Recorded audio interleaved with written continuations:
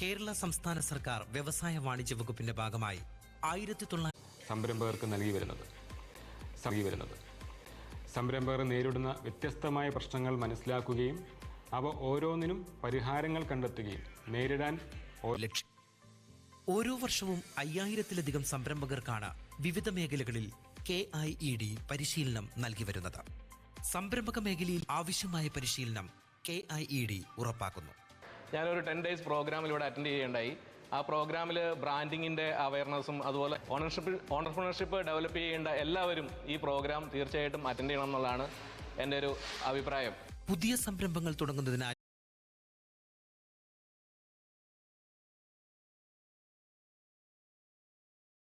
വരികയാണ്. അതിനുശേഷം എനിക്ക് ഞാൻ ബോംബെയിൽ ബ്രാഞ്ച് തുടങ്ങി ഗുജറാത്തിൽ ബ്രാഞ്ച് തുടങ്ങി, ഇപ്പോൾ കൽക്കട്ട ബ്രാഞ്ചിലേക്ക്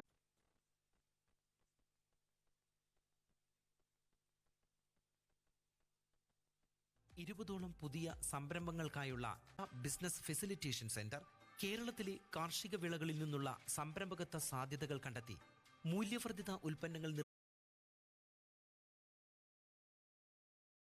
മെമ്പേഴ്സ് നമ്മൾ മന്ത്ലി ഒരു ഗൂഗിൾ മീറ്റ് ഓർഗനൈസ് ചെയ്യാറുണ്ട്. അപ്പോൾ അതിൽ നമ്മൾ പലരുടെയും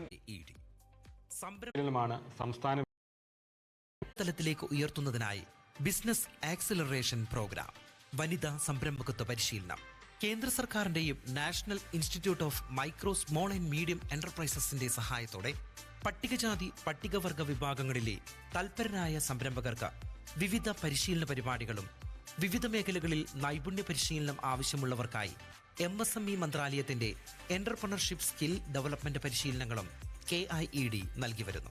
കീഴിൽ വരുന്നതിന് മുമ്പുള്ള എൻ്റെ അവസ്ഥയും അത് കഴിഞ്ഞുള്ള അവസ്ഥയും പറയുകയാണെങ്കിൽ, കീഴിലെ ട്രെയിനിങ്ങുകൾ വരുന്നതിന് മുമ്പ് എനിക്ക് ആകെ ഒരു സ്ഥാപനം, ഒരു ബ്രാഞ്ചും മാത്രമാണ് ഉണ്ടായിരുന്നുള്ളൂ, കൊച്ചിയിൽ മാത്രം.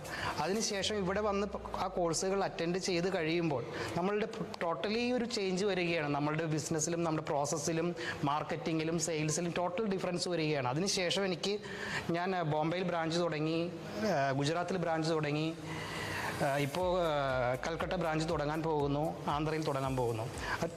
എൻ്റെ ഒരു ടേൺ ഓവർ ഐ തിങ്ക് എനിക്ക് മേ ബി ഒരു 5 times എങ്കിലും മിനിമം ഇമ്പ്രൂവ് ആയിട്ടുണ്ട്. അത് ശരിക്കും ഓരോ എൻ്റർപ്രണറിനും അവർ ഏത് അവസ്ഥയിലാണെങ്കിൽ കൂടെയും അവർക്ക് നമുക്കൊരടുത്ത സ്റ്റെപ്പിലേക്ക് പോകുവാൻ വേണ്ട എല്ലാവിധ സപ്പോർട്ടും ഗവൺമെൻറ് സ്ഥാപനമായ KIED എനിക്ക് വേണ്ടി എൻ്റെ കേസിൽ എനിക്ക് കിട്ടിയിട്ടുണ്ട്. ഇന്റർനാഷണൽ ലേബർ ഓർഗനൈസേഷൻ ILOയുടെ വിവിധ പരിശീലന പരിപാടികൾക്കും KIED നേതൃത്വം നൽകുന്നു. ഇതിനു പുറമെ കേരളത്തിൽ പ്രവർത്തിച്ചു വരുന്ന കേന്ദ്ര സംസ്ഥാന ഗവേഷണ സ്ഥാപനങ്ങളുമായി ചേർന്ന് അവരുടെ സാങ്കേതിക വിദ്യ നമ്മുടെ സംരംഭക മേഖലയിലേക്ക് കൊണ്ടുവരുന്നതിനായി IIMK live, entrepreneurship development institute of India Ahmedabad, കേന്ദ്ര കിഴങ്ങുവിള ഗവേഷണ കേന്ദ്രം, national institute for inter disciplinary science and technology, Kerala agricultural university, Kerala veterinary university തുടങ്ങിയ സ്ഥാപനങ്ങളിലെ ഇൻക്യുബേഷൻ സൗകര്യങ്ങളെ ഉപയോഗപ്പെടുത്തി ഈ മേഖലയിലെ തൽപരരായ സംരംഭകർക്ക് പ്രായോഗിക പരിശീലനവും KIED നടപ്പിലാക്കി വരുന്നു. ഓൺട്രപ്രണർഷിപ്പ് എന്നൊരു സംഗതിയെ അറിയില്ലാത്തൊരു വ്യക്തിയെ എങ്ങനെ മോൾഡ് ചെയ്തൊരു ബെസ്റ്റ് ഓൺട്രപ്രണർ ആക്കാം എന്നൊരു എൻഡ് ടു എൻഡ് ട്രെയിനിങ് കൊടുക്കുന്നൊരു ട്രെയിനിങ് പ്രോഗ്രാമായിരുന്നു.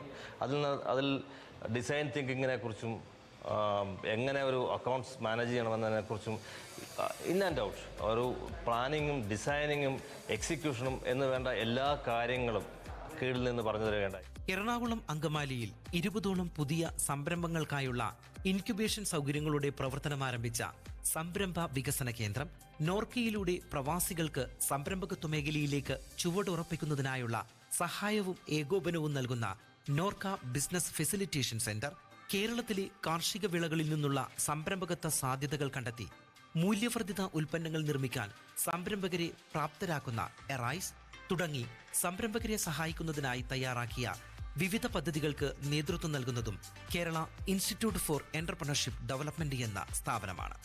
KIEDയിൽ നിന്നും പരിശീലനം പൂർത്തിയാക്കി വിജയകരമായി സംരംഭങ്ങൾ നടത്തിവരുന്നവർ തങ്ങളുടെ അനുഭവങ്ങൾ പങ്കുവയ്ക്കുക, മറ്റുള്ളവരുമായി ഒരു സംരംഭക ശൃംഖല സൃഷ്ടിക്കുക എന്നീ ലക്ഷ്യത്തോടെ നടത്തിവരുന്ന കമ്മ്യൂണിറ്റി മീറ്റപ്പ്, പരിശീലനം ലഭിച്ച സംരംഭകരുടെ ഉൽപ്പന്ന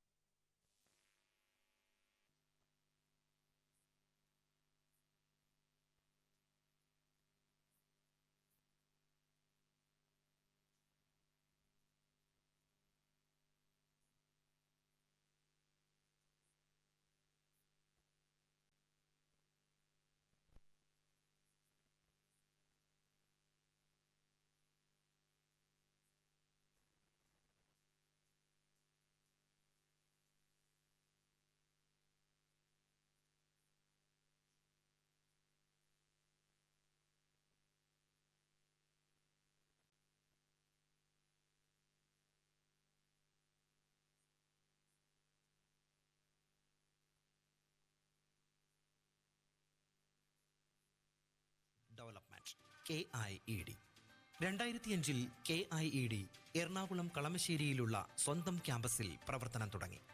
ആധുനിക സജ്ജീകരണങ്ങളോടുകൂടിയ പരിശീലന ക്ലാസുകളും താമസ സൗകര്യത്തിനായി ഹോസ്റ്റൽ സൗകര്യങ്ങളോടും കൂടിയ ഈ സ്ഥാപനം നിലവിൽ മികച്ച രീതിയിൽ പ്രവർത്തിച്ചു വരുന്നു. കേരള സർക്കാർ സംരംഭകത്വ പരിശീലന മേഖലയിലെ മികവിന്റെ കേന്ദ്രമായി KIEDയെ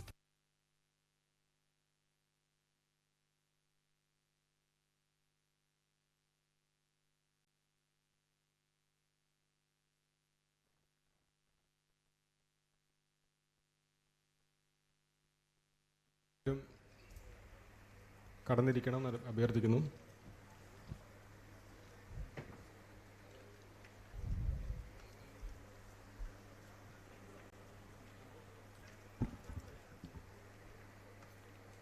യോഗ നടപടികൾ ആരംഭിക്കുകയാണ്.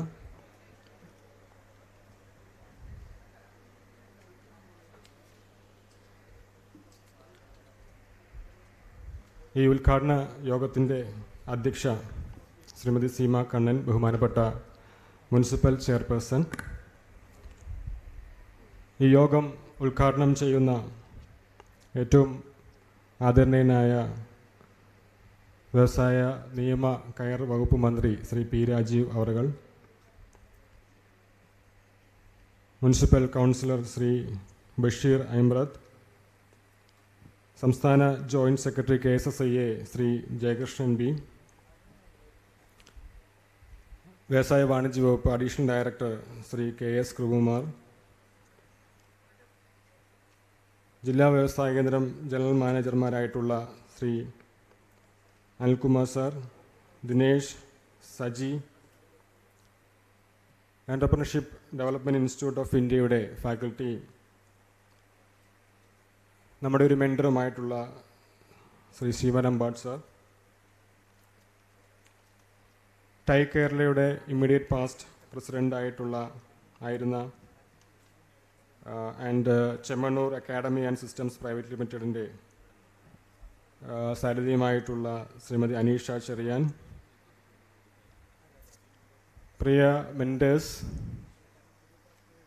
സംരംഭക സുഹൃത്തുക്കളെ, എക്സിബിറ്റേഴ്സ്,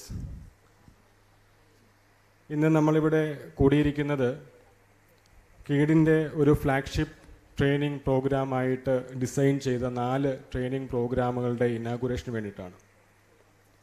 കൂടാതെ നമ്മുടെ ഒരു ഇതുവരെ ട്രെയിനിങ് കംപ്ലീറ്റ് ചെയ്തിട്ട് വിവിധ തലങ്ങളിൽ അല്ലെങ്കിൽ സംരംഭങ്ങൾ ആരംഭിച്ച് വിജയത്തിലെത്തിയ ആളുകളുടെ പ്രോഡക്റ്റുകളുടെ ഒരു എക്സിബിഷനും കമ്മ്യൂണിറ്റി മീറ്റപ്പ് എന്ന് പറഞ്ഞുകൊണ്ടും കൂടെ നമ്മൾ അറേഞ്ച് ചെയ്യുന്നു. അതുകൂടാതെ ഇന്നിവിടെ കടന്നു വന്നിരിക്കുന്ന സംരംഭകരായിട്ടുള്ളവരും സംരംഭകരാകാൻ താല്പര്യമുള്ളവർക്കും അവർ നേരിടുന്ന അല്ലെങ്കിൽ അവർക്ക് വരാവുന്ന സംശയങ്ങളൊക്കെ ദൂരീകരിക്കാൻ വേണ്ടിയിട്ട് നമ്മളിവിടെ മെൻറ്റർ കണക്റ്റ് വിവിധ മേഖലകളിലെ വിദഗ്ധരെ നമ്മളിവിടെ അണിനിരത്തിയിട്ടുണ്ട്. ഈ പ്രോഗ്രാമിൻ്റെ ഇനാഗുറേഷനാണ് ഇന്നിവിടെ നടക്കുന്നത്. ആദ്യമായി കീടിനെക്കുറിച്ച് 2 വാക്ക് പറയാം. KIED, Kerala institute four entrepreneurship development, സംസ്ഥാന വ്യവസായ വാണിജ്യ വകുപ്പിൻ്റെ കീഴിൽ 1994 മുതൽ പ്രവർത്തനം ആരംഭിച്ച ഒരു സ്ഥാപനമാണ്. സംരംഭകർക്ക് അവരെ സംരംഭം സാക്ഷാത്കരിക്കുന്നതിന് വേണ്ടി അവർ വിവിധ മേഖലകളിൽ, ഉദാഹരണം പറഞ്ഞാൽ ഒരു സംരംഭം എങ്ങനെ ആരംഭിക്കാം, അല്ലെങ്കിൽ ഏത് സംരംഭമാണ് ആരംഭിക്കേണ്ടത്, ആ പ്രോഡക്റ്റ് എങ്ങനെ ഐഡൻറ്റിഫൈ ചെയ്യാം, എങ്ങനെ ഒരു മാർക്കറ്റിൽ ആ പ്രോഡക്റ്റ് എത്തിക്കാം, അങ്ങനെ ടെക്നോളജി പരമായിട്ടും മാർക്കറ്റ് പരമായിട്ടും നിയമവശങ്ങളെല്ലാം ഒരു സംരംഭകനെ പറഞ്ഞു കൊടുക്കുക അല്ലെങ്കിൽ അവരെ പരിശീലിപ്പിക്കുക എന്നുള്ളൊരു പ്രധാന ലക്ഷ്യമാണ് ഇപ്പോൾ ഉള്ളത്. ഇത് കൂടാതെ നമ്മൾ ഭാവിയിൽ അല്ലെങ്കിൽ ഇനി ബഹുമാനപ്പെട്ട മിനിസ്റ്റർ അവരുടെ ഒരു നിർദ്ദേശം എന്ന് പറയുന്നത്, കേരളത്തിലെ ഒരു സംരംഭകൻ അദ്ദേഹത്തിന് ഫസ്റ്റ് കോണ്ടാക്ട് പോയിന്റ് കീഡ് എന്ന് പറയുന്ന കേരള ഇൻസ്റ്റിറ്റ്യൂട്ട് ഫോർ എൻ്റർപ്രണർഷിപ്പിലേക്ക് ആവണം. കാരണം ഒരു സംരംഭകനെ സംബന്ധിച്ചിടത്തോളം പരിശീലനത്തിനുപരി അദ്ദേഹത്തിന് വിവിധ ഘട്ടങ്ങളിൽ അല്ലെങ്കിൽ വിവിധ തലങ്ങളിൽ സംശയങ്ങളുണ്ടാവാം. അദ്ദേഹത്തിനൊരു കോണ്ടാക്ട് പോയിൻ്റായിട്ട് നമ്മുടെ കീഡിനെ മാറ്റിയെടുക്കുക. അതിനു വേണ്ടിയിട്ടുള്ള പ്രവർത്തനങ്ങൾ നമ്മൾ ഇതിനോടകം തന്നെ ആരംഭിച്ചിട്ടുണ്ട്. വിവിധ നമ്മുടെ ചുറ്റുപാടുമുള്ള വിവിധ ടെക്നിക്കൽ ഇൻസ്റ്റിറ്റ്യൂഷൻസ്, ഫാക്ടറികൾ, ഉദാഹരണം FACT പോലെയുള്ള സ്ഥാപനങ്ങളിൽ നിന്നൊക്കെ നമുക്ക് ചുറ്റുപാടും ഒരുപാട് വിദഗ്ധർ നമ്മുടെ ചുറ്റുപാടും റിട്ടയർഡ് ആയിട്ടും അല്ലാതെ ആയിട്ടുമൊക്കെ ഉണ്ട്. അപ്പോൾ അവരുടെയൊക്കെ സേവനം എത്തരത്തിൽ നമുക്ക് ഉപയോഗപ്പെടുത്താം എന്നതിനെക്കുറിച്ചുമാണ് ഞങ്ങൾ ചർച്ച ചെയ്തത്. അതിനെക്കുറിച്ചുള്ള വർക്കുകൾ നമ്മൾ തുടങ്ങിക്കഴിഞ്ഞു. കൂടാതെ ഒരു സംരംഭകൻ ആവശ്യമുള്ള എല്ലാ ലൈസൻസുകളും ക്ലിയറൻസുകളും, ഉദാഹരണം പറഞ്ഞു കഴിഞ്ഞാൽ അക്മാർക്ക്, ISO BAS മുതലായ എല്ലാ കാര്യങ്ങളും നമ്മൾ കീട് വഴിയാണ് ഇനി മുന്നോട്ട് കൊണ്ടുപോകാനായിട്ട് ആഗ്രഹിക്കുന്നത്. ഇപ്പോൾ നമ്മളിവിടെ ഇനാഗുറേറ്റ് ചെയ്യുന്ന 4 പ്രോഗ്രാമിനെ കുറിച്ച് ജസ്റ്റ് ഒന്ന് പറയാം. നമ്മൾ ലോഞ്ച് പാഡ് എന്ന് പറയുന്ന ഒരു 5 ദിവസത്തെ ട്രെയിനിങ് പ്രോഗ്രാമാണ് നമ്മൾ പ്ലാൻ ചെയ്യുന്നത്. ഫസ്റ്റായിട്ട് നമ്മുടെ ഇതുവരെയുള്ള ട്രെയിനിങ് പ്രോഗ്രാം ചിലപ്പോൾ അത് 10 ദിവസത്തെ ആയിരിക്കാം, അല്ലെങ്കിൽ 7 ദിവസത്തെ ആയിരിക്കാം.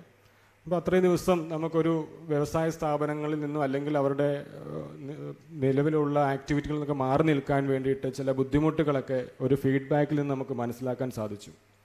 അപ്പോൾ അതുകൊണ്ട് നമ്മൾ മാക്സിമം നല്ല ട്രെയിനിങ് മൊഡ്യൂളൊക്കെ തയ്യാറാക്കിക്കൊണ്ട് 5 ദിവസത്തെ ട്രെയിനിങ് പ്രോഗ്രാമായിട്ടാണ് ലോഞ്ച് പാഡ് എന്ന് പറയുന്ന പ്രോഗ്രാം നമ്മൾ പ്ലാൻ ചെയ്യുന്നത്. അതായത് ഒരു സംരംഭം ആരംഭിക്കണം എന്ന് ആഗ്രഹിക്കുന്ന സമയത്ത് തന്നെ അദ്ദേഹത്തിന് ഉണ്ടാവുന്ന അദ്ദേഹത്തിനോട് പറഞ്ഞു കൊടുക്കേണ്ട ചില കാര്യങ്ങളുണ്ട്. ആ ഒരു പ്രോഡക്റ്റ് എങ്ങനെ ഐഡൻറ്റിഫൈ ചെയ്യാം, ഏത് മാർക്കറ്റാണ് നമുക്ക് സ്യൂട്ടബിൾ ആയിട്ടുള്ളത്, അങ്ങനെയുള്ള കാര്യങ്ങളൊക്കെ ഉൾപ്പെടുത്തിക്കൊണ്ടാണ് നമ്മൾ ലോഞ്ച് പാഡ് എന്ന് പറയുന്ന പ്രോഗ്രാം നമ്മൾ ചെയ്യുന്നത്. അടുത്ത പ്രോഗ്രാം ഗ്രോത്ത് പൾസ് എന്ന് പറഞ്ഞ പ്രോഗ്രാമാണ്. ഗ്രോത്ത് പൾസിൽ നിലവിൽ സംരംഭം നടത്തിക്കൊണ്ടിരിക്കുന്ന ആളുകളെ ഉദ്ദേശിച്ചിട്ടുള്ളതാണ്. നിലവിൽ സംരംഭം നടത്തിയപ്പം ഉദാഹരണം പറയുകയാണെങ്കിൽ ഒരാൾ ഒരു 1 lakh ടേൺ ഓവറിലുള്ളൊരു സ്ഥാപനം, അദ്ദേഹത്തിന് ഒന്ന് സ്കെയിലപ്പ് ചെയ്യണം, ഒന്ന് ഇമ്പ്രൂവ് ചെയ്യണം എന്നുണ്ടെങ്കിൽ അദ്ദേഹത്തിന് വിവിധ ഘട്ടങ്ങളിൽ, അത് ചിലപ്പോൾ ഒരു ടെക്നോളജി പരമാവാം, അല്ലെങ്കിൽ മാർക്കറ്റിംഗ് പരമാകാം, എന്തുമാവാം. അപ്പോൾ അദ്ദേഹത്തിന് ഏത് രീതിയിലുള്ള ട്രെയിനിങ് ആണ് വേണ്ടത് എന്നുള്ളത് നമ്മളൊരു ഡിസൈൻ ചെയ്ത് നിങ്ങളുടെ നേരത്തെ ഉണ്ടായിരുന്ന ട്രെയിനിങ് കഴിഞ്ഞു പോയ ആളുകളിൽ നിന്നുള്ള ഫീഡ്ബാക്കൊക്കെ കളക്ട് ചെയ്തുകൊണ്ട് നമ്മളൊരു മോഡ്യൂൾ തയ്യാറാക്കിയിട്ടുണ്ട്. അതാണ് ഗ്രോത്ത് പൾസ്. ഈ പ്രോഗ്രാമും 5 ദിവസത്തെ പ്രോഗ്രാമാണ്. പിന്നെ അടുത്തുള്ള ടെക് ഹൊറൈസൺ എന്ന് പറഞ്ഞ പ്രോഗ്രാമാണ്. നമുക്കറിയാം നമ്മുടെ ചുറ്റുപാടും അല്ലെ കേരളത്തിൽ അല്ലെ ഇന്ത്യയിൽ വിവിധ ഇൻക്യുബേഷൻ ഫെസിലിറ്റികൾ നമുക്കുണ്ട്, ടെക്നോളജി റിസർച്ച് ഇൻസ്റ്റിറ്റ്യൂഷൻസ് ഉണ്ട്. ഇവരുടെ എല്ലാവരുടെയും ഒരു സേവനം നമുക്ക് കീട് വഴി, അതായത് നിങ്ങൾ നേരിട്ട് നിങ്ങൾക്ക് കോണ്ടാക്ട് ചെയ്യാൻ പറ്റാതെ വരുമ്പോൾ നമ്മൾ ഇവിടെ അതിനുള്ള ഒരു അവസരം ഉണ്ടാക്കുകയാണ്. അവരുടെ ഫെസിലിറ്റി, ഇൻക്യുബേഷൻ ഫെസിലിറ്റി നമുക്ക് അതിന് വേണ്ടിയിട്ട് യൂസ് ചെയ്യാനായിട്ട് സാധിക്കും. അതാണ് ടെക് ഹൊറൈസൺ. അത് 3 ദിവസത്തെ ട്രെയിനിങ് പ്രോഗ്രാമാണ്. പിന്നെയുള്ളത് മാർക്കറ്റ് മിസ്റ്ററിയാണ്. ഇപ്പോൾ നമുക്ക് കേരളത്തിൽ ഇപ്പോൾ 1 ലക്ഷം സംരംഭങ്ങൾ നമ്മൾ ആരംഭിച്ചു കഴിഞ്ഞു. 1,39,000 സംരംഭങ്ങൾ നമ്മൾ ആരംഭിച്ചു. അതിൽ നമ്മൾ കണക്ക് നോക്കുമ്പോൾ കുറച്ച് സ്ഥാപനങ്ങൾ പൂട്ടിപ്പോകുന്നുണ്ട്. ആ പൂട്ടിപ്പോകുന്നതിൻ്റെ കാരണം നമ്മൾ അന്വേഷിക്കുമ്പോൾ മനസ്സിലാകുന്നത് ഒന്നുകിൽ മാർക്കറ്റിങ്ങിൻ്റെ ഒരു ശരിയായ മാർക്കറ്റിംഗ് സ്റ്റഡി നടത്താതെയോ അല്ലെങ്കിൽ മാർക്കറ്റിങ്ങിൽ അവർക്ക് വിജയിക്കാൻ പറ്റാത്തതുകൊണ്ടാണ്. അത്തരം മാർക്കറ്റിങ്ങിൽ വിജയിക്കാൻ പറ്റാതെ വരുന്നതിൻ്റെ കാരണം അവർ ശരിയായ രീതിയിൽ മാർക്കറ്റിനെ മനസ്സിലാക്കുന്നില്ല എന്നുള്ളതുകൊണ്ടാണ്. എവിടെയാണ് മാർക്കറ്റ് ചെയ്യേണ്ടത്, ഏത് രീതിയിലാണ് മാർക്കറ്റ് ചെയ്യേണ്ടത് എന്നതിനെക്കുറിച്ച് ശരിയായ രീതിയിലൊരു അവബോധം അവർക്കില്ലാത്തത് കൊണ്ടാണ്. അപ്പോൾ അതെല്ലാം ഉൾപ്പെടുത്തിക്കൊണ്ട് ആ ട്രെയിനിങ് മോഡ്യൂൾ ആ തരത്തിൽ എല്ലാം ഉൾപ്പെടുത്തിക്കൊണ്ടാണ് നമ്മൾ മാർക്കറ്റ് മിസ്റ്ററി എന്ന് പറയുന്ന 3 ദിവസത്തെ ഇതിനു വേണ്ടി മാത്രം, മാർക്കറ്റിങ്ങിന് വേണ്ടി മാത്രം നമ്മൾ 3 ദിവസത്തെ ട്രെയിനിങ് പ്രോഗ്രാം അറേഞ്ച് ചെയ്തിരിക്കുന്നത്.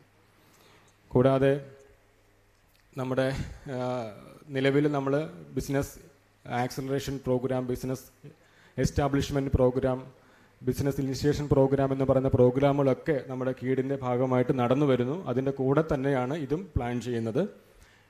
ഈ ട്രെയിനിങ് പ്രോഗ്രാം ഇനിയുള്ള എല്ലാ മാസവും നടത്താനാണ് ഇപ്പോൾ ആലോചിക്കുന്നത്. എല്ലാ മാസവും നമ്മൾ അതിന് വേണ്ടിയിട്ട് ജില്ലാ വ്യവസായ കേന്ദ്രങ്ങളുടെയൊക്കെ സപ്പോർട്ട് നമുക്ക് ആവശ്യമാണ്. അപ്പോൾ അതെല്ലാം നമ്മൾ മുന്നിൽ കണ്ടുകൊണ്ടാണ് ഈ പ്രോഗ്രാം ഡിസൈൻ ചെയ്തത്. ഇതിൻ്റെ ഇനാഗുറേഷന് വേണ്ടിയിട്ടാണ് നമ്മളിവിടെ ഒത്തുകൂടിയിരിക്കുന്നത്. അപ്പോൾ എൻ്റെ കർത്തവ്യത്തിലേക്ക് ഞാൻ കടക്കട്ടെ. ആദ്യം ഈ യോഗത്തിൻ്റെ അധ്യക്ഷ നമ്മുടെ മുനിസിപ്പൽ ചെയർപേഴ്സൺ ബഹുമാന്യ ശ്രീമതി സീമ കണ്ണൻ അവர்களാണ്. മാഡത്തിനെ ഈ യോഗത്തിലെ എല്ലാ സ്നേഹത്തോടെയും സ്വാഗതം ചെയ്യുന്നു.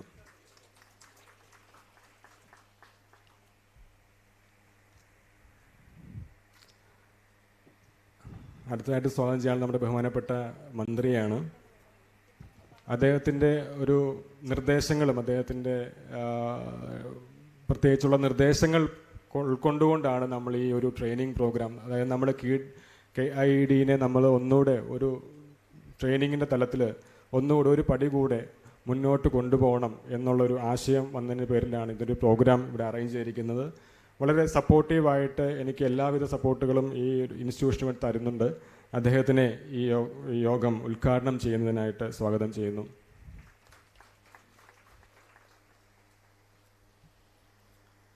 അടുത്തതായിട്ട് നമ്മുടെ വാർഡ് കൗൺസിലർ ശ്രീ ബഷീർ അയിമ്പ്രത്ത് അവറുകളാണ്. സാറിനെ ഈ യോഗത്തിലേക്ക് സ്വാഗതം ചെയ്യുന്നു.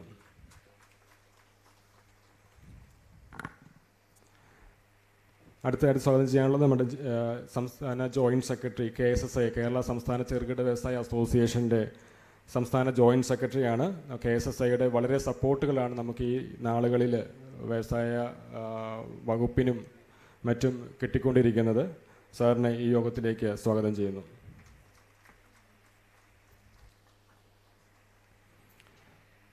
വ്യവസായ വാണിജ്യ വകുപ്പ് additional director Shri doctor KS Kripakumar സാറാണ്. സാറിനെ നമ്മുടെ ഉള്ള പുതിയ പ്ലാനിങ്ങിലൊക്കെ നമുക്കൊരുപാട് സഹായങ്ങൾ തരുന്നുണ്ട്.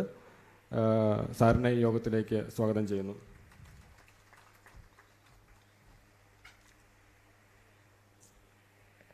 കൂടാതെ നമ്മുടെ ജില്ലാ വ്യവസായ കേന്ദ്രം, മലപ്പുറം ജില്ലാ വ്യവസായ കേന്ദ്രം ജനറൽ മാനേജർ ശ്രീ ദിനേശ് ആറിനെ ഈ യോഗത്തിലേക്ക് സ്വാഗതം ചെയ്യുന്നു.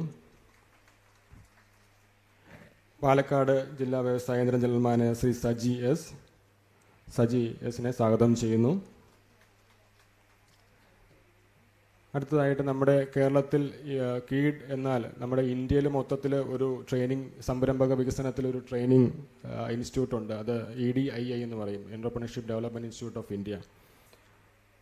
ആ ഇൻസ്റ്റിറ്റ്യൂട്ടിലെ ഫാക്കൽറ്റിയും നമ്മുടെ ഒരു മെൻറ്ററും കൂടിയാണ് നമ്മുടെ ഈ ഇൻസ്റ്റിറ്റ്യൂട്ടിൻ്റെ തന്നെ. അദ്ദേഹത്തെയും ഈ യോഗത്തിലേക്ക് സ്വാഗതം ചെയ്യുന്നു.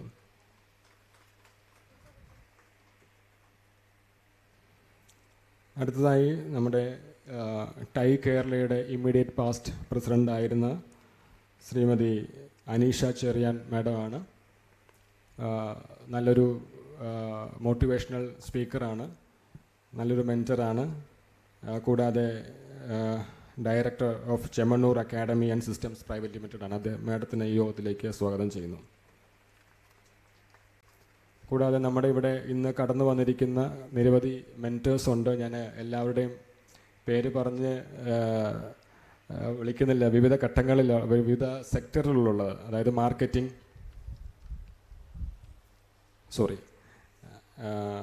നമ്മുടെ പത്തനംതിട്ട ജില്ലാ വ്യവസായ ജനറൽ മാനേജർ ഞാൻ എൻ്റെ ആദ്യത്തെ ലിസ്റ്റിനകത്ത് ഉണ്ടായിരുന്നില്ല, ക്ഷമിക്കണം. സാറിനെ ഈ യോഗത്തിലേക്ക് സ്വാഗതം ചെയ്യുന്നു. വിവിധ ഇതുണ്ട്. നമ്മുടെ ഉദാഹരണം പറയുകയാണെങ്കിൽ marketing, ZED, GST, banking, digital marketing, sales and marketing, export marketing, insurance related, packaging consultant, ZED certification, new product identification, schemes and other support from departments, support and incubation facility. ഇത്രയും വിവരം ആളുകൾ ഇവിടെ എത്തിയിട്ടുണ്ട് അവരുടെ മെൻറ്ററിങ് സപ്പോർട്ടിന് വേണ്ടിയിട്ട്. Okay. കൂടാതെ ഇന്ന് ട്രെയിനിങ്ങിന് എത്തിയിരിക്കുന്ന ക്ലാസ്സുകൾ ഇന്ന് നമ്മൾ 4 ട്രെയിനിങ് സെഷൻ വയ്ക്കുന്നുണ്ട്. GEM, ONDC, sustainable entrepreneurship, digitalisation of MSME.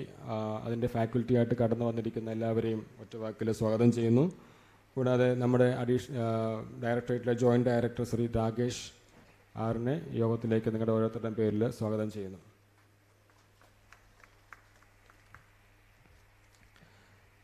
കൂടാതെ ഇന്ന് കടന്നു വന്നിരിക്കുന്ന എക്സിബിറ്റേഴ്സ്, സംരംഭകർ, നമ്മുടെ ജില്ലകളിലുള്ള TRP, DRPമാർ, അവരെ ഈ യോഗത്തിലേക്ക് വിളിച്ചതിൻ്റെ ഉദ്ദേശം നമ്മുടെ ട്രെയിനിങ് പ്രോഗ്രാമുകളുടെ ഒരു ഇനിയുള്ള അങ്ങോട്ടുള്ള മൊബിലൈസേഷൻ അവർ നടത്തണമെന്നാണ് ഒരാഗ്രഹം.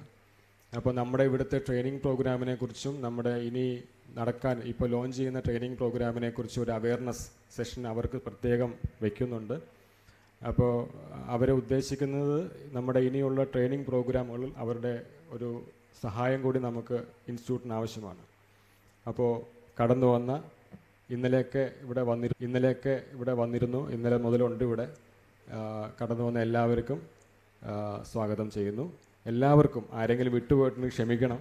എല്ലാവർക്കും, എൻ്റെ കൂടെ വർക്ക് ചെയ്യുന്ന എല്ലാവർക്കും എല്ലാ ജില്ലാ വ്യവസായത്തിലെ ഉദ്യോഗസ്ഥർ എല്ലാവർക്കും ഒറ്റ വാക്കിൽ സ്വാഗതം ചെയ്തുകൊണ്ട് നിർത്തുന്നു. അധ്യക്ഷ പ്രസംഗത്തിനായിട്ട് മാഡത്തിനെ ക്ഷണിക്കുന്നു. നന്ദി സാർ. ഈ ചടങ്ങിൻ്റെ അധ്യക്ഷയായ ബഹുമാനപ്പെട്ട മുനിസിപ്പൽ ചെയർപേഴ്സൺ ശ്രീമതി സീമ കണ്ണനെ അധ്യക്ഷ പ്രസംഗത്തിനായി ക്ഷണിക്കുന്നു. ബഹുമാനപ്പെട്ട ഇന്നത്തെ ഈ പരിപാടി ഉദ്ഘാടനം ചെയ്യുന്ന നമ്മുടെ ഏറ്റവും പ്രിയങ്കരനായ മിനിസ്റ്റർ പി രാജീവ് അവറുകൾ, ഈ വാർഡിലെ കൗൺസിലർ ബഷീർ അയ്യമ്പ്രാത്ത്, സ്വാഗതം ആശംസിച്ച കീഡിൻ്റെ എക്സിക്യൂട്ടീവ് ഡയറക്ടർ ബെനഡിക്ട് വില്യം, സംസ്ഥാന joint secretary KSSAI Jayakrishnan, additional director വ്യവസായ വാണിജ്യ വകുപ്പ് KS കൃപകുമാർ, ജില്ലാ വ്യവസായ കേന്ദ്രം ജനറൽ മാനേജർ അനിൽകുമാർ, ജില്ലാ വ്യവസായ കേന്ദ്രം മലപ്പുറം ജനറൽ മാനേജർ ശ്രീ ദിനേശ്, ജില്ലാ വ്യവസായ കേന്ദ്രം Palakkad general manager Saji, faculty Shivan Ambat, Shrimati Aneesha Cheriyan, മറ്റു വേദിയിലിരിക്കുന്ന വിശിഷ്ട വ്യക്തികളെ, പത്രമാധ്യമ സുഹൃത്തുക്കളെ, മറ്റു പ്രിയപ്പെട്ടവരെ, എന്തായാലും വളരെയധികം സന്തോഷം. സംരംഭകത്വ മേഖലയിലെ ഉന്നമനത്തിനായി കീട് നടപ്പിലാക്കുന്ന നൂതന പദ്ധതിയുടെ സംസ്ഥാന ഉദ്ഘാടനമാണ് ഇന്നിവിടെ നടക്കുന്നത്. അപ്പോൾ നമുക്കറിയാം, ഇത് കളമശ്ശേരി എന്ന് പറയുന്നത് ഒരു വ്യവസായ ഹബ്ബാണ്. ഒരുപാട് സാധ്യതകൾ ഏറെയുള്ളൊരു സ്ഥലമാണ് കളമശ്ശേരി എന്ന് പറയുന്നത്. ഇപ്പം നമ്മൾക്ക് ഇപ്പോൾ പല പരിപാടികളിലും നമ്മൾ പങ്കെടുത്തിട്ടുണ്ട്. സംരംഭകം മേഖലകളിൽ എങ്ങനെ ഒരു സംരംഭകം വിജയിപ്പിക്കാൻ സാധിക്കും എന്നുള്ള കാര്യങ്ങൾ. ഇപ്പം നമ്മളിവിടെ എക്സിബിഷനിൽ ഒരുപാട് കാര്യങ്ങൾ നമ്മൾ കണ്ടു. ആ എക്സിബിഷനിലൂടെ നൂതന ആശയങ്ങളും അതുപോലെ സാങ്കേതിക വിദ്യകളും എങ്ങനെയൊക്കെ പ്രദർശിപ്പിക്കാൻ സാധിക്കും, എങ്ങനെയൊക്കെ കാര്യങ്ങൾ ചെയ്യാൻ പറ്റുമെന്നുള്ളൊരു മേഖലകൾ നമ്മൾ കണ്ടു കഴിഞ്ഞു. ഇപ്പോൾ ഒരു വ്യവസായം തുടങ്ങുമ്പോൾ, ഒരു സംരംഭം തുടങ്ങുമ്പോൾ ഫസ്റ്റ് നമ്മൾ ചിന്തിക്കുന്നത് എന്താണ് സംരംഭം, എന്ത് സംരംഭം നമ്മൾ തുടങ്ങാൻ സാധിക്കും, നെക്സ്റ്റ് അതിൻ്റെ ഫിനാൻസ് എങ്ങനെയാണ്, അങ്ങനെ ഒരുപാട് കാര്യങ്ങളുണ്ട്. അതിൻ്റെ ലൈസൻസ്, അത് തുടങ്ങാൻ എന്തെല്ലാം കാര്യങ്ങൾ വേണം. ഇപ്പോൾ സംരംഭം തുടങ്ങിയിട്ടുള്ള ആളുകൾക്കൊക്കെ അറിയാം അതിൻ്റെ കാര്യങ്ങൾ എന്തൊക്കെയാണെന്ന്. അപ്പോൾ അതിനെ വളരെയധികം സപ്പോർട്ട് ചെയ്യുന്ന ഒരു ട്രെയിനിങ് പ്രോഗ്രാമാണ് ഇന്നിവിടെ നടക്കുന്നത്. അപ്പോൾ നമുക്കറിയാം, ഓരോ മേഖലകളിലും മികവുറ്റതായി ഓരോ വർഷം ചെല്ലുന്തോറും സംസ്ഥാന സർക്കാരും അതിൻ്റെ ഭാഗമായിട്ട് മുന്നോട്ട് പോവുകയാണ്. അപ്പോൾ നമുക്കറിയാം, കേരളത്തിലെ ഒരുപാട് പേര് ഇതുപോലെ തൊഴിലന്വേഷകരുണ്ട്, അതുപോലെ വ്യവസായം ചെയ്യാനുള്ള ആളുകളുണ്ട്. ഇപ്പോൾ വ്യവസായം ചെയ്യുന്ന ആളുകൾക്ക് എന്തെല്ലാം കാര്യങ്ങൾ ചെയ്യാൻ സാധിക്കും, അതുപോലെ തന്നെ നിലവിലുള്ള സംരംഭങ്ങൾ എങ്ങനെ ചെയ്യാൻ പറ്റും എന്നുള്ള കാര്യങ്ങൾക്ക് കൂടി ഈ പ്രോഗ്രാമിൽ കൂടെ നിങ്ങൾക്ക് ചെയ്യാൻ സാധിക്കും. അത് വളരെയധികം സന്തോഷം. അതുപോലെ തന്നെ ഇപ്പം ഇവിടെ സ്വാഗത പ്രസംഗം പറഞ്ഞു, എല്ലാ മാസവും ഇതുപോലെ ട്രെയിനിങ് വരുമെന്ന്. അപ്പം അത് സംരംഭകരെ സംബന്ധിച്ചിടത്തോളം ഏറ്റവും നല്ലൊരു കാര്യമാണ്. ഇപ്പോൾ കളമശ്ശേരിയിലൊക്കെ വ്യവസായ ഓഫീസറുണ്ട്, ഇൻറ്റേൺസ് ഉണ്ട്.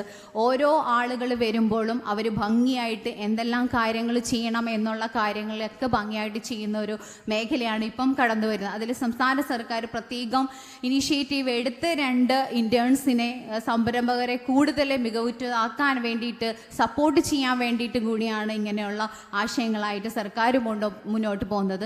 അതിൻ്റെ ഭാഗമായിട്ട് തദ്ദേശ സ്വയംഭരണ സ്ഥാപനങ്ങളും അതിൻ്റെ ഭാഗമായിട്ട് കൊണ്ടുപോവുകയാണ്. അപ്പോൾ ഒരു സംരംഭകം വളരുമ്പോൾ തന്നെ വളരെ ഭംഗിയായി ചെയ്യാനും അതുപോലെ അതിൻ്റെ ക്രെഡിറ്റും അതുപോലെ ഒരുപാട് കാര്യങ്ങളും അതിനകത്ത് വരുന്നുണ്ട്. അതിനൊക്കെ നിങ്ങൾക്ക് ഈ ട്രെയിനിങ് പ്രോഗ്രാമിൽ കൂടെ മനസ്സിലാക്കാൻ സാധിക്കും. എന്തായാലും കളമശ്ശേരിയിൽ ഇതുപോലെ പരിപാടിയിൽ പങ്കെടുക്കാനും അതുപോലെ നമ്മുടെ സംരംഭകരെ മികവുറ്റതാക്കാൻ മികവുറ്റതാക്കാനുള്ള ആശയങ്ങളും നൂതന പദ്ധതികളും ചെയ്യാൻ വേണ്ടിയിട്ട് ഇത്തരത്തിലുള്ള ട്രെയിനിങ് പ്രോഗ്രാമുകൾ കീട് നടത്തുന്നത് തന്നെ വളരെയധികം സന്തോഷം. അപ്പം എല്ലാ സംരംഭകർക്കും കൂടുതൽ കാര്യങ്ങൾ ചെയ്യും. ഇപ്പോൾ ഒരു സംരംഭം ചെയ്യുമ്പോൾ തന്നെ നമുക്കറിയാം അത് ഡിമെറിറ്റ്സ് ഉണ്ട്, മെറിറ്റ്സ് ഉണ്ട്, അതിൻ്റെ അഡ്വാൻറ്റേജസ് ഒക്കെ എന്തൊക്കെയാണെന്നൊക്കെ നമുക്കറിയാം. അതുപോലെ ഇതുപോലുള്ള ഈ വർക്ക്ഷോപ്പുകളിൽ കൂടിയുള്ള എല്ലാ കാര്യങ്ങളും നമുക്ക് കൃത്യമായിട്ട് മനസ്സിലാക്കാനും പുതിയ തന്ത്രങ്ങൾ, അതുപോലെ സംരംഭങ്ങൾ തുടങ്ങാനുള്ള തന്ത്രങ്ങൾ, ആശയങ്ങളൊക്കെ ഇതിൽ കൂടി മനസ്സിലാക്കാൻ സാധിക്കും. അത് ഇത്തരത്തിലുള്ള പരിപാടികൾ സംരംഭകരെ കൂടുതൽ മികവുറ്റുള്ളതാക്കാനായിട്ടുള്ള പരിപാടികളാണ്.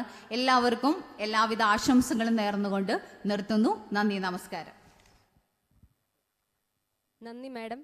അടുത്തതായി കീഡ് ഫ്ലാഗ്ഷിപ്പ് ട്രെയിനിങ് പ്രോഗ്രാമുകളുടെ ഔദ്യോഗിക ഉദ്ഘാടനത്തിന് ഇന്നത്തെ നമ്മുടെ വിശിഷ്ടാതിഥി നമുക്കേവർക്കും പ്രിയങ്കരനായ ബഹുമാനപ്പെട്ട വ്യവസായ കയർ നിയമ വകുപ്പ് മന്ത്രി ശ്രീ പി രാജീവ് അവർകളെ നിറക്കയ്യടികളോട് നമുക്ക് വേദിയിലേക്ക് ക്ഷണിക്കാം.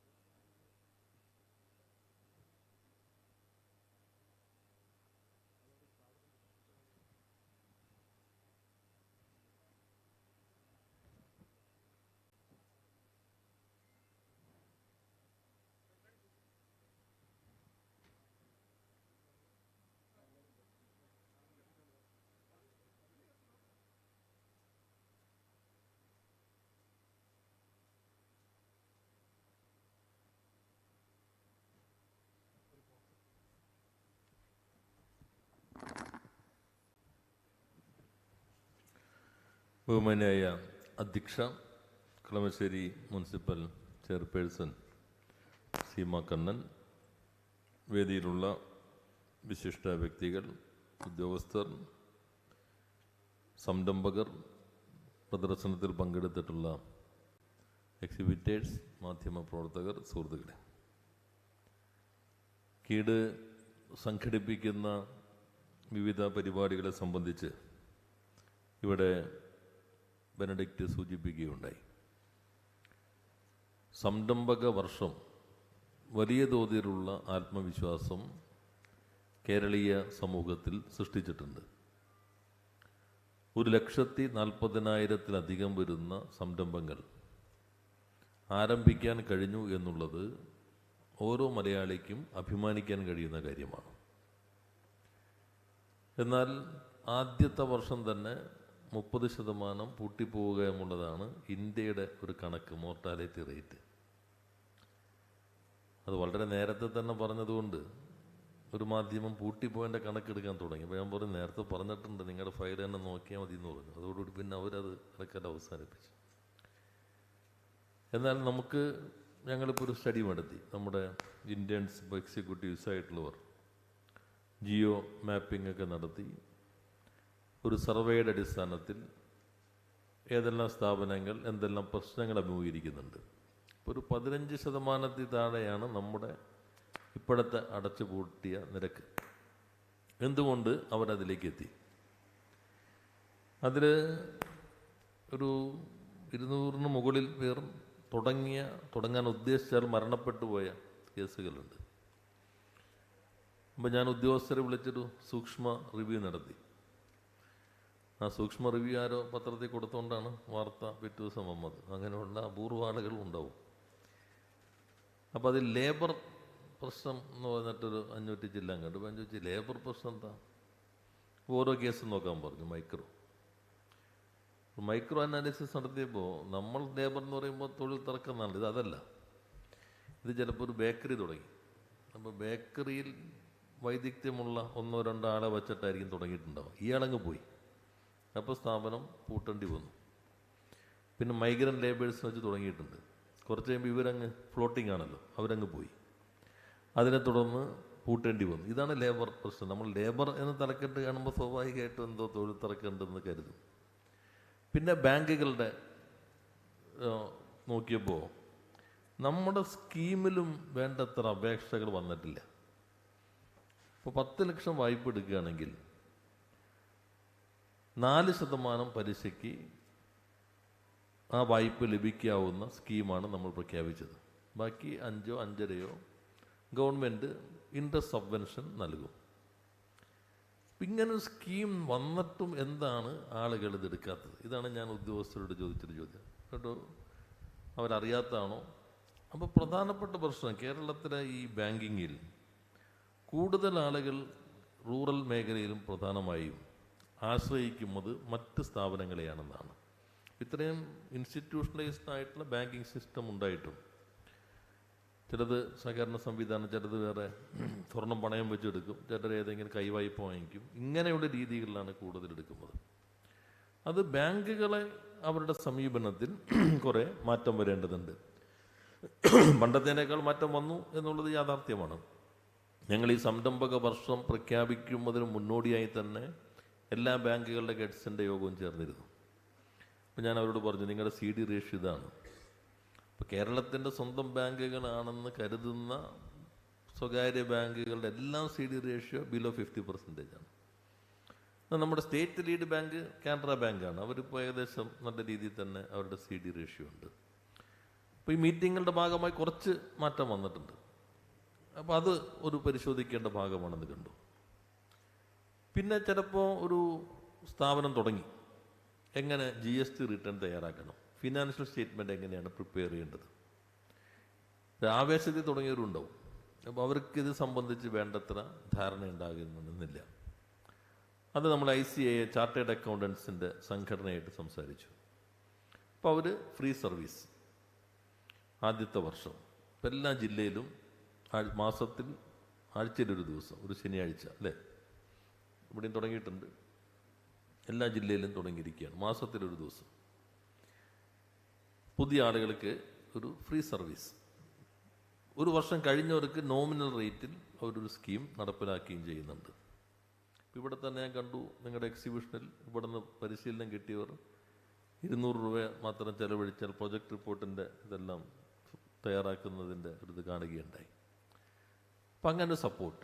പിന്നെ MSME ക്ലിനിക്ക് നമ്മൾ തുടങ്ങി. ഒരു ഫിനാൻഷ്യൽ പ്രശ്നം വന്നു, അല്ലെങ്കിൽ ഒരു ടെക്നോളജി പ്രോബ്ലം ഐഡൻറ്റിഫൈ ചെയ്തു, മാർക്കറ്റിങ്ങിലൊരു ക്രൈസിസ് ഉണ്ട്. അപ്പം അതിനെങ്ങനെയാണ് മറികടക്കാൻ പറ്റുക? അപ്പം അതിനുള്ള അഡ്വൈസ്, അത് MSME ക്ലിനിക് എക്സ്പെർട്സ് ഉണ്ട്, panel of experts and panel of institutions, അവരുടെ അഡ്വൈസ് തേടാം. റെന്യൂമറേഷൻ ഗവൺമെൻറ് കൊടുക്കും. ഇത് പൂർണ്ണമായിട്ട് ഉപയോഗിച്ച് തുടങ്ങുന്നില്ല ആളുകൾ, എങ്കിലും അത് ആളുകളിലേക്ക് നെഗറ്റീവാണെങ്കിൽ വളരെ പെട്ടെന്ന് ലോകമാകെ അറിയും. നമ്മുടെ ഇങ്ങനെയുള്ള കാര്യങ്ങളൊന്നും അധികം മാധ്യമങ്ങളും പ്രചരിപ്പിച്ചെന്ന് വരില്ല. അപ്പോൾ അതൊരു സഹായം ഇപ്പോൾ ഗവൺമെൻറ് ചെയ്യുന്നുണ്ട്. ഇപ്പോൾ നമ്മൾ ONDCയുടെ അവരിവിടെയുണ്ട്. ONDC ആയിട്ട് നമ്മളൊരു MOU ഒപ്പുവെച്ചിരുന്നു. മാർക്കറ്റിംഗ്, ഓൺലൈൻ മാർക്കറ്റിംഗ് സംവിധാനങ്ങൾ നമ്മൾ B2B B2C ഈ രണ്ടിലും സംവിധാനങ്ങൾ വികസിപ്പിച്ചുകൊണ്ടിരിക്കുകയാണ്. പിന്നെ നമ്മൾ GI ഇൻഡെക്സ് കൊടുക്കുന്ന ഭൗമസൂചിക, അതും നല്ല രീതിയിൽ പ്രത്യേകം ടീം പ്രവർത്തിച്ചു കൊണ്ടിരിക്കുന്നുണ്ട്. അപ്പോൾ അതിൻ്റെ ഭാഗമായിട്ടാണ് ഒരു സെൻറ്റർ ഓഫ് എക്സലൻസ് എന്ന രൂപത്തിൽ ഇപ്പോൾ കീട് ഒരു ട്രാൻസ്ഫോർമേഷനാണ്, അതിൻ്റെ ഒരു പരിവർത്തന ഘട്ടമാണ്. ഇപ്പോൾ ഇവിടെ കുറേ കൂടി സൗകര്യം വേണമെന്നാണ് ഇപ്പോൾ ഒരു പറയുന്നത്. താമസിക്കാനുണ്ട്, ഫാക്കൽറ്റിക്ക് താമസിക്കാൻ. ഇപ്പോൾ ഇവിടുന്ന് ട്രെയിനിങ് കഴിഞ്ഞവരുടെ പ്രദർശനമാണ് ഇപ്പോൾ നമ്മളിവിടെ കണ്ടത്. മെൻറ്റേഴ്സ് ഉണ്ടാവും. ആദ്യം ഒന്ന് സംരംഭം തുടങ്ങുമ്പോൾ എന്തൊക്കെ വേണം. ഇന്നലെ ഞാൻ ഈ ജെൻ സെഡ്, ചില ജെൻ സി എന്നാണ് ശരി എന്ന് പറയുന്നത്, അവരായിട്ടൊരു ആശയവിനിമയം ഉണ്ടായിരുന്നു. എന്നുവെച്ചാൽ ജെൻ എക്സിൻ്റെ മക്കളാണ് ജെൻ സി എന്ന് പറയുന്നത്. അപ്പോൾ അവർ വ്യവസായം തുടങ്ങുമ്പോൾ എന്തെല്ലാം പ്രശ്നങ്ങൾ, അവരെങ്ങനെ നമുക്ക് സംരംഭകത്വത്തിലേക്ക് കൊണ്ടുവരാം. അപ്പോൾ അവരും കുറേ അഭിപ്രായങ്ങളൊക്കെ വെച്ചു.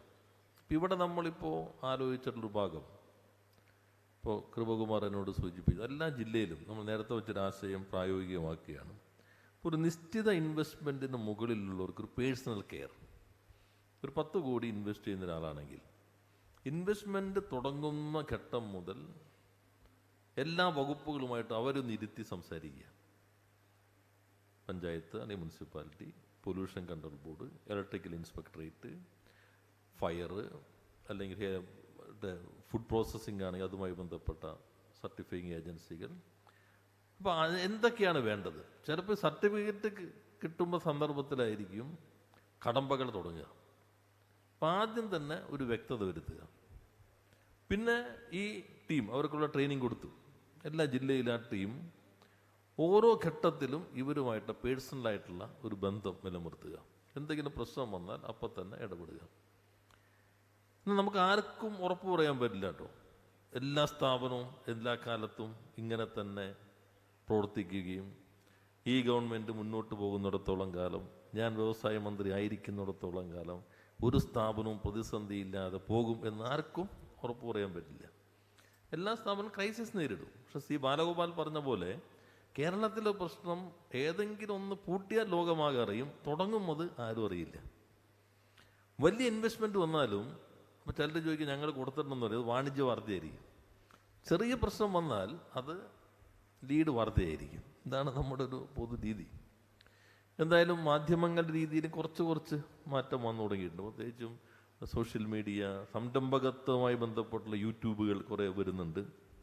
അവർ തന്നെ പറയുന്നത്, ഞങ്ങളൊരു 5-8 മാസം മുമ്പ് ഇത്തരം തുടങ്ങിയപ്പോൾ നെഗറ്റീവ് കമൻസാണ് കൂടുതൽ വരും, ഇത് കേരളമല്ല വല്ലതും നടക്കും. ഇപ്പോൾ പക്ഷെ അത് മാറുന്നു എന്ന് പറയുക. ഹിന്ദു കഴിഞ്ഞ പ്രസംഷൻ ചേഞ്ച് ചെയ്യുന്നു. എക്കണോമിക് ടൈംസ് വളരെ വിശദമായി കൊടുത്തിരുന്നു. ഇംഗ്ലീഷ് പത്രങ്ങളിലെല്ലാം നല്ല രീതിയിൽ തന്നെ വരുന്നുണ്ട്. ഇപ്പോൾ എത്രയോ വലിയ കമ്പനികൾ തകർന്നു പോയിട്ടുണ്ട്. നോക്കിയ എങ്ങനെയൊക്കെ നിന്നിരുന്നതാണ്. കിങ് ഫിഷർ, എത്രയോ വലിയ ജെറ്റ് എയർവേസ് എന്നൊക്കെ പറഞ്ഞാൽ വളരെ പ്രധാനപ്പെട്ട കമ്പനികളൊക്കെ നമ്മുടെ മുൻപിലുണ്ടല്ലോ. ചെറിയ കമ്പനികളുണ്ടാവും. ചിലരുടെ ഇങ്ങനെ ഫേസ്ബുക്കിൽ എഴുതുന്നുണ്ട് കേരളത്തിൽ മാത്രമേ അടച്ചു പൂട്ടിയിട്ടുള്ളൂ എന്ന മട്ടിലാണ് പലരുടെ എഴുത്ത്. എല്ലായിടത്തും ഉണ്ടാവും. നമ്മൾ പരമാവധി പ്രതിസന്ധി മറികടക്കാനുള്ള ഒരു ഹാൻഡ് ഹോൾഡ് ചെയ്യുക, ഫെസിലിറ്റേറ്റ് ചെയ്യുക, എല്ലാ കാര്യങ്ങളും ഒരു ഇക്കോസിസ്റ്റം ഡെവലപ്പ് ചെയ്യുക.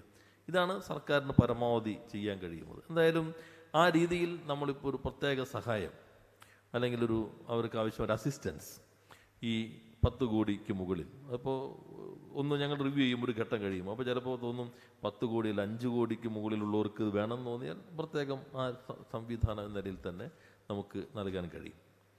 പിന്നെ നമ്മളിപ്പോൾ ഒരു പ്രശ്നം വന്നാൽ, ഒരു തുടങ്ങുന്നതുമായി ബന്ധപ്പെട്ടോ നടത്തിക്കൊണ്ടുപോകുന്നതിനായ എന്തെങ്കിലും സർവീസിൽ ഒരു പരാതി ഉണ്ടെങ്കിൽ ഞാൻ എല്ലാവരും മന്ത്രിക്ക് കത്തെഴുതും, അല്ലെങ്കിൽ മുഖ്യമന്ത്രിയുടെ CMO പോർട്ടലിലേക്ക്. അപ്പം മുനിസിപ്പാലിറ്റി, ഇപ്പോൾ കളമശ്ശേരി മുനിസിപ്പാലിറ്റി അനുമതി നൽകുന്നില്ല എന്ന് പറഞ്ഞാൽ എനിക്ക് കളമശ്ശേരി ആയതുകൊണ്ട് ഇവരോടൊക്കെ വിളിച്ച് പറയാം, സെക്രട്ടറിയോട് പറയാം. അല്ലെങ്കിൽ ഞാൻ സാധാരണ ചെയ്യുക, തദ്ദേശ സ്വയംഭരണ വകുപ്പ് മന്ത്രിക്ക് കൊടുക്കും. കണ്ടാലും അദ്ദേഹം അത് താഴേക്ക് കൊടുക്കും. കാരണം ആ വകുപ്പ് അദ്ദേഹത്തിനാണ്. അല്ലെങ്കിൽ പൊല്യൂഷൻ, അപ്പോൾ ഞാൻ മുഖ്യമന്ത്രിക്ക് കൊടുക്കും, അദ്ദേഹത്തിൻ്റെ വകുപ്പാണ്. എന്നാൽ ഈ സമിതി എല്ലാ വകുപ്പിലെ ഉദ്യോഗസ്ഥരും ചേരുന്ന നിയമത്തിൻ്റെ അടിസ്ഥാനത്തിൽ രൂപീകരിച്ച സമിതിയാണ്. ആ സമിതി എടുക്കുന്ന എല്ലാ ഡിസിഷനും എല്ലാ വകുപ്പുകൾക്കും ബൈൻഡിങ് ആണ്. അതാണ് ഈ സമിതിയുടെ പ്രത്യേകത. അപ്പോൾ നിയമപ്രകാരമുള്ള സേവനം നിഷേധിക്കപ്പെട്ടാൽ തുടങ്ങുന്നതിനോ നടത്തിക്കൊണ്ടുപോകുന്നതിനോ 5 കോടി രൂപ വരെയാണെങ്കിൽ ജില്ലാതലത്തിലും 5 കോടിക്ക് മുകളിലാണെങ്കിൽ സംസ്ഥാന തലത്തിലും.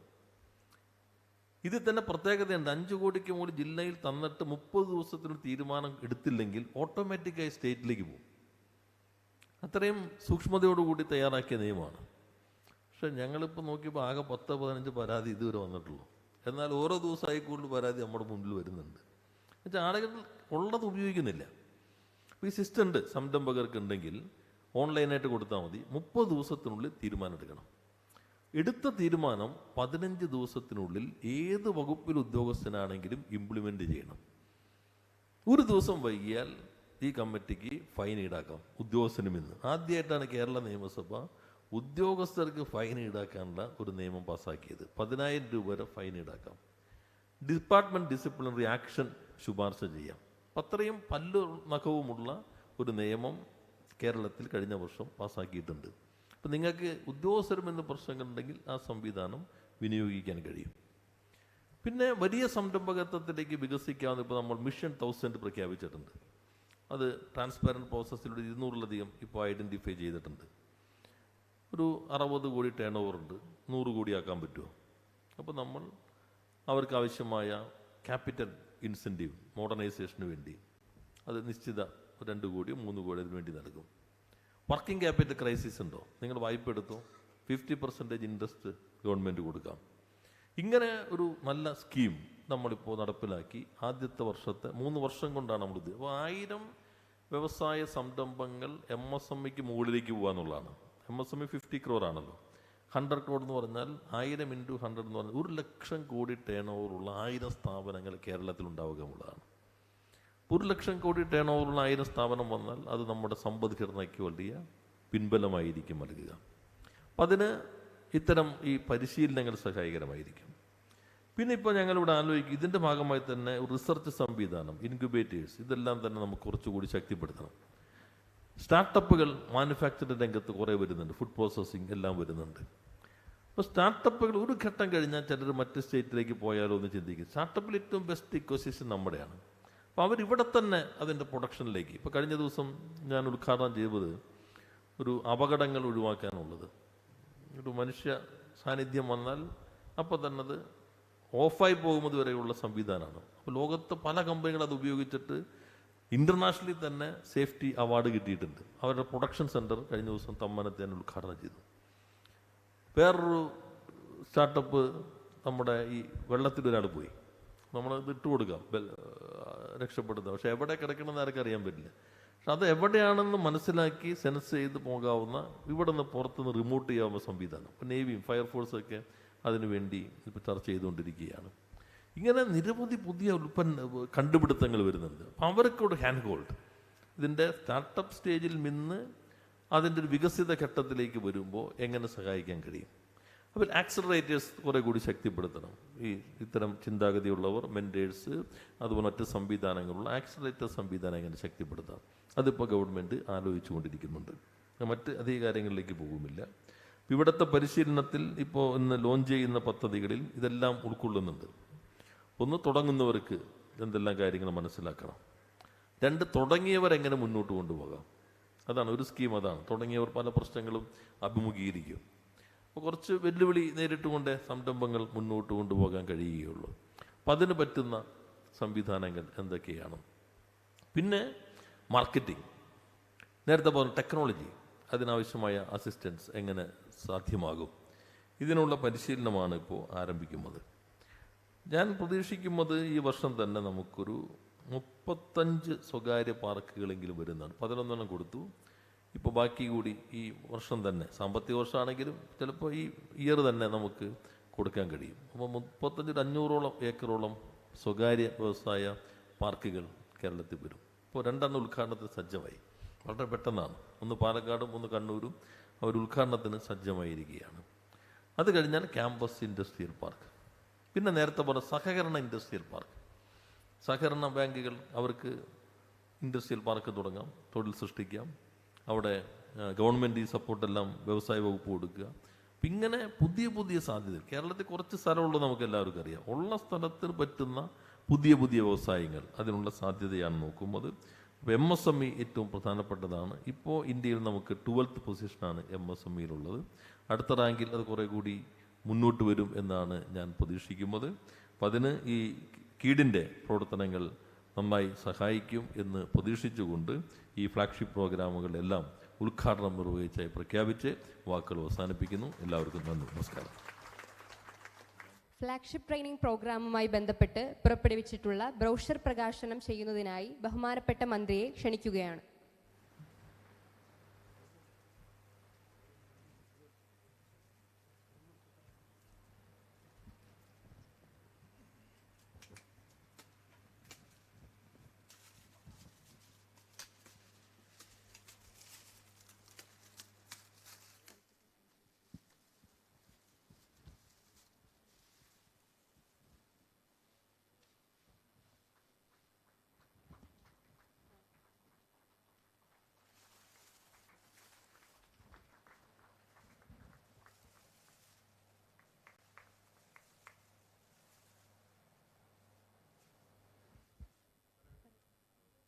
നന്ദി സാർ.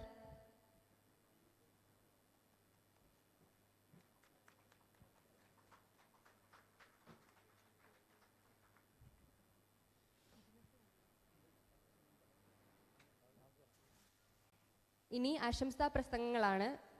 ആദ്യമായി ആശംസ അർപ്പിക്കുന്നതിനായി മുനിസിപ്പൽ കൗൺസിലർ ശ്രീ ബഷീർ അയ്യമ്പ്രാത്തിനെ ക്ഷണിക്കുന്നു.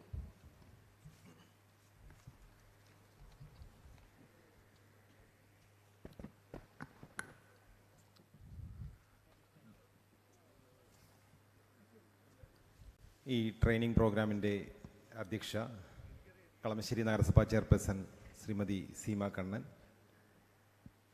ഈ പരിപാടിയുടെ ഉദ്ഘാടനം നിർവഹിച്ച കേരള വ്യവസായ കയർ നിയമവകുപ്പ് മന്ത്രിയും നമ്മുടെ MLA-യുമായ ശ്രീ പി രാജീവ്, സ്വാഗതം ആശംസിച്ച കീഡിൻ്റെ CEO ബെനഡിക്റ്റ് വില്യം, ആശംസകൾ അർപ്പിക്കാൻ ഇവിടെ എത്തിയിരിക്കുന്ന കീഡിൻ്റെയും ജില്ലാ വ്യവസായ കേന്ദ്രത്തിൻ്റെയും വിവിധ ഉദ്യോഗസ്ഥന്മാരെ, കൃതജ്ഞത രേഖപ്പെടുത്താൻ ഇവിടെ എത്തിയിരിക്കുന്ന കീഡിൻ്റെ deputy manager Shri PJ Joseph, ഈ ട്രെയിനിങ് പ്രോഗ്രാമിലൂടെ പങ്കെടുക്കുന്ന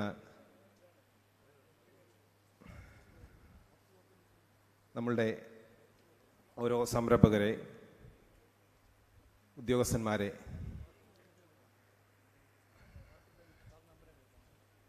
ഒരു സംരംഭം തുടങ്ങാൻ ഓരോ സംരംഭകനും ആഗ്രഹിക്കുമ്പോൾ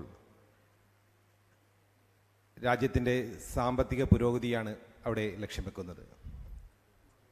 മെച്ചപ്പെട്ട ഭാവി, മികച്ച തൊഴിലവസരങ്ങൾ, സാമ്പത്തിക പുരോഗതി എന്നിവയെല്ലാമാണ് ഓരോ സംരംഭകനും സ്വപ്നം കാണുന്നത്. എന്നാൽ തൻ്റെ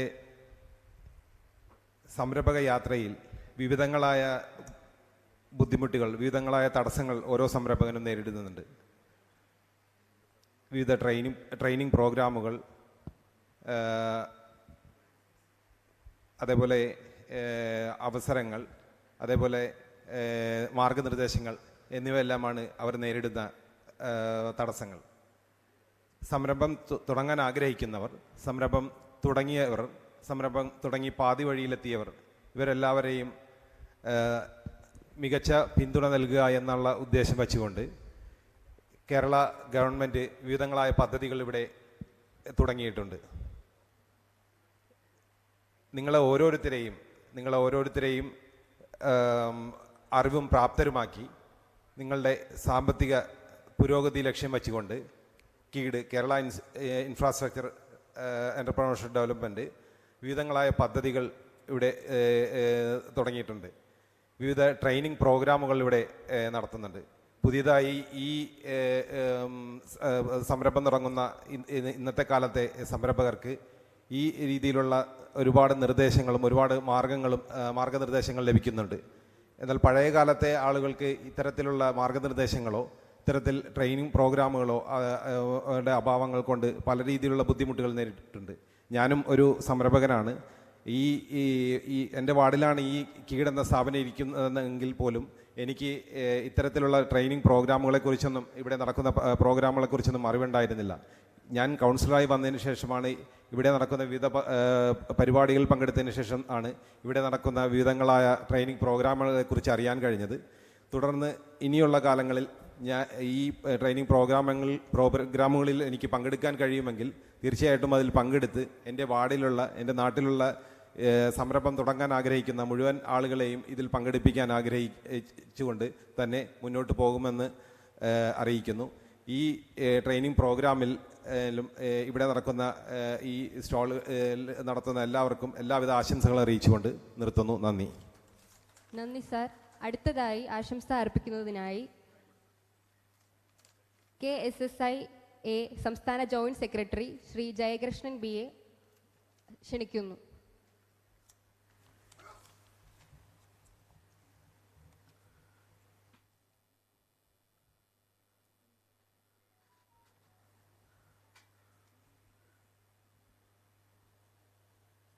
വ്യവസായ വകുപ്പിൻ്റെ അഡീഷണൽ ഡയറക്ടർ കൃപകുമാർ സാർ, അതുപോലെ തന്നെ ടൈയുടെ മുൻ president Aneesha madam, ward councillor Shri Basheer, വേദിയിലുള്ള മറ്റ് വ്യവസായ ഉദ്യോഗസ്ഥർ, പ്രിയ സുഹൃത്തുക്കളെ,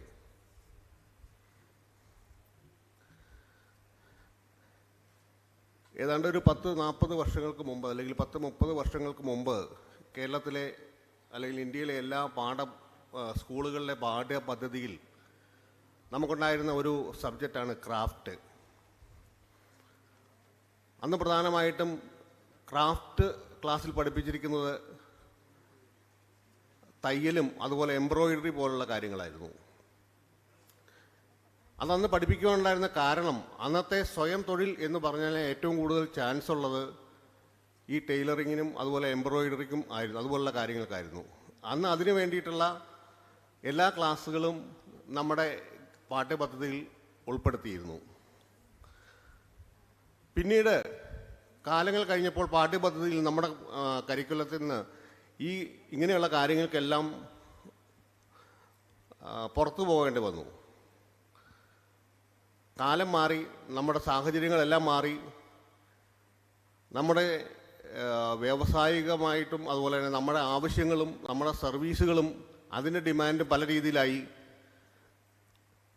ഇന്നിപ്പോൾ ബഹിരാകാശത്തേക്ക് റോക്കറ്റ് വിടുന്നത് വരെ ഒരാൾക്ക് സ്വന്തമായിട്ട് തുടങ്ങാം അല്ലെങ്കിൽ സ്വന്തമായിട്ട് തുടങ്ങണം എന്നുള്ള ഒരു കാലഘട്ടത്തിലേക്ക് വന്നു കഴിഞ്ഞപ്പോൾ അതിനനുസരിച്ചുള്ള മാറ്റങ്ങൾ നമ്മുടെ കരിക്കുലത്തിലും മാറ്റങ്ങൾ വരുത്തേണ്ടത് ആവശ്യമാണ് എന്ന് നമ്മുടെ ഗവൺമെൻറ്റിനും തോന്നലുണ്ട്. അതുകൊണ്ടാണ് നമ്മുടെ എല്ലാ കോളേജുകളിലും എൻ്റർപ്രണേഴ്സ് ക്ലബ്ബുകളും അതുപോലെ തന്നെ മറ്റ് പ്രോഗ്രാമുകളും ഗവൺമെൻറ് സംഘടിപ്പിച്ചുകൊണ്ടിരിക്കുന്നത്. ഒരു രാജ്യത്തിൻ്റെ നട്ടെല്ല് എന്ന് പറയുമ്പോൾ അത് അവിടുത്തെ വ്യവസായികളും കർഷകരുമാണ്. അത് രണ്ടും നിലനിന്നാൽ മാത്രമേ അതിൻ്റെ വളർച്ചയാണ് ആ രാജ്യത്തിൻ്റെ വളർച്ച. അത് നമ്മുടെ നാട്ടിൽ, പ്രത്യേകിച്ചും കേരളത്തിൽ ആ ഒരു കാഴ്ചപ്പാട് നമ്മുടെ ജനങ്ങളിലേക്കും നമ്മുടെ കുട്ടികളിലേക്കും ഇറങ്ങി വരാൻ സ്വല്പം സമയമെടുക്കുന്നുള്ളതാണ് നമുക്ക് മനസ്സിലാക്കാൻ പറ്റുന്നത്. അതുകൊണ്ടാണല്ലോ ഒരു കാലത്ത് ഗൾഫിലേക്കും അത് കഴിഞ്ഞിട്ട് ഇപ്പോൾ യൂറോപ്യൻ കൺട്രീസിലേക്കും അമേരിക്കയിലേക്കും നമ്മുടെ കുട്ടികളും നമ്മുടെ തലമുറയും അടുത്ത തലമുറയും കുടിയേറാനായിട്ട് വെമ്പുന്നത്. പക്ഷേ അതിനൊക്കെ അപ്പുറത്തേക്ക് ഒരു 10 വർഷങ്ങൾക്ക് ശേഷം അല്ലെങ്കിൽ 20 വർഷങ്ങൾക്ക് ശേഷം നമ്മുടെ കേരളത്തെപ്പറ്റി ആലോചിച്ച് കഴിഞ്ഞാൽ നമുക്ക് ആർക്കും അങ്ങനെ ഒരു ജീവിതമാണ് നമ്മുടെ ഏറ്റവും സുരക്ഷിതമാണ് എന്ന് നമുക്കൊരിക്കലും പറയാൻ പറ്റുകയില്ല. നമ്മുടെ സമ്പദ് വ്യവസ്ഥ ശക്തിപ്പെടണമെങ്കിൽ നമ്മുടെ ചെറുകിട വ്യവസായങ്ങൾ, നമ്മുടെ കൃഷി, ഇത് രണ്ടും വളർന്നേ പറ്റുകയുള്ളൂ. അതിനു വേണ്ടിയിട്ടാണ് ഗവൺമെൻറ് വളരെയധികം എഫോർട്ട് ഇപ്പോൾ എടുക്കുന്നത്.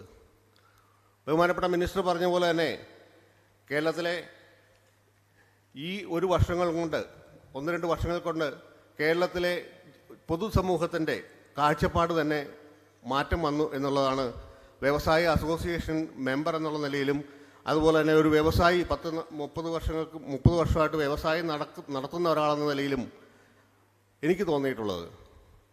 ഒത്തിരി മാറ്റങ്ങൾ കേരളത്തിലെ ജനങ്ങളുടെ ഇടയിൽ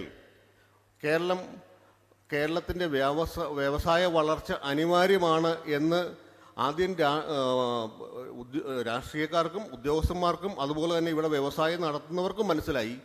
പിന്നീട് ഇപ്പോൾ ജനങ്ങളിലേക്കും ആ സന്ദേശം എത്തിക്കുവാൻ നമ്മുടെ മിനിസ്റ്ററും നമ്മുടെ ഗവൺമെൻറ്റും നടത്തുന്ന ശ്രമങ്ങൾക്ക് തീർച്ചയായിട്ടും ഒരു നല്ല റിസൾട്ടാണ് കിട്ടിക്കൊണ്ടിരിക്കുന്നത്. അതുകൊണ്ടാണ് ഞങ്ങളെപ്പോഴും പറയും നമ്മുടെ വ്യവസായ മന്ത്രി ഒരു ഹെഡ് മാസ്റ്ററെ പോലെയാണെന്ന്. അദ്ദേഹം ഉദ്യോഗസ്ഥന്മാരെയും ഇത് ചെയ്യും, അതുപോലെ തന്നെ ഞങ്ങളെ വ്യവസായികളെയും ഞങ്ങൾക്കുള്ള ഗൈഡ് ലൈൻസും തരും, ഞങ്ങളെ ശാസിക്കും.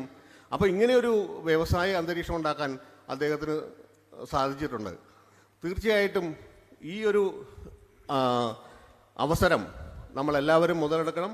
പുതുതായിട്ട് വ്യവസായം തുടങ്ങാൻ വരുന്നവരും അതുപോലെ തന്നെ നിലവിലെ വ്യവസായികളും തീർച്ചയായിട്ടും ഇതുപോലുള്ള ട്രെയിനിങ് പ്രോഗ്രാമുകളും ബാക്കിയുള്ള ക്ലാസ്സുകളും അറ്റൻഡ് ചെയ്യണം.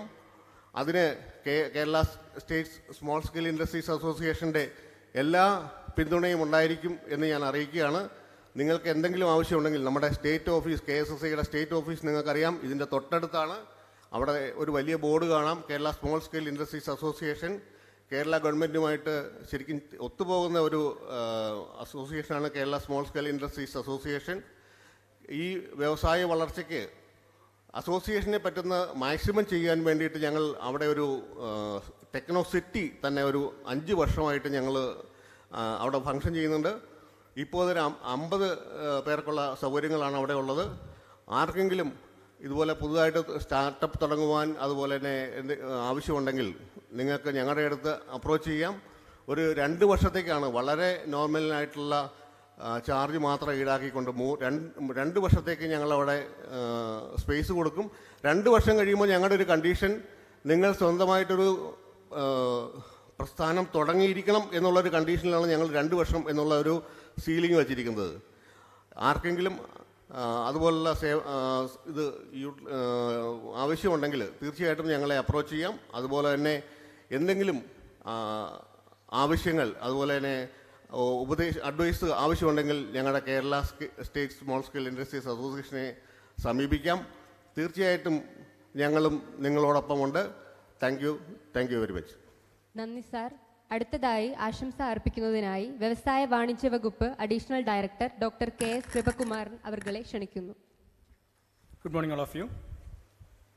ഇന്നത്തെ നമ്മുടെ ഈ ചടങ്ങിന് അധ്യക്ഷത വഹിച്ച മുനിസിപ്പൽ ചെയർപേഴ്സൺ ശ്രീമതി സീമ കണ്ണൻ, ഈ പ്രോഗ്രാം ഉദ്ഘാടനം ചെയ്ത ബഹുമാനപ്പെട്ട വ്യവസായ വകുപ്പിൻ്റെ ആരാധനായിട്ടുള്ള മന്ത്രി ശ്രീ P. രാജീവ് അവർകൾ, സ്വാഗതം ആശംസിച്ച കീഡിൻ്റെ CEO ശ്രീ ബെനഡിക്റ്റ് വില്യം, ആശംസകൾ അർപ്പിച്ച് സംസാരിച്ച മുനിസിപ്പൽ കൗൺസിലർ ശ്രീ ബഷീർ, KSSയുടെ സംസ്ഥാന ജോയിൻറ്റ് സെക്രട്ടറി ആയിട്ടുള്ള ശ്രീ ജയകൃഷ്ണൻ, അതോടൊപ്പം തന്നെ എൻ്റെ സഹപ്രവർത്തകരായിട്ടുള്ള അനിൽകുമാർ, ദിനേശ്, സജ്ജി, EDയുടെ ഫാക്കൽറ്റി ആയിട്ടുള്ള ശ്രീ ശിവനമ്പാട് സാറ്, അതുപോലെ തന്നെ ടൈ കേരളയുടെ പാസ്റ്റ് പ്രസിഡന്റ് ശ്രീമതി അനീഷ ചെറിയാൻ, വേദിയിൽ സദസ്സിലിരിക്കുന്ന പ്രിയപ്പെട്ട സംരംഭകരെ, സുഹൃത്തുക്കളെ,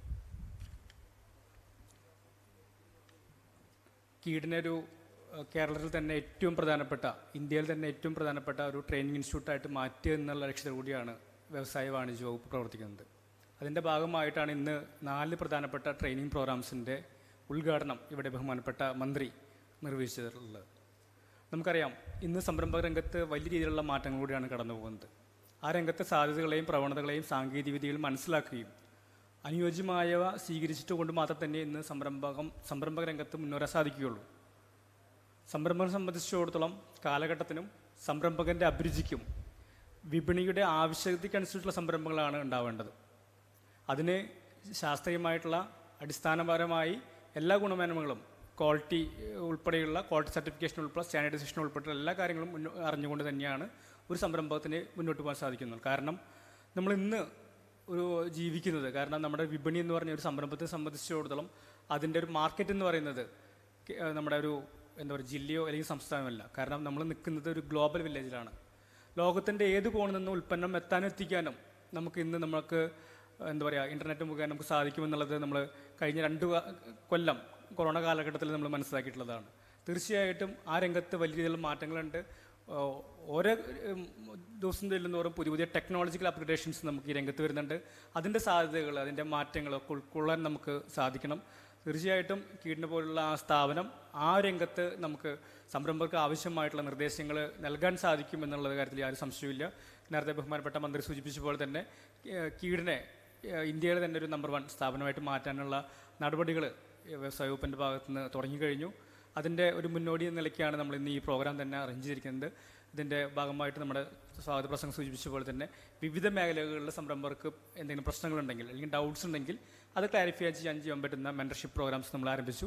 അതോടൊപ്പം തന്നെ കഴിഞ്ഞ ദിവസം നമ്മൾ എറണാകുളത്ത് വെച്ചിട്ടൊരു വർക്ക്ഷോപ്പ്, ഇൻവെസ്റ്റ്മെൻറ്റ് വർക്ക്ഷോപ്പ് നമ്മൾ കഴിഞ്ഞിരുന്നു.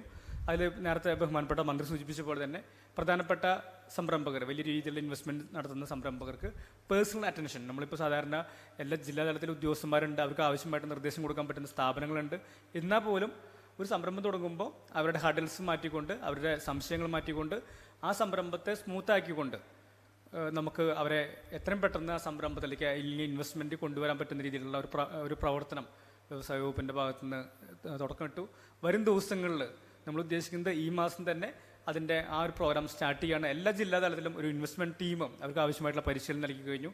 നമ്മൾ ഓരോ ആഴ്ചയും വെള്ളിയാഴ്ച ദിവസങ്ങളിൽ ആദ്യത്തെ വെള്ളിയാഴ്ച ദിവസങ്ങളിൽ ഈ പറയുന്ന ലൈൻ ഡിപ്പാർട്ട്മെൻറ്റ്സിനെയും അതുപോലെ തന്നെ തുടങ്ങാൻ പറ്റുന്ന വലിയ ഇൻവെസ്റ്റേഴ്സിനും നേരിട്ട് ഇരുത്തിക്കൊണ്ട് അവരുടെ സംശയങ്ങൾ ദൂരീകരിച്ചുകൊണ്ട് അവർക്ക് ടൈം ബൗണ്ടായിട്ട് ആ പ്രൊജക്റ്റ് ഇംപ്ലിമെൻറ്റ് ചെയ്യാൻ പറ്റുന്ന ഒരു സ്ട്രാറ്റജിയാണ് ഇപ്പോൾ വ്യവസായ വകുപ്പിൻ്റെ ഭാഗത്തു നിന്നുള്ളത്. തീർച്ചയായിട്ടും ഞാനത് ആശംസ ഈ പ്രോഗ്രാമിന് വ്യവസായ വകുപ്പിൻ്റെ ഭാഗത്തു നിന്നുള്ള എല്ലാ പിന്തുണയും ഉണ്ടാവും. തീർച്ചയായിട്ടും നിങ്ങളെപ്പോലുള്ള സംരംഭകർക്ക് എല്ലാവിധ സപ്പോർട്ടും വ്യവസായ വകുപ്പിൻ്റെ ഭാഗത്തുനിന്ന് ജില്ലാ തലത്തിലും അതേപോലെ തന്നെ താലൂക്ക് തലത്തിലും നമ്മുടെ ഉദ്യോഗസ്ഥന്മാർ ഒരു ടീമായിട്ട് തന്നെ വർക്ക് ചെയ്യുന്നുണ്ട്. എല്ലാവിധ പിന്തുണയും ഒരിക്കൽ കൂടി നിങ്ങൾക്ക് വാഗ്ദാനം ചെയ്തുകൊണ്ട് ഈ പ്രോഗ്രാമിന് എല്ലാവിധ ആശംസകൾ നേർന്നുകൊണ്ട് നിർത്തുന്നു. നന്ദി, നമസ്കാരം. Thank you. നന്ദി സാർ. അടുത്തതായി ജില്ലാ വ്യവസായ കേന്ദ്രം ജനറൽ മാനേജർമാരെ പ്രതിനിധീകരിച്ചുകൊണ്ട് പത്തനംതിട്ട ജില്ലാ വ്യവസായ കേന്ദ്രം ജനറൽ മാനേജർ ശ്രീ അനിൽകുമാർ അവർകളെ ക്ഷണിക്കുന്നു.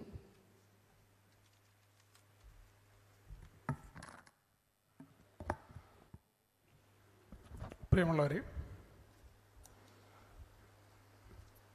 ഈ പരിപാടിയുടെ അധ്യക്ഷയായിരുന്ന ആദരണീയായ കളമശ്ശേരി മുനിസിപ്പൽ ചെയർപേഴ്സൺ, ഇതിൻ്റെ ഔപചാരികമായ ഉദ്ഘാടനം നിർവഹിച്ച ഞങ്ങളുടെ ആദരണീയനായ വ്യവസായ കയർ നിയമവകുപ്പ് മന്ത്രി ശ്രീ പി രാജീവ് അവർകൾ, ഈ പരിപാടിയിൽ പങ്കെടുത്തിരിക്കുന്ന വാർഡ് കൗൺസിലർ, KSSAയുടെ സംസ്ഥാന ജനറൽ സെക്രട്ടറി, എൻ്റെ അഡീഷണൽ ഡയറക്ടർ കൂടിയായ ശ്രീ ഡോക്ടർ KS കൃപകുമാർ, ടൈയുടെ റെപ്രസെൻറ്റേറ്റീവ്, പ്രിയമുള്ളവരെ, കഴിഞ്ഞ ഒരു വർഷക്കാലം എന്ന് പറയുന്നത് വ്യവസായ വാണിജ്യ വകുപ്പ് ചരിത്രത്തിലെ ഇടം നേടിയ ഒരു വർഷമാണ്. കേരളത്തിലെ സംരംഭക കാഴ്ചപ്പാടുകളെ ആകെ മാറ്റിമറിച്ചുകൊണ്ട് പുതിയൊരു സംരംഭക വർഷത്തിനും പുതിയൊരു സംരംഭക കാഴ്ചപ്പാടിനും ഇടം നൽകുകയാണ് കേരളത്തിലെ വ്യവസായ വാണിജ്യ വകുപ്പ് ചെയ്തിട്ടുള്ളത്. ഈ വേളയിൽ കീടെന്ന് പറയുന്നത് കേരളത്തിലെ സംരംഭകർ തുടങ്ങാൻ ആഗ്രഹിക്കുന്നവർക്ക് ദിശാബോധം നൽകുകയും ഏത് സ്ഥലത്തു നിന്ന് അവർ ആരംഭിക്കുന്നോ അവിടെ മുതൽ അവരുടെ സംരംഭം വിജയത്തിലെത്തുന്ന കാലഘട്ടം വരെ അവർക്ക് ആവശ്യമായ താങ്ങും തണലുമാകുവാനുള്ള പരിശീലന പരിപാടികളുമായി മുന്നോട്ട് പോകുന്ന സ്ഥാപനമാണ്. ഈ 14 ജില്ലയുടെയും അളവറ്റ സഹകരണം ഇക്കാര്യത്തിൽ പൂർണ്ണമായും കീടിന് എപ്പോഴും ഉണ്ടായിരിക്കുന്നതാണ്. 14 ജില്ലകളും പ്രതികരിച്ചുകൊണ്ട് കീടിൻ്റെ ഈ പരിപാടിക്ക് എല്ലാവിധമായ ആശംസകളും അർപ്പിച്ചുകൊണ്ട് നിർത്തുന്നു. നന്ദി, നമസ്കാരം. നന്ദി സാർ. അടുത്തതായി ആശംസ അർപ്പിക്കുവാനായി Shri Shivan Ambat, entrepreneurship development institute of India faculty ക്ഷണിച്ചുകൊള്ളുന്നു.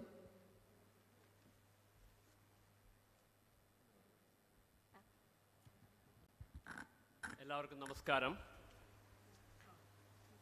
ഈ പരിശീലന പരിപാടിയുടെ അധ്യക്ഷ ശ്രീമതി സീമാ കണ്ണൻ, ആദരണീയനായ ഉദ്ഘാടകൻ ശ്രീ പി രാജീവ്, കീടിൻ്റെ CEO and executive director Shri Benedict William, additional director Shri Krupakumar, മറ്റ് ജില്ലകളിലെ ജനറൽ മാനേജർമാർ, സംരംഭക സഹപ്രവർത്തകരെ, 1970 കാലഘട്ടങ്ങളിലാണ് സംരംഭകത്വം ജനങ്ങളുമായി സംവദിപ്പിക്കുന്നതിന് വേണ്ടിയിട്ടുള്ള പരിപാടികൾ ആസൂത്രണം ചെയ്തു തുടങ്ങിയത്. അന്ന് ആദ്യമായി സെൻട്രൽ ഗവൺമെൻറ്റിൻ്റെ നേതൃത്വത്തിൽ ഗുജറാത്തിൽ centre for entrepreneurship development CED എന്ന് പറയുന്നൊരു സ്ഥാപനം കെട്ടിപ്പൊക്കുകയും അതിൻ്റെ വിജയത്തിൻ്റെ ഫലമായിക്കൊണ്ട് നാഷണൽ ലെവലുകളിൽ ഇൻസ്റ്റിറ്റ്യൂട്ടുകൾ ഉണ്ടാക്കുകയും ക്രമേണ ഏകദേശം 20ഓളം സംസ്ഥാനങ്ങളിൽ ഇൻസ്റ്റിറ്റ്യൂട്ട് ഫോർ എൻ്റർപ്രണർഷിപ്പ് ഡെവലപ്മെൻറ്റ് അല്ലെങ്കിൽ സെൻറ്റർ ഫോർ എൻ്റർപ്രണർഷിപ്പ് ഡെവലപ്മെൻറ്റ് എന്ന് പറയുന്ന സംസ്ഥാന ഗവൺമെൻറ്റുകൾ നേതൃത്വം നൽകുന്ന സംഘടനകൾ ഉണ്ടാക്കുന്നു. അങ്ങനെയായിരുന്നു എൻ്റർപ്രണർഷിപ്പ് ഡെവലപ്മെൻറ്റിൻ്റെ മൂവ്മെൻറ്റും ഇന്ത്യയിൽ ആക്കം കുറിച്ചത്. ഇന്ന് ഈ സംഘടനകളുടെ ഒന്ന് റിവ്യൂ ചെയ്ത് നോക്കിക്കഴിഞ്ഞാൽ അപൂർവം ചില സ്ഥലങ്ങളിൽ വളരെ ഭംഗിയായും അപൂർവം ചില സംസ്ഥാനങ്ങളിൽ വളരെ ഭംഗിയായും മറ്റ് ചില സംസ്ഥാനങ്ങളിൽ സാധാരണഗതിയിലും പ്രവർത്തിച്ചു വരുന്നു. 3-4 കാര്യങ്ങളാണ് സംരംഭകത്വ മേഖലയിലെ സംഘടനാ സംവിധാനം സമന്വയിപ്പിക്കുകയാണ്. ഒന്ന്, സംരംഭകൻ എന്ന് പറയുന്ന വ്യക്തിയുടെ ആ സംരംഭകൻ്റേതായിട്ടുള്ള ആവശ്യങ്ങളെ എങ്ങനെ നിറവേറ്റുക. രണ്ട്, സംരംഭം എന്ന് പറയുന്നതിൻ്റെ കാഴ്ചപ്പാടുകളിലൂടെ സ്റ്റേറ്റ് ഗവൺമെൻറ്റുകളോ കേന്ദ്ര ഗവൺമെൻറ്റുകളോ അതിന് വിവക്ഷ നടത്തുക. സംരംഭവും സംരംഭകനും വേണ്ടിയിട്ടുള്ള സംരംഭകത്വം പ്രതിനിധാനം ചെയ്യാൻ കീടിനെ പോലെയുള്ള സംഘടനകളുടെ ആവിർഭാവം ഉണ്ടാവുക. അതുപോലെ തന്നെ കീട് പോലെയുള്ള സംഘടനകൾ സംരംഭകത്വ സാഹചര്യം നിർമ്മിക്കുന്നതിന് വേണ്ടിയിട്ടുള്ള പ്രവർത്തനങ്ങളിൽ ഏർപ്പെടുക. അതായിരിക്കണം കീടിനെ പോലെയുള്ള സംരംഭകത്വ മേഖലയിൽ ഊന്നി നിൽക്കുന്ന ഒരു സംഘടനയുടെ ആവശ്യം. ഇത്തരത്തിലുള്ള ഭംഗിയായിട്ടുള്ള കാഴ്ചപ്പാടുകളും അതിനനുബന്ധിച്ചിട്ടുള്ള പ്രവർത്തനങ്ങളും കീട് കാഴ്ചവെച്ചു വരുന്നു. കീടുമായിട്ട് വളരെ അടുത്തിടപഴകുന്ന ഒരു വ്യക്തി എന്നുള്ള നിലയിൽ കീടിൻ്റെ പ്രവർത്തനങ്ങളുടെ ശോഭനമായ വിപുലത എനിക്ക് കാണുവാനായിട്ട് കഴിയുന്നുണ്ട്. ആദരണീയരായ ജില്ലാ വ്യവസായ കേന്ദ്രത്തിൻ്റെയും അല്ലെങ്കിൽ ഇൻഡസ്ട്രീസ് ഡിപ്പാർട്ട്മെൻറ്റിൻ്റെയും വ്യക്തികളോട്, ഉദ്യോഗസ്ഥരോട് ഇന്ത്യ മൊത്തത്തിൽ 2047 ഇന്ത്യ എങ്ങനെയാവണം എന്നുള്ള കാര്യങ്ങളെക്കുറിച്ച് ചർച്ച ചെയ്യുകയും അതിനനുബന്ധിച്ചിട്ടുള്ള പ്രവർത്തനങ്ങളെ മുന്നോട്ട് കൊണ്ടുവരികയും ചെയ്തിരിക്കുന്നു. അതേ സാഹചര്യം തന്നെ കണക്കിലെടുത്തുകൊണ്ട് നമ്മുടെ സംസ്ഥാനവും കേരളവും എങ്ങനെയാണ് 2047 how Kerala should be in industrial level എന്നുള്ളൊരു കാഴ്ചപ്പാട് നമുക്ക് ഉണ്ടാവേണ്ടിയിരിക്കുന്നു. അതിനനുസൃതമായി പ്രവർത്തിക്കാൻ കീടിനും അതുപോലെ വ്യവസായ വാണിജ്യ വൃന്ദമായിട്ടുള്ള അവിടെയുള്ള ഉദ്യോഗസ്ഥന്മാർക്കും കഴിയട്ടെ എന്ന് ആശംസിച്ചുകൊണ്ട് എൻ്റെ വാക്കുകൾ ഉപസംഹരിക്കുന്നു. നന്ദി, നമസ്കാരം. നന്ദി സാർ. അടുത്തതായി ആശംസ അർപ്പിക്കുന്നതിനായി ഇമ്മീഡിയറ്റ് പാസ്റ്റ് പ്രസിഡന്റ് തൈ കേരള ശ്രീമതി അനീഷ ചെറിയാനെ ക്ഷണിക്കുന്നു.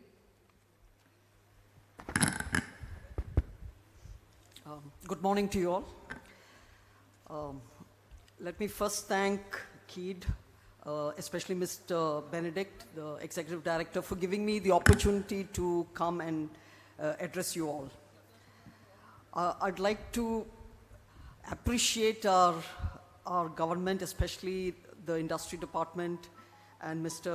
Rajiv, Honorable Minister of Industries, for doing tremendous work in promoting entrepreneurship in the state. I represent Thai Kerala. Maybe you have heard of Thai. Thai is the largest organization that promotes entrepreneurship in the world. It has 60 chapters around the world, close to 20 plus chapters in India. And we have Thai Kerala. Our number one objective is to promote entrepreneurship in the state. And the reason this objective is we take up very seriously is because the development and growth of the state depends on building its entrepreneurs. So let us identify who is an entrepreneur. An entrepreneur is a problem solver who identifies a problem and then finds a solution through a product or service and then builds that into a viable venture to sustain himself or his family. So entrepreneurs are problem solvers. And that is why it is absolutely important for the development of the state to promote entrepreneurship. And I have to really appreciate KEED because Thai Kerala works very closely with KEED, supporting KEED in multiple areas, especially in regarding to training and also mentorship. Last year, I had the opportunity to do a training program for women entrepreneurs.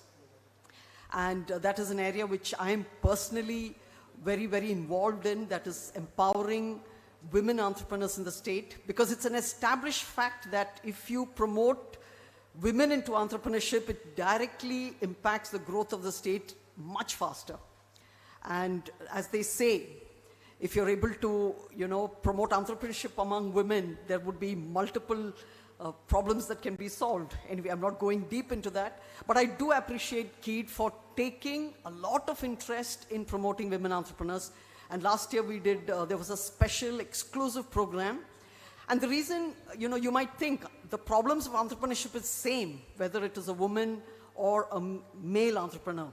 But let me also say that women face extra challenges, more challenges, And that is why we need certain exclusive programs that will promote women that can take care of those challenges also. So on behalf of TIE Kerala, I would like to once again thank and felicitate KEED for their tremendous work in regarding to training and mentoring entrepreneurship. Thank you and God bless you all. നന്ദി madam. കൃതജ്ഞത രേഖപ്പെടുത്തുവാനായി KIED deputy manager Shri P J ജോസഫിനെ ക്ഷണിക്കുന്നു. വേദിയിലെ ശ്രേഷ്ഠരെ, സദസ്സിലെ ബഹുമാന്യരെ, എല്ലാവർക്കും നമസ്കാരം. Kid ആവിഷ്കരിച്ച 4 നൂതനമായ training പ്രോഗ്രാമുകൾ ഇന്ന് ഔദ്യോഗികമായി മംഗളകരമായി ഉദ്ഘാടനം ചെയ്യപ്പെട്ടിരിക്കുന്നു. ഈ പ്രോഗ്രാം ഉദ്ഘാടനം ചെയ്തത് നമ്മുടെ ബഹുമാന്യനായ വ്യവസായ കയർ നിയമവകുപ്പ് മന്ത്രി ശ്രീ പി രാജീവ് അവറുകളാണ്. കീഡിൻ്റെ പ്രവർത്തനങ്ങൾക്ക് പൂർണ്ണ പിന്തുണ നൽകുകയും കാലോചിതമായി കീഡ് കൂടുതൽ മികവോടെ പ്രവർത്തിക്കണമെന്ന് പ്രേരിപ്പിക്കുകയും പ്രോത്സാഹിപ്പിക്കുകയും ചെയ്യുന്ന ബഹുമാന്യനായ മന്ത്രി ശ്രീ പി രാജീവ് അവറുകൾക്ക് കീഡിൻ്റെ ചീഫ് എക്സിക്യൂട്ടീവ് ഓഫീസറുടെ പേരിലും കീഡിൻ്റെ പേരിലും നമ്മുടെ ഓരോരുത്തരുടെ പേരിലും ഹൃദയം നിറഞ്ഞ നന്ദി രേഖപ്പെടുത്തുന്നു. ഈ യോഗത്തിൽ അധ്യക്ഷപദം അലങ്കരിച്ചത് municipal chairperson Kalamassery municipal chairperson Shrimati Seema കണ്ണനാണ്. മാഡം കീഡിൻ്റെ വലിയ അഭിഭാഷകയുള്ള ഒരാളാണ്. നമ്മുടെ പ്രധാന പ്രോഗ്രാമുകളെല്ലാം കൃത്യമായി പങ്കെടുക്കുന്ന മഹനീയ വ്യക്തിത്വമാണ്. മാഡത്തിൻ്റെ മഹനീയ സാന്നിധ്യത്തിനും ഉജ്ജ്വലമായ അധ്യക്ഷ പ്രസംഗത്തിനും കീഡിൻ്റെ പേരിലും നമ്മുടെ ഓരോരുത്തരുടെ പേരിലും സ്നേഹം നിറഞ്ഞ നന്ദി രേഖപ്പെടുത്തുന്നു. ഈ യോഗത്തിൽ ആശംസകൾ അർപ്പിക്കുകയും സാന്നിധ്യം അറിയിക്കുകയും ചെയ്ത Shri Basheer Ayyamprath municipal councillor, Shri Jayakrishnan B സംസ്ഥാന joint secretary KSSIA, doctor KS Krupakumar additional director വ്യവസായ വാണിജ്യ വകുപ്പ്, ശ്രീ അനിൽകുമാർ ജനറൽ മാനേജർ ജില്ലാ വ്യവസായ കേന്ദ്രം Pathanamthitta, Shri Dinesh R general manager ജില്ലാ വ്യവസായ കേന്ദ്രം Malappuram, Shri Saji S general manager ജില്ലാ വ്യവസായ കേന്ദ്രം പാലക്കാട്, ശ്രീ രാകേഷ് ജോയിൻറ്റ് ഡയറക്ടർ വ്യവസായ വകുപ്പ്, അദ്ദേഹം കീഡിൻ്റെ മുൻ ചീഫ് എക്സിക്യൂട്ടീവ് ഓഫീസർ കൂടിയാണ്, professor Shivan Ambat EDIA, Shrimati Aneesha Cherian past പ്രസിഡൻ്റായി മാഡം കീഡിൻ്റെ മുൻ ഡയറക്ടർ കൂടിയാണ്. ഇവിടെ എല്ലാവരുടെയും മഹനീയ സാന്നിധ്യത്തിനും നല്ല വാക്കുകൾക്കും പ്രോത്സാഹനത്തിനും കീഡിൻ്റെ പേരിലും നമ്മുടെ ഓരോരുത്തരുടെ പേരിലും ഹൃദയം നിറഞ്ഞ നന്ദി രേഖപ്പെടുത്തുന്നു. ഈ ഉദ്ഘാടന പ്രോഗ്രാമിനനുബന്ധമായിട്ട് വിവിധ സെഷനുകൾ നടക്കുകയാണ്. അതിലെ മെൻറ്റേഴ്സായിട്ട് വന്നിട്ടുള്ളവരും സബ്ജക്റ്റ് എക്സ്പെർട്ടുള്ളവരും അതുപോലെ വ്യവസായ വകുപ്പിലെ മറ്റു ഉദ്യോഗസ്ഥരും താലൂക്ക് റിസോഴ്സ് പേഴ്സൺസ് ഈവൻറ്റ് പാർട്ട്നേഴ്സായിട്ട് കടന്നു വന്നിട്ടുള്ള സ്ഥാപനങ്ങളുടെ പ്രതിനിധികൾ, മീഡിയ സുഹൃത്തുക്കൾ, കഴിഞ്ഞ ഒരാഴ്ചയായി ഇതിൻ്റെ വിജയത്തിനു വേണ്ടി കഠിനമായി പ്രവർത്തിച്ച ചീഫ് CEOയും കീഡിൻ്റെ മറ്റ് സഹപ്രവർത്തകർക്കും എല്ലാവർക്കും ഹൃദയം നിറഞ്ഞ നന്ദി രേഖപ്പെടുത്തുന്നു. ഈ പ്രോഗ്രാമിൻ്റെ യഥാർത്ഥ വിജയികൾ ഇതിലേക്ക് സന്തോഷപൂർവ്വം കടന്നു വന്ന ഓൺടർപ്രനേഴ്സാണ്. വളരെ സന്തോഷത്തോടെ ഊർജ്ജസ്വലമായി ഈ പ്രോഗ്രാമിൻ്റെ വിജയത്തിലേക്ക് കടന്നു വന്ന ഓരോ സംരംഭകർക്കും ഞാൻ വലിയ നന്ദി രേഖപ്പെടുത്തിക്കൊണ്ട് നിർത്തുന്നു. നന്ദി സാർ. ഇന്ന് ഈ പരിപാടിയിൽ ഞങ്ങളോടൊപ്പം പങ്കുചേരാൻ ഇവിടെ എത്തിച്ചേർന്ന എല്ലാവർക്കും ഹൃദയത്തിന്റെ ഭാഷയിൽ ഒരിക്കൽ കൂടി നന്ദി രേഖപ്പെടുത്തിക്കൊണ്ട് ഉദ്ഘാടന ചടങ്ങ് അവസാനിച്ചതായി അറിയിച്ചുകൊള്ളുന്നു. നമ്മുടെ ഇന്നത്തെ ചടങ്ങിനോട് അനുബന്ധിച്ച് സംരംഭക ഉന്നമനത്തിനായി 4 വിഷയങ്ങളിൽ സെഷനുകൾ ഷെഡ്യൂൾ ചെയ്തിട്ടുണ്ട്. ഇതോടൊപ്പം തന്നെ നമ്മുടെ ഹോസ്റ്റൽ ക്യാമ്പസിൽ സംരംഭക മേഖലയിലെ വിദഗ്ധരുമായിട്ടുള്ള ചർച്ചകൾ ഏർപ്പെടുത്തിയിട്ടുണ്ട്. എല്ലാവരും ഇതിൽ സഹകരിക്കണമെന്ന് അഭ്യർത്ഥിച്ചുകൊള്ളുന്നു. നന്ദി, നമസ്കാരം.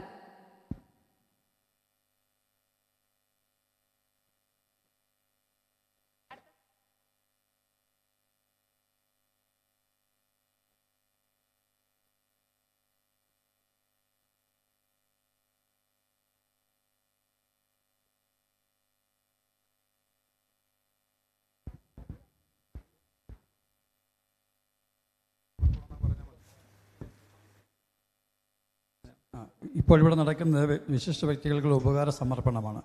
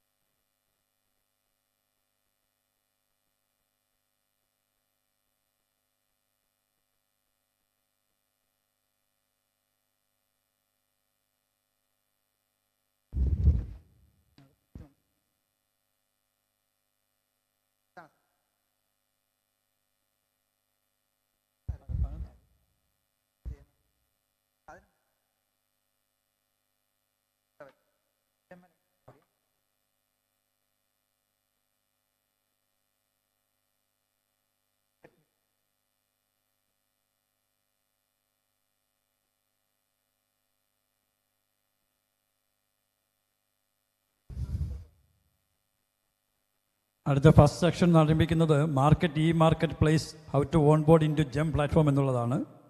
ഇവിടെ ട്രെയിനിങ് പ്രോഗ്രാമിൽ പങ്കെടുക്കാൻ വന്നിട്ടുള്ള മാർക്കറ്റ് മിസ്റ്ററി ട്രെയിനിങ് പ്രോഗ്രാം ബന്ധപ്പെട്ട് പങ്കെടുക്കാൻ പറ്റിയിട്ടുള്ള ആളുകൾ ഈ പ്രോഗ്രാമിലേക്ക് കടന്നിരിക്കണമെന്ന് അഭ്യർത്ഥിക്കുന്നു. സെയിം വെന്യൂ ആണ്, ഈ ഹാളിൽ തന്നെയാണ് നടക്കുന്നത്. ഗവൺമെൻറ് ഈ marketplace how to onboard into GeM platform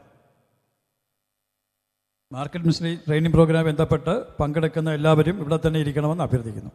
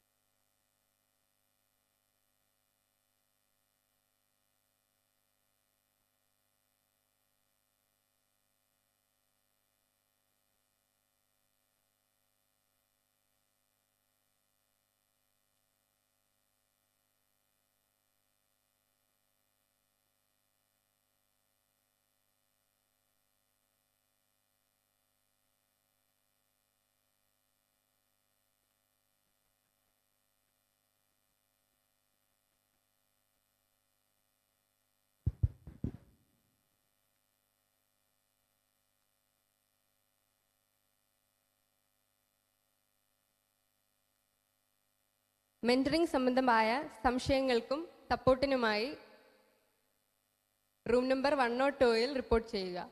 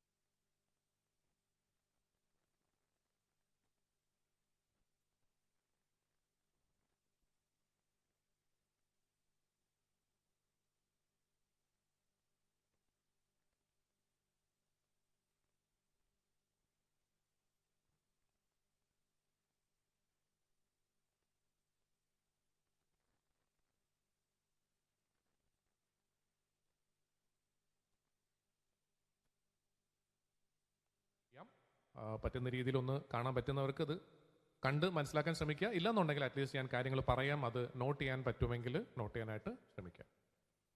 അപ്പം ഏതൊരു സംരംഭകൻ്റെയും അല്ലെങ്കിൽ സംരംഭകയുടെയും ഏറ്റവും വലിയൊരു കൺസേൺ എന്ന് പറയുന്നത്, ഒരുപാട് കൺസേൺസ് ഇവിടെ എനിക്ക് മുമ്പ് സംസാരിച്ചവർ പറഞ്ഞിരുന്നു. അതിൽ ഞാൻ കാണുന്ന ഒരു മേജർ കൺസേൺ എന്ന് പറയുന്നത് മാർക്കറ്റ് ചെയ്യുക എന്നുള്ളതാണ്. നമ്മുടെ പ്രോഡക്റ്റ് അല്ലെങ്കിൽ നമ്മുടെ സർവീസ് നമ്മൾ എന്താണോ വിൽക്കാൻ ഉദ്ദേശിക്കുന്നത് അതിനെ എങ്ങനെ കൂടുതൽ ആളുകളിലേക്ക് നമുക്ക് എത്തിക്കാൻ സാധിക്കും, എങ്ങനെ മാർക്കറ്റ് ചെയ്യാൻ പറ്റും എന്നുള്ളതാണ്. ഇപ്പോൾ പണ്ടൊക്കെ എന്ന് പറഞ്ഞാൽ നമ്മളിപ്പോൾ ഒരു കട ഇട്ടു, അല്ലെങ്കിൽ നമ്മൾ പത്രത്തിൽ പരസ്യം കൊടുത്തു, അങ്ങനെയൊക്കെ നമ്മുടെ പ്രോഡക്റ്റ് അല്ലെങ്കിൽ ഇതുപോലെ എക്സിബിഷൻസിൽ നമ്മൾ പങ്കെടുത്തു, അതിൽ വരുന്ന ആളുകൾ തീർച്ചയായിട്ടും നമ്മളെക്കുറിച്ച് അറിയുന്നുണ്ടാകും. പക്ഷേ അങ്ങനെ നമ്മൾ ഒരു സ്ഥലത്ത് ഒരു റീജിയണിൽ മാത്രം ഒതുങ്ങിക്കൂടിയാൽ നമ്മുടെ പ്രോഡക്റ്റ് അല്ലെങ്കിൽ സർവീസ് മറ്റുള്ള സ്ഥലത്തുള്ള ആളുകൾ, ദൂരെയുള്ള സ്ഥലത്തുള്ള ആളുകൾക്ക് അറിയാൻ സാധിക്കുമോ? ഇല്ല. അങ്ങനെ അറിയിക്കാനുള്ള ഏറ്റവും നല്ല ഒരു മെത്തേഡാണ് ഇന്റർനെറ്റ് മാർക്കറ്റിംഗ് അല്ലെങ്കിൽ ഡിജിറ്റൽ മാർക്കറ്റിംഗ് എന്ന് വേണമെങ്കിൽ നമുക്ക് പറയാം. എന്ന് വെച്ചാൽ സോഷ്യൽ മീഡിയയിലൂടെയോ അല്ലെങ്കിൽ അതുപോലുള്ള പ്ലാറ്റ്ഫോമിലൂടെ നമ്മുടെ സാധനങ്ങൾ നമ്മൾ പ്രദർശിപ്പിക്കുക എന്നുള്ളത്. അതിന് ഇ കൊമേഴ്സ് എന്ന് പറയുന്നതിന് ഒരു പങ്ക് വഹിക്കാനുണ്ട്, വലിയൊരു പങ്ക്. അപ്പോൾ നമുക്ക് ഒരുപക്ഷെ അറിയാമായിരിക്കും, പല ബിസിനസ്സുകാരും ഫോക്കസ് ചെയ്യുന്ന ഒരു പ്ലാറ്റ്ഫോമാണ് ആമസോൺ, അല്ലെങ്കിൽ അതേപോലെ ഫ്ലിപ്കാർട്ട്, ഇതുപോലുള്ള സൈറ്റുകളിൽ, ഇതുപോലുള്ള പ്ലാറ്റ്ഫോമിലൂടെ നമ്മുടെ സാധനങ്ങൾ നമുക്ക് വിൽക്കാനായിട്ട് പറ്റും. പക്ഷെ അങ്ങനെ വിൽക്കുമ്പോൾ ഇത് വാങ്ങാൻ സാധ്യതയുള്ള ആളുകൾ ആരാണ്? കോമൺ പബ്ലിക്കാണ്. പക്ഷെ ഇതേപോലെ തന്നെ പബ്ലിക്കിനെ പോലെ തന്നെ വളരെ അധികമായിട്ട് പർച്ചേസ് ചെയ്യുന്ന ഒരു വലിയൊരു ബയ്യറുണ്ട്. അത് പലപ്പോഴും നമ്മൾ അറിയാറില്ല എന്നുള്ളതാണ് വാസ്തവം. ആ ബയ്യർ മറ്റാരുമല്ല, ഗവൺമെൻറ്റാണ്, ഗവൺമെൻറ് സ്ഥാപനങ്ങളാണ്.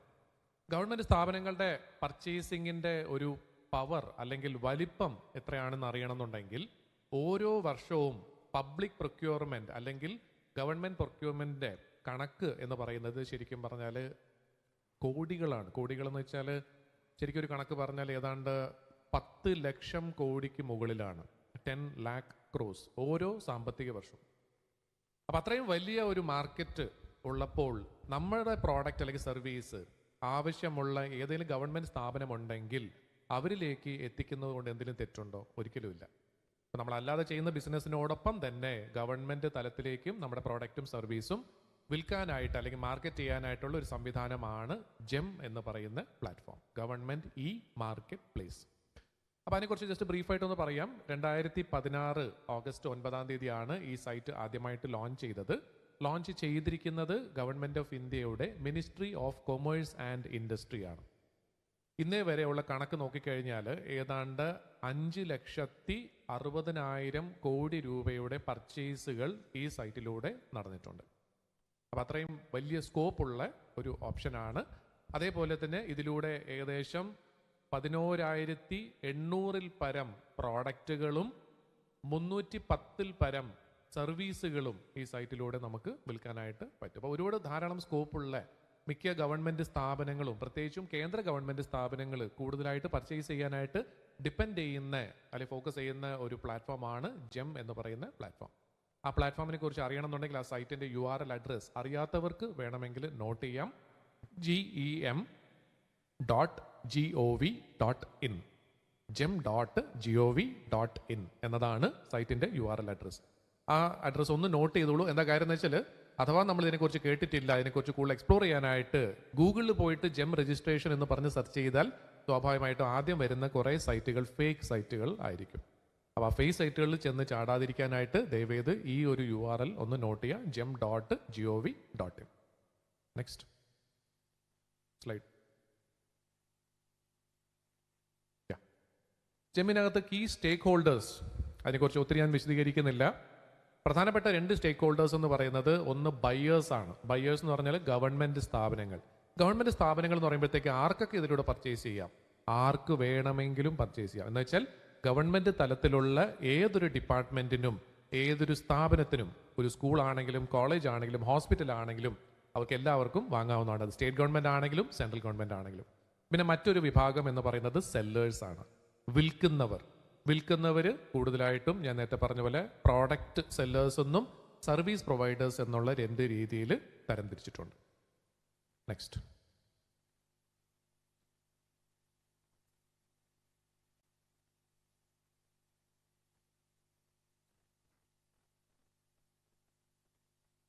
ഇന്ത്യയിൽ ശരിക്കും പറഞ്ഞാൽ 27 സംസ്ഥാനങ്ങളും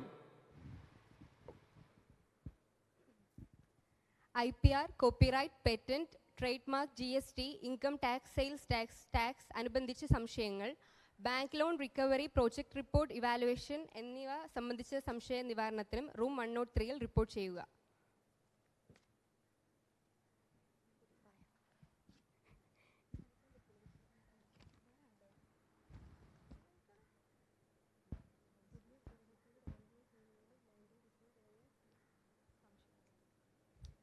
മാർക്കറ്റിംഗ്, സെയിൽസ്, ഡിജിറ്റൽ മാർക്കറ്റിംഗ്, പുതിയ പ്രോഡക്റ്റിൻ്റെ ഡെവലപ്മെൻറ്റ് ചെയ്യുന്നതിൻ്റെ കാര്യങ്ങൾ, ബ്രാൻഡിംഗ്, ഡിസൈൻ തുടങ്ങിയ സംശയ നിവാരണത്തിനും ക്ലബിൽ റിപ്പോർട്ട് ചെയ്യുക.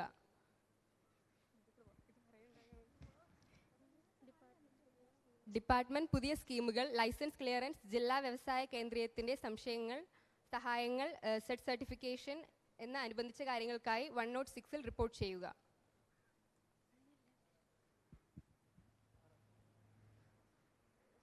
ഫൈൻ. അപ്പോൾ നമ്മുടെ ജെമ്മിലേക്ക് തിരിച്ചു വരാം.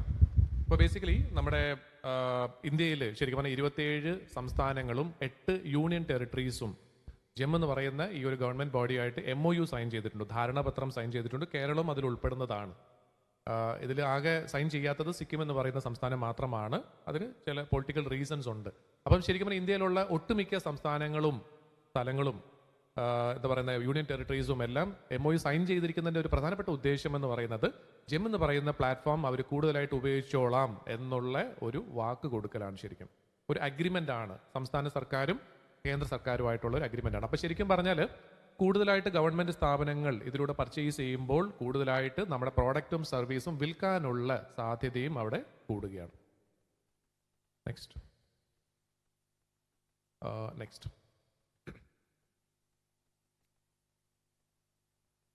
ഓക്കെ, ഞാൻ ചില സ്ലൈഡ്സ് ഒന്ന് സ്കിപ്പ് ചെയ്യാണ്, സമയം കുറച്ച് കുറവായതുകൊണ്ട്. നിങ്ങൾക്ക് ആവശ്യമുള്ള സ്ലൈഡ്സ് മാത്രമേ ഇപ്പോൾ തൽക്കാലം കാണിക്കുന്നുള്ളൂ. ഈ ഒരു സ്ലൈഡ് ഒരുപക്ഷെ നിങ്ങൾക്ക് ആവശ്യമില്ലായിരിക്കാം, എന്നാലും ജസ്റ്റ് അതിനെക്കുറിച്ചൊന്ന് പറയാം. ജെം എന്ന് പറയുന്നത് ഒരുപാട് ആളുകൾ യൂസ് ചെയ്യുന്ന പലർക്കും ഒരു സംശയം എന്ന് വെച്ചാൽ ജെം എന്ന് പറയുന്ന ഒരു ടെൻഡർ പ്ലാറ്റ്ഫോം ആണോ? ഈ ടെൻഡർ അല്ലെങ്കിൽ CPPP അതുപോലുള്ള പല ഗവൺമെൻറ് തലത്തിൽ ഉപയോഗിക്കുന്ന പല ടെൻഡർ സൈറ്റുകളുണ്ട്. ടെൻഡർ പബ്ലിഷ് ചെയ്യാനായിട്ട് ഗവൺമെൻറ് സ്ഥാപനങ്ങൾ ഉപയോഗിക്കുന്നതാണ്. ജെം എന്ന് പറയുന്നത് ആക്ച്വലി ഒരു ടെൻഡർ പബ്ലിക്കേഷൻ സൈറ്റ് അല്ല. ടെൻഡറും പബ്ലിഷ് ചെയ്യാം, പക്ഷെ അതോടൊപ്പം തന്നെ നമുക്ക് ആമസോണിൽ അല്ലെങ്കിൽ ഫ്ലിപ്കാർട്ടിലൂടെ പർച്ചേസ് ചെയ്യുന്ന പോലെ ഒരു മാർക്കറ്റ് പ്ലേസ് ആണ്. മാർക്കറ്റ് പ്ലേസ് എന്ന് പറയുന്നത് എന്താണ് അതിൻ്റെ അർത്ഥം?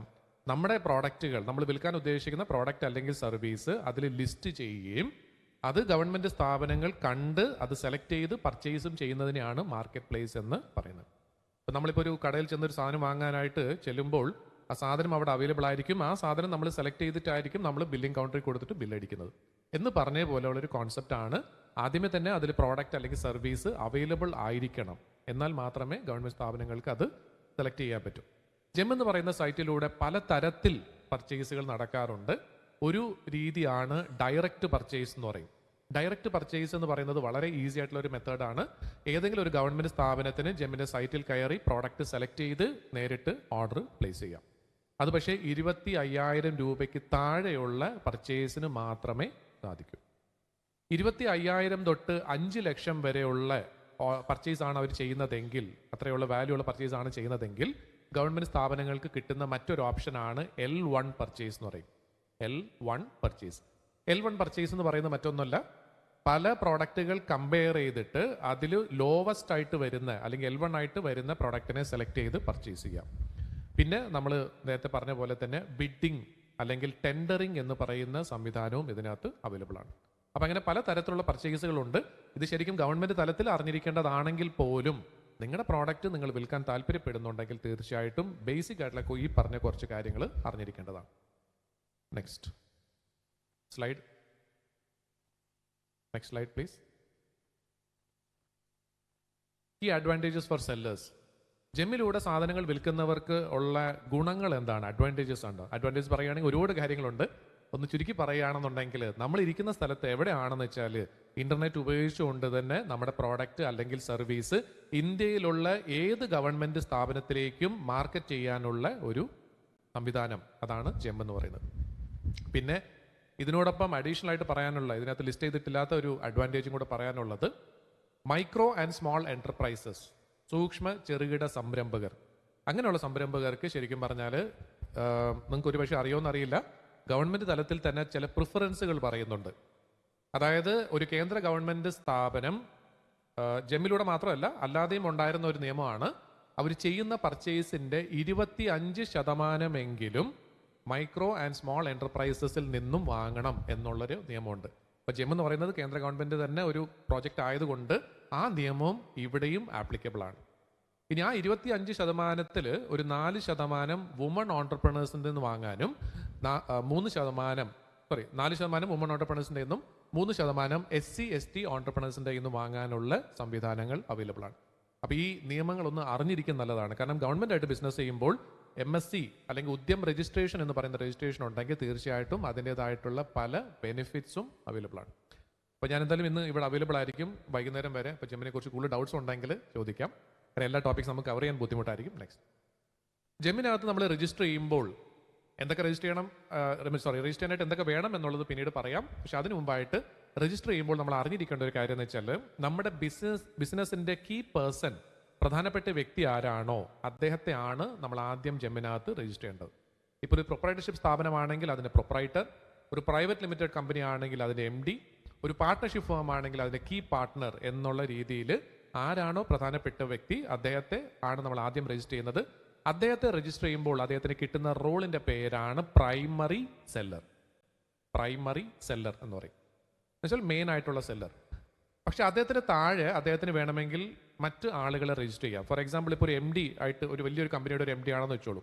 അദ്ദേഹത്തെ നമ്മൾ പ്രൈമറി സെല്ലർ എന്നുള്ള റോള് കൊടുക്കുന്നു. പക്ഷെ അദ്ദേഹത്തിന് അവിടെ ഇരുന്നുകൊണ്ട് അദ്ദേഹത്തിൻ്റെ അക്കൗണ്ടിലൂടെ എല്ലാ കാര്യങ്ങളും ചെയ്യാൻ സമയം ഉണ്ടായെന്ന് വരില്ല, വളരെ ബിസി ആയിട്ടുള്ള ഒരാളായിരിക്കും. അങ്ങനെയാണെങ്കിൽ ആ അക്കൗണ്ട് മൊത്തമായിട്ട് ഹാൻഡിൽ ചെയ്യാനായിട്ട് സെക്കൻഡറി സെല്ലേഴ്സ് എന്ന് പറയുന്ന ആളുകളെ അതിലേക്ക് രജിസ്റ്റർ ചെയ്യാനുള്ള ഒരു സംവിധാനം കൂടെ അവൈലബിൾ ആണ്. ഇത് കൂടുതലായിട്ട് ഉപയോഗിക്കുന്നത് വലിയ വലിയ സ്ഥാപനങ്ങളാണ്. ചെറിയ സ്ഥാപനങ്ങൾക്ക് ഒരാൾ തന്നെയായിരിക്കും primary as well as secondary എന്നുള്ളത്. നെക്സ്റ്റ്, നിങ്ങൾ അറിഞ്ഞിരിക്കേണ്ട മറ്റൊരു പ്രധാനപ്പെട്ട കാര്യം എന്ന് വെച്ചാൽ ജെമ്മിനകത്ത് ഞാൻ നേരത്തെ പറഞ്ഞിരുന്നു 11,800 പരം പ്രോഡക്റ്റുകൾ ഉണ്ടെന്ന് പറഞ്ഞിരുന്നു. ഈ പ്രോഡക്റ്റുകളെ 6 സെക്ഷനായിട്ട് തിരിച്ചിട്ടുണ്ട്. സെക്ഷൻ എന്നല്ല പറയുന്നത്, ഇവിടെ ക്വാഡ്രന്റ് എന്നാണ് പറയുന്നത്. ക്വാഡ്രന്റ് എന്നുള്ളത് നമ്മൾ പണ്ട് കണക്കിൽ പഠിച്ചിട്ടുണ്ടാകും. ഒരു പേപ്പർ എടുത്തിട്ട് ഹൊറിസോണ്ടലായിട്ടും വെർട്ടിക്കലായിട്ടും 2 വര വരച്ച് കഴിഞ്ഞാൽ 4 സെക്ഷനായിട്ട് മാറും. അതിനെ സാധാരണ നമ്മൾ ക്വാഡ്രന്റ് എന്ന് വിളിക്കും. ക്വാഡ്രന്റുകൾ സാധാരണയായിട്ട് 4 ആണ്, പക്ഷേ ജെമ്മിനകത്ത് 6 ക്വാഡ്രന്റുകളുണ്ട്. എന്താണ് ഈ ക്വാഡ്രന്റോട് ഉദ്ദേശിക്കുന്നത്? ഓരോ ക്വാഡ്രന്റിലുള്ള പ്രോഡക്റ്റുകൾ വിൽക്കുന്ന ആളുകൾ ആരൊക്കെയാണ് എന്ന് തീരുമാനിക്കുന്നത് ജെമ്മാണ്.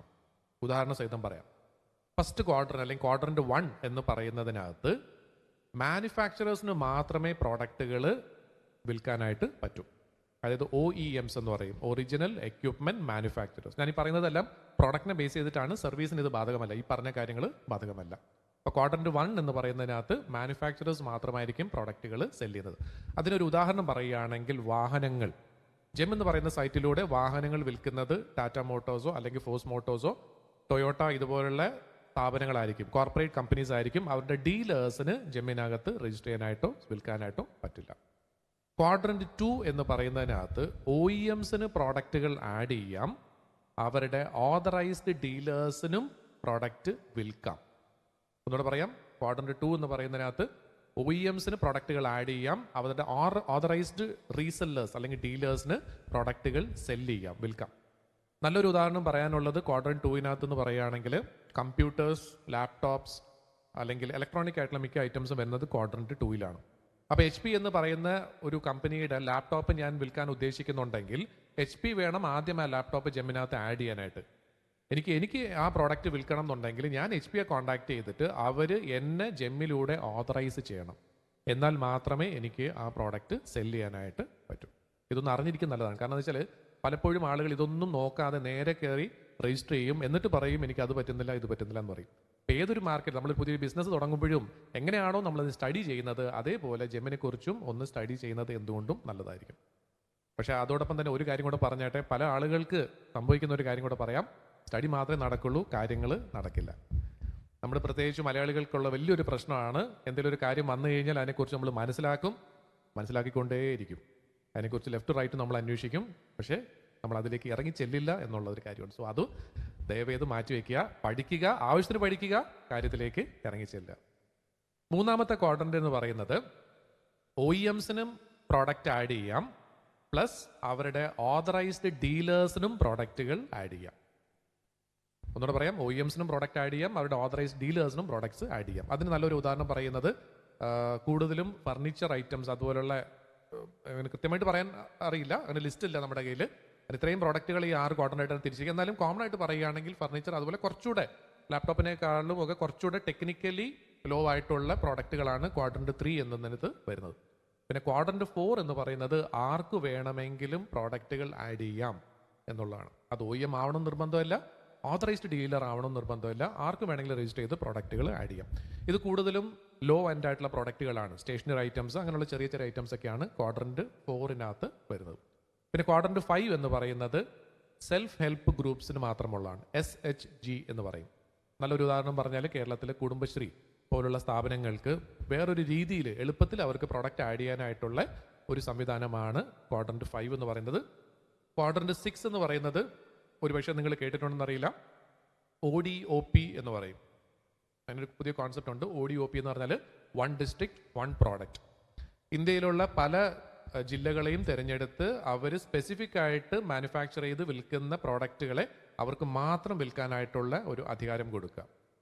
ഇപ്പോൾ ഉദാഹരണം പറയുകയാണെങ്കിൽ ആറന്മുള കണ്ണാടി അല്ലെങ്കിൽ ബാലരാമപുരം കൈത്തറി വസ്ത്രങ്ങൾ അങ്ങനെയുള്ള പല പ്രോഡക്റ്റുകളും കേരളത്തിലും ഐഡൻറ്റിഫൈ ചെയ്തിട്ടുണ്ട്. ആ പ്രോഡക്റ്റുകൾ വിൽക്കാനായിട്ട് ആ ജില്ലയിലുള്ള അധികാരപ്പെട്ട ആളുകൾക്ക് മാത്രമേ വിൽക്കാനായിട്ടും പറ്റൂ. അപ്പോൾ ശരിക്കും പറഞ്ഞാൽ ബിസിനസ് കിട്ടാനായിട്ട് ഇപ്പം പല ആൾക്കാരും ചോദിക്കാറുണ്ട്, ഹാൻഡിക്രാഫ്റ്റ് ഐറ്റംസ് ഞാൻ ഉണ്ടാക്കിയാൽ ജെമ്മിലൂടെ വിൽക്കാൻ പറ്റുമോ? അതിനൊക്കെയുള്ള ഒരു ഉത്തരമാണ് ശരിക്കും പറഞ്ഞാൽ ഈ ODOP എന്ന് പറയുന്ന ഈ ഒരു സംവിധാനം. Next slide please.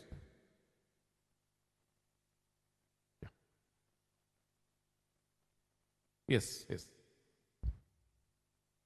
ഇനി നമ്മൾ ബിസിനസ് ചെയ്ത് കഴിഞ്ഞാൽ നമുക്കൊരു റേറ്റിംഗ് കിട്ടും.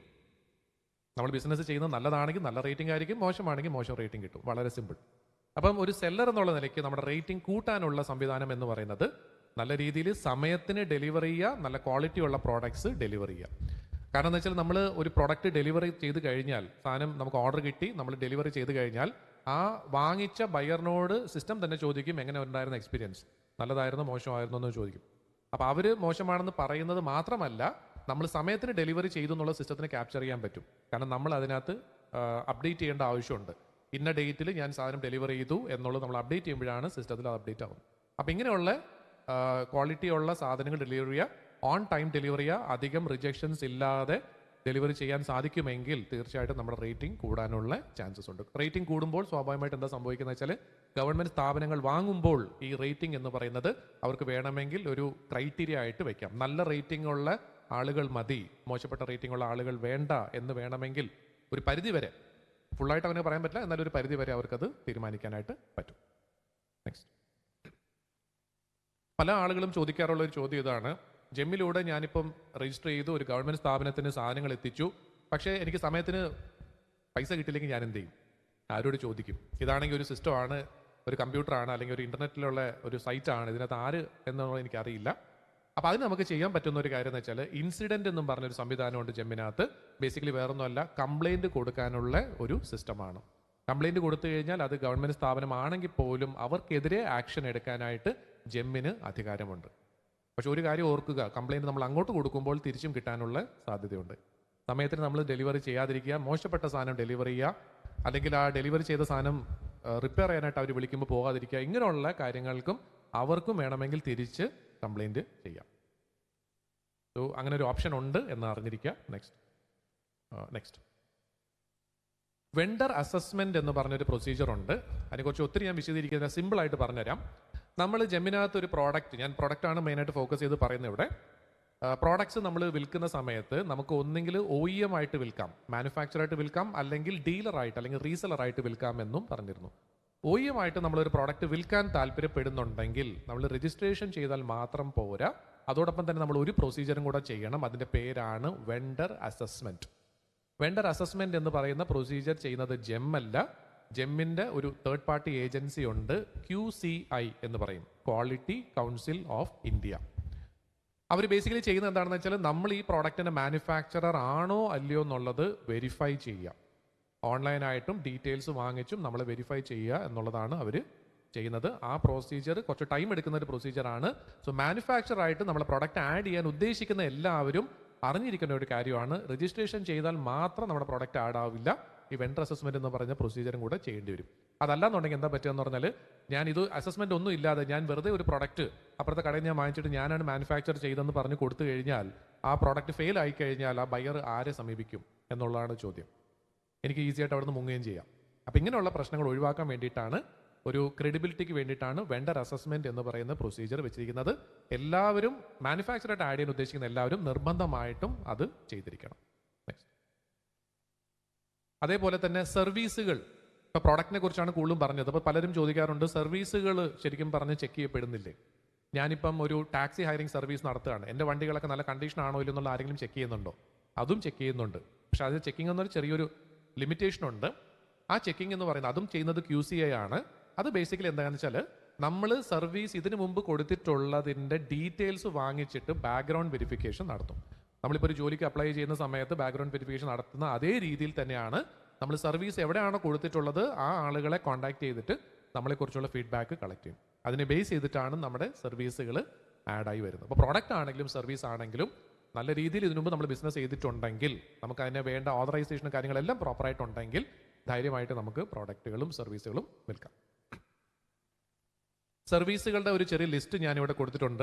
അത് ജെമിനി സൈറ്റിൽ തന്നെ നിന്ന് എടുക്കുന്നതായിരിക്കും ഏറ്റവും നല്ലത്. 310 സർവീസുകൾ, കുറച്ച് സർവീസ് മാത്രമേ ഞാനിവിടെ ലിസ്റ്റ് ചെയ്തിട്ടുള്ളൂ. കാണാൻ ബുദ്ധിമുട്ടായിരിക്കും. ഞാൻ ജസ്റ്റ് ഒന്ന് ഓർത്ത് പറയുകയാണെങ്കിൽ, ജെമിലൂടെ ഏറ്റവും കൂടുതൽ വാങ്ങിക്കപ്പെടുന്ന, പ്രൊക്യൂർ ചെയ്യപ്പെടുന്ന സർവീസുകളിൽ ഒന്ന് മാൻ പവർ ഔട്ട്സോഴ്സിംഗ് എന്ന് പറയുന്ന സർവീസാണ്. മറ്റൊന്ന് ടാക്സി ഹയറിംഗ് സർവീസാണ്. AMC എന്ന് പറയുന്ന സർവീസ് ഉണ്ട്. സോഫ്റ്റ്വെയർ സർവീസസ് ഉണ്ട്. ക്ലൗഡ് സർവീസ്, അങ്ങനെ ഒരുപാട് സർവീസുകളുണ്ട്. അപ്പം എനിക്ക് എപ്പോഴും ഒരു സജഷൻ ഉള്ളത്, രജിസ്റ്റർ ചെയ്യുന്നതിന് മുമ്പ് എന്തൊക്കെ ഇതിനകത്ത് നിങ്ങൾക്ക് വിൽക്കാൻ പറ്റും എന്നുള്ളതിനെ കുറിച്ച് ഒരു ഐഡിയ ഉണ്ടാക്കിയിട്ട് രജിസ്റ്റർ ചെയ്യുന്നതായിരിക്കും എന്തുകൊണ്ടും നല്ലത്. അപ്പോൾ ഒരു ക്ലാരിറ്റി ഉണ്ടാവും നമുക്ക്. നെക്സ്റ്റ്, ജെമ്മിലൂടെ നടന്നിട്ടുള്ള പർച്ചേസുകളുടെ ഒരു ശരാശരി കണക്കാണ് ഇത്. ഓരോ ഫിനാൻഷ്യൽ ഇയർ അനുസരിച്ചുള്ള കണക്കാണ് പറഞ്ഞിരിക്കുന്നത് ഇവിടെ.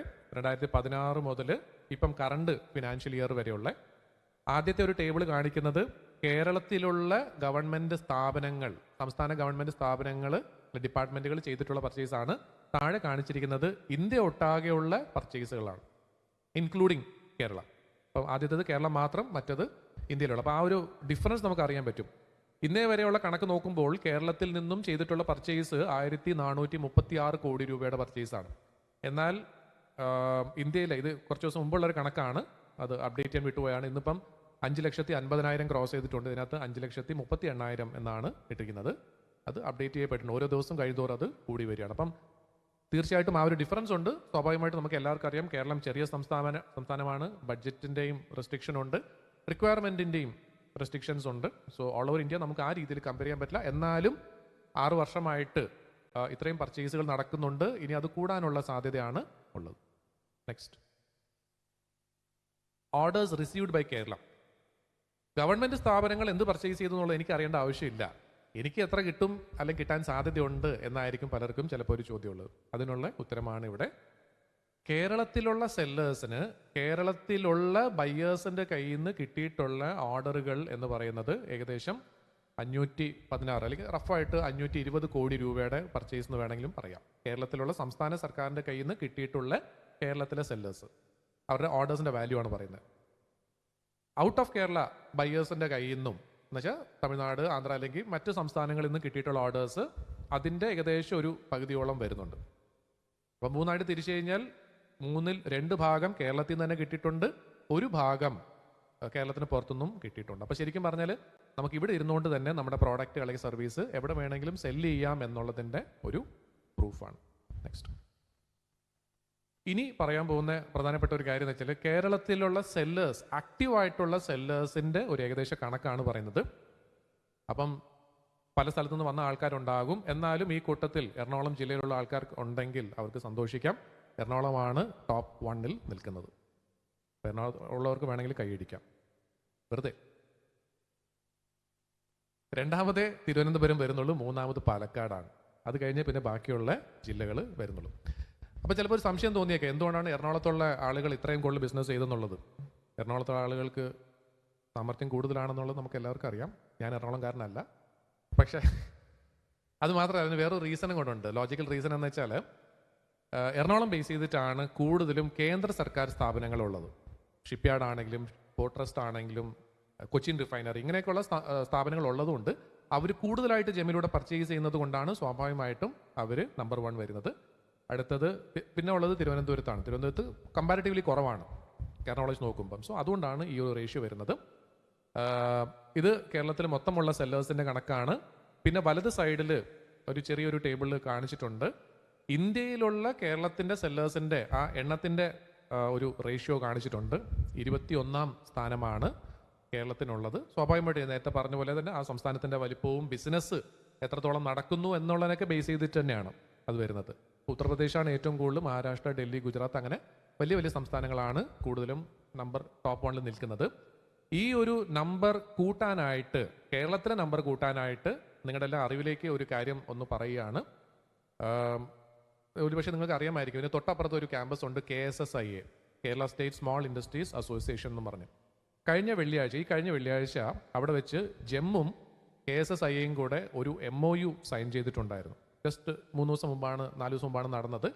അതിൻ്റെ ഒരു പർപ്പസ് എന്ന് പറയുന്നത് KSSIA ഇനി ജില്ലാ തലത്തിൽ സെല്ലേഴ്സിന് വേണ്ടിയിട്ടുള്ള സെഷൻസ് നടത്താനുള്ള പ്ലാനാണ്. എന്ന് വെച്ചാൽ കൂടുതലായിട്ട് സെല്ലേഴ്സിന് ഇതിനെക്കുറിച്ചുള്ള അവയർനെസ് കൊടുക്കുക എന്നുള്ളതാണ്. കുറച്ചുകൂടെ ഡ്യൂറേഷനുള്ള സെഷൻസ് ആയിരിക്കും. ഇപ്പം നമ്മൾ ഇന്നത്തെ ഈ പ്രോഗ്രാമിൽ ജസ്റ്റ് ഒരു ബ്രീഫ് അവയർനെസ് കൊടുക്കുക എന്നുള്ളത് മാത്രമേ എനിക്ക് പറ്റുള്ളൂ, ടൈം ഡ്യൂറേഷൻ കാരണം. പക്ഷേ തീർച്ചയായിട്ടും ഇതുപോലെ സെഷൻസ് നടക്കുമ്പോൾ നിങ്ങൾ ഏത് ജില്ലയിലാണെങ്കിലും അവിടുത്തെ KSSIA ആയിട്ട് ബന്ധപ്പെട്ട് അല്ലെങ്കിൽ DICs ആയിട്ട് ബന്ധപ്പെട്ട് ഇങ്ങനെ സെഷൻസ് അവൈലബിൾ ആണെങ്കിൽ, നിങ്ങൾ അവൈലബിൾ ആണെങ്കിൽ ദയവേത് അതിലേക്ക് പാർട്ടിസിപ്പേറ്റ് ചെയ്യുക. കാരണം കൂടുതലായിട്ട് അതിനെക്കുറിച്ച് വിശദീകരിക്കാനുള്ള സമയം വരുന്ന ട്രെയിനർക്കുണ്ടാകും, ഞാനാണെങ്കിലും വേറെ ആരാണെങ്കിലും. അപ്പോൾ അത് കൂടുതലായിട്ട് ഡിസ്കസ് ചെയ്യാനുള്ള ഒരു ഓപ്പർച്യൂണിറ്റിയും അവിടെ ഉണ്ടാവും. എല്ലാ ജില്ലയിലും ഉണ്ട്. എന്താ സാർ? അല്ല, ഞാൻ കോൺടാക്ട് ചെയ്യാൻ KSSIA ആയിരിക്കും നല്ലത്. അല്ലെങ്കിൽ DIC എന്ന് ഉദ്ദേശിച്ചത് ഡിസ്ട്രിക്ട് ഇൻഡസ്ട്രി സെന്റർ. എന്താ സാർ? സെഷൻസിൻ്റെ ഡ്യൂറേഷൻ അത് ഫൈനലൈസ് ആയിട്ടില്ല. ബട്ട് അറ്റ്ലീസ്റ്റ് ഒരു 3 hours എങ്കിലും മിനിമം. വേണമെങ്കിൽ അത് എക്സ്റ്റെൻഡ് ചെയ്യാം, എനിക്കറിയില്ല. അത് KSSIA ആയിട്ടൊന്ന് ഡിസ്കസ് ചെയ്യണം. ഇപ്പം ജസ്റ്റ് MOU സൈൻ ചെയ്തേ ഉള്ളൂ ഇപ്പം. പ്രോബ്ലി 1 day ആയിരിക്കും നല്ലത്. ബട്ട് അതിനുള്ള അറേഞ്ച്മെന്റ് ഉണ്ടോ എന്ന് എനിക്കറിയില്ല. എനിവേ ഹാഫ് ഡേ എന്തായാലും ഉണ്ടാവും ഫോർ ഷുവർ. അത് 1 time മാത്രമല്ല, റിപ്പീറ്റഡ് ആയിട്ട് ചെയ്യണമെന്ന് തന്നെയാണ് പ്ലാൻ വെച്ചിരിക്കുന്നത്. എന്തോ? യെസ്, തീർച്ചയായിട്ടും നമ്മൾ ഈ കാര്യങ്ങൾ ഡിസ്കസ് ചെയ്യുക, പ്ലസ് അതോടൊപ്പം തന്നെ ഓൺ ബോർഡിങ് കൂടെ ചെയ്യാന്നുള്ള പ്ലാൻ തന്നെയാണ്. എന്തോ?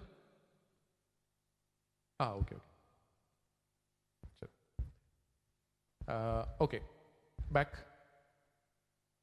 കേരളത്തിൽ നിന്നും പർച്ചേസ് ചെയ്യപ്പെടുന്ന ടോപ്പ് 10 കാറ്റഗറീസും ടോപ്പ് 10 ഡിപ്പാർട്ട്മെന്റ്സും ആണ് ലിസ്റ്റിൽ കൊടുത്തിരിക്കുന്നത്. ഞാനീ പറയുന്നത് കഴിഞ്ഞ ഫിനാൻഷ്യൽ ഇയർ വരെ ഉള്ള കണക്ക് പ്രകാരമാണ് പറയുന്നത്. അപ്പം ടോപ്പ് 10 കാറ്റഗറീസ് എന്ന് പറയുമ്പോൾ ചിലപ്പോൾ നമുക്ക് തോന്നിയേക്കാം ഇതൊന്നും നമുക്ക് പറ്റിയ സാധനങ്ങളല്ലല്ലോ, വെഹിക്കിൾസ്, കമ്പ്യൂട്ടേഴ്സ്. ഇത് ഹൈ വാല്യൂ വരാനുള്ള കാരണം എന്ന് വെച്ചാൽ ഓരോ വണ്ടിയും വാങ്ങുമ്പോഴും ശരിക്കും അതിൻ്റെ വാല്യൂ വളരെ കൂടുതലായതുകൊണ്ടാണ്. ഇപ്പോൾ ടോപ്പ് 10 മാത്രമേ ഇവിടെ കാണിക്കാൻ പറ്റുള്ളൂ, ബാക്കിയുള്ളത് കാണിക്കാൻ പറ്റില്ല. പക്ഷേ എന്ന് വെച്ചാൽ ഇത് മാത്രമേ ആളുകൾ വാങ്ങുന്നു എന്നല്ല അതിൻ്റെ അർത്ഥം.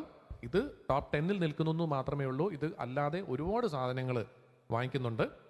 പലരും ചോദിക്കാറുള്ളൊരു ചോദ്യം ഇതാണ്, ഏറ്റവും കൂടുതൽ വാങ്ങുന്ന ഡിപ്പാർട്ട്മെൻറ്റുകൾ ഏതാണ്, സോ ദാറ്റ് എനിക്ക് അവിടെ ടാർഗറ്റ് ചെയ്യാം. അങ്ങനെയാണെങ്കിൽ എനിക്ക് പറയാനുള്ളൊരു കാര്യം, ആദ്യം നിങ്ങൾ ടാർഗറ്റ് ചെയ്യേണ്ടത് നിങ്ങളുടെയൊക്കെ നാട്ടിലുള്ള പഞ്ചായത്തുകളാണ്. പഞ്ചായത്തുകൾ എന്ന് വെച്ചാൽ ഗ്രാമപഞ്ചായത്തുകൾ, ബ്ലോക്ക് പഞ്ചായത്തുകൾ, മുനിസിപ്പാലിറ്റി കോർപ്പറേഷൻസ്, ഇവരെ ടാർഗറ്റ് ചെയ്യുക. ബിക്കോസ് ഇവർ കൂടുതലായിട്ട് ജെമ്മിലൂടെ പർച്ചേസ് ചെയ്യുന്നുണ്ട്. കഴിഞ്ഞതിന് മുമ്പത്തെ സാമ്പത്തിക വർഷം വരെ ശരിക്കും പറഞ്ഞാൽ ഹോം ഡിപ്പാർട്ട്മെൻറ്റ്, പോലീസ്, അതുപോലെ ഫയർ ആൻഡ് റെസ്ക്യൂ ആയിരുന്നു ഏറ്റവും കൂടുതൽ നിന്നത്. ഇപ്പോൾ അത് നേരെ തിരിഞ്ഞിരിക്കുകയാണ്. പഞ്ചായത്തുകളാണ്, അല്ലെങ്കിൽ LSGD, local self government department ആണ് ഏറ്റവും കൂടുതൽ ചെയ്യുന്നത്. പിന്നെ home, health and family welfare, industries ഉണ്ട്. അപ്പം അങ്ങനെ ഒരു നമ്പർ 1 അല്ലെങ്കിൽ നമ്പർ 10 ആയിട്ട് നിൽക്കുന്ന ടോപ്പ് 10 ഡിപ്പാർട്ട്മെൻറ്റ്സിൻ്റെ ഒരു ലിസ്റ്റാണ് കൊടുത്തിരിക്കുന്നത്. അപ്പം ധാരാളം പർച്ചേസുകൾ ഇനി കൂടാനുള്ള സാധ്യതയാണുള്ളത്. നെക്സ്റ്റ്, ജെമ്മിനെ കുറിച്ച് അറിയാനായിട്ട് ജെമ്മിൻ്റെ സൈറ്റിൽ തന്നെ പോയി കഴിഞ്ഞാൽ നമുക്ക് അതിനുള്ള ഓപ്ഷൻസ് ഉണ്ട്. ഇതുപോലെ ക്ലാസ് റൂം സെഷൻസ് ഓൺലൈനായിട്ട് നടക്കുന്നുണ്ട്, അല്ലാതെയും നടക്കുന്നുണ്ട്. പിന്നെ ഇതുപോലുള്ള യൂട്യൂബ് ചാനലുണ്ട്, ജെമ്മിൻ്റെ യൂട്യൂബ് ചാനലുണ്ട്. അതിൽ കയറിയാലും നമുക്ക് വീഡിയോ ട്യൂട്ടോറിയൽസ് കാണാൻ പറ്റും. നെക്സ്റ്റ് ജെമ്മിൻ്റെ സൈറ്റ് കയറി കഴിഞ്ഞാൽ ചാറ്റ് ചെയ്ത് നമുക്ക് നമ്മുടെ ക്വയറീസ് ചോദിക്കാനുള്ള ഒരു ഓപ്ഷൻ ഉണ്ട്, ജെമ്മി ചാറ്റ് ബോട്ട് എന്നും പറഞ്ഞ്. അപ്പോൾ അത് പ്രീ ഡിഫൈൻഡ് ആയിട്ടുള്ള ഉത്തരങ്ങളായിരിക്കും അതിനകത്ത് വരുന്നത്. അത് ടൈപ്പ് ചെയ്ത് ഉത്തരങ്ങൾ കിട്ടാം. ഫ്രീക്വൻ്റ്ലി ആസ്ക് ക്വസ്റ്റ്യൻസ് എന്നും പറഞ്ഞൊരു ലിങ്ക് ഉണ്ട്, അതും ജെമ്മിൻ്റെ സൈറ്റിൽ തന്നെയുണ്ട്. ഈ പറഞ്ഞ ജെമ്മി ചാറ്റ് ബോട്ട്, FAQs, പിന്നെ ട്രെയിനിങ് മോഡ്യൂൾ എന്നൊക്കെ പറഞ്ഞ ധാരാളം ലിങ്കുകൾ ജെമ്മിൻ്റെ സൈറ്റിൽ തന്നെ അവൈലബിൾ ആണ്. അപ്പോൾ സൈറ്റ് എടുക്കുക, ദാറ്റ് ഇസ് gem.gov.in. രജിസ്റ്റർ ചെയ്യുന്നതിന് മുമ്പേ തന്നെ അതിൻ്റെ താഴെ, സൈറ്റിന് ഏറ്റവും താഴെ നമുക്ക് ഈ പല ലിങ്ക്സും എക്സ്പ്ലോർ ചെയ്ത് നോക്കിയാൽ അതിനെക്കുറിച്ച് നമുക്ക് തന്നെ ഇരുന്ന് പഠിക്കാനുള്ള ഓപ്ഷൻസ് അവൈലബിൾ ആണ്. പിന്നെ ടോൾ ഫ്രീ നമ്പേഴ്സ് അവൈലബിൾ ആണ് ജെമ്മിൻ്റെ സൈറ്റിനകത്ത്. അതിലേക്ക് കയറി നമുക്ക് അവർ വിളിച്ച് നമുക്ക് കാര്യങ്ങൾ ചോദിക്കാം. അല്ലെങ്കിൽ ഇമെയിൽ ID helpdesk-gem@gov.in എന്ന് പറയുന്ന ഒരു ഇമെയിൽ ID ഉണ്ട്.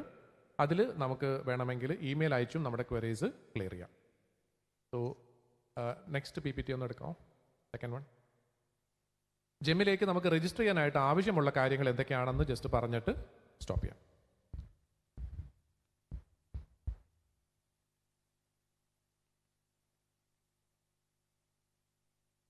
സെക്കൻഡ് വൺ ഞാൻ ജസ്റ്റ് ഒന്ന് പറയാം. നമുക്ക് ജെമ്മിനകത്ത് ആദ്യമായിട്ട് രജിസ്റ്റർ ചെയ്യാനാണ് ഉദ്ദേശിക്കുന്നതെങ്കിൽ ജെമ്മിൻ്റെ സൈറ്റിൽ പോകുന്നതിന് മുമ്പ് ചില കാര്യങ്ങൾ ഉണ്ടോ ഇല്ലയോ എന്നുള്ളത് നമ്മളൊന്ന് റെഡിയാക്കി വയ്ക്കുക. നമുക്ക് ഡോക്യുമെൻറ്റ്സ് ഒന്നും ജെമ്മിനകത്ത് അപ്ലോഡ് ചെയ്യേണ്ട ആവശ്യമില്ല. ചില ഡോക്യുമെൻറ്റ്സ് കൈവശം വെച്ചാൽ മതി, ആ ഡീറ്റെയിൽസ് മാത്രം നമ്മൾ കൊടുത്താൽ മതിയോ.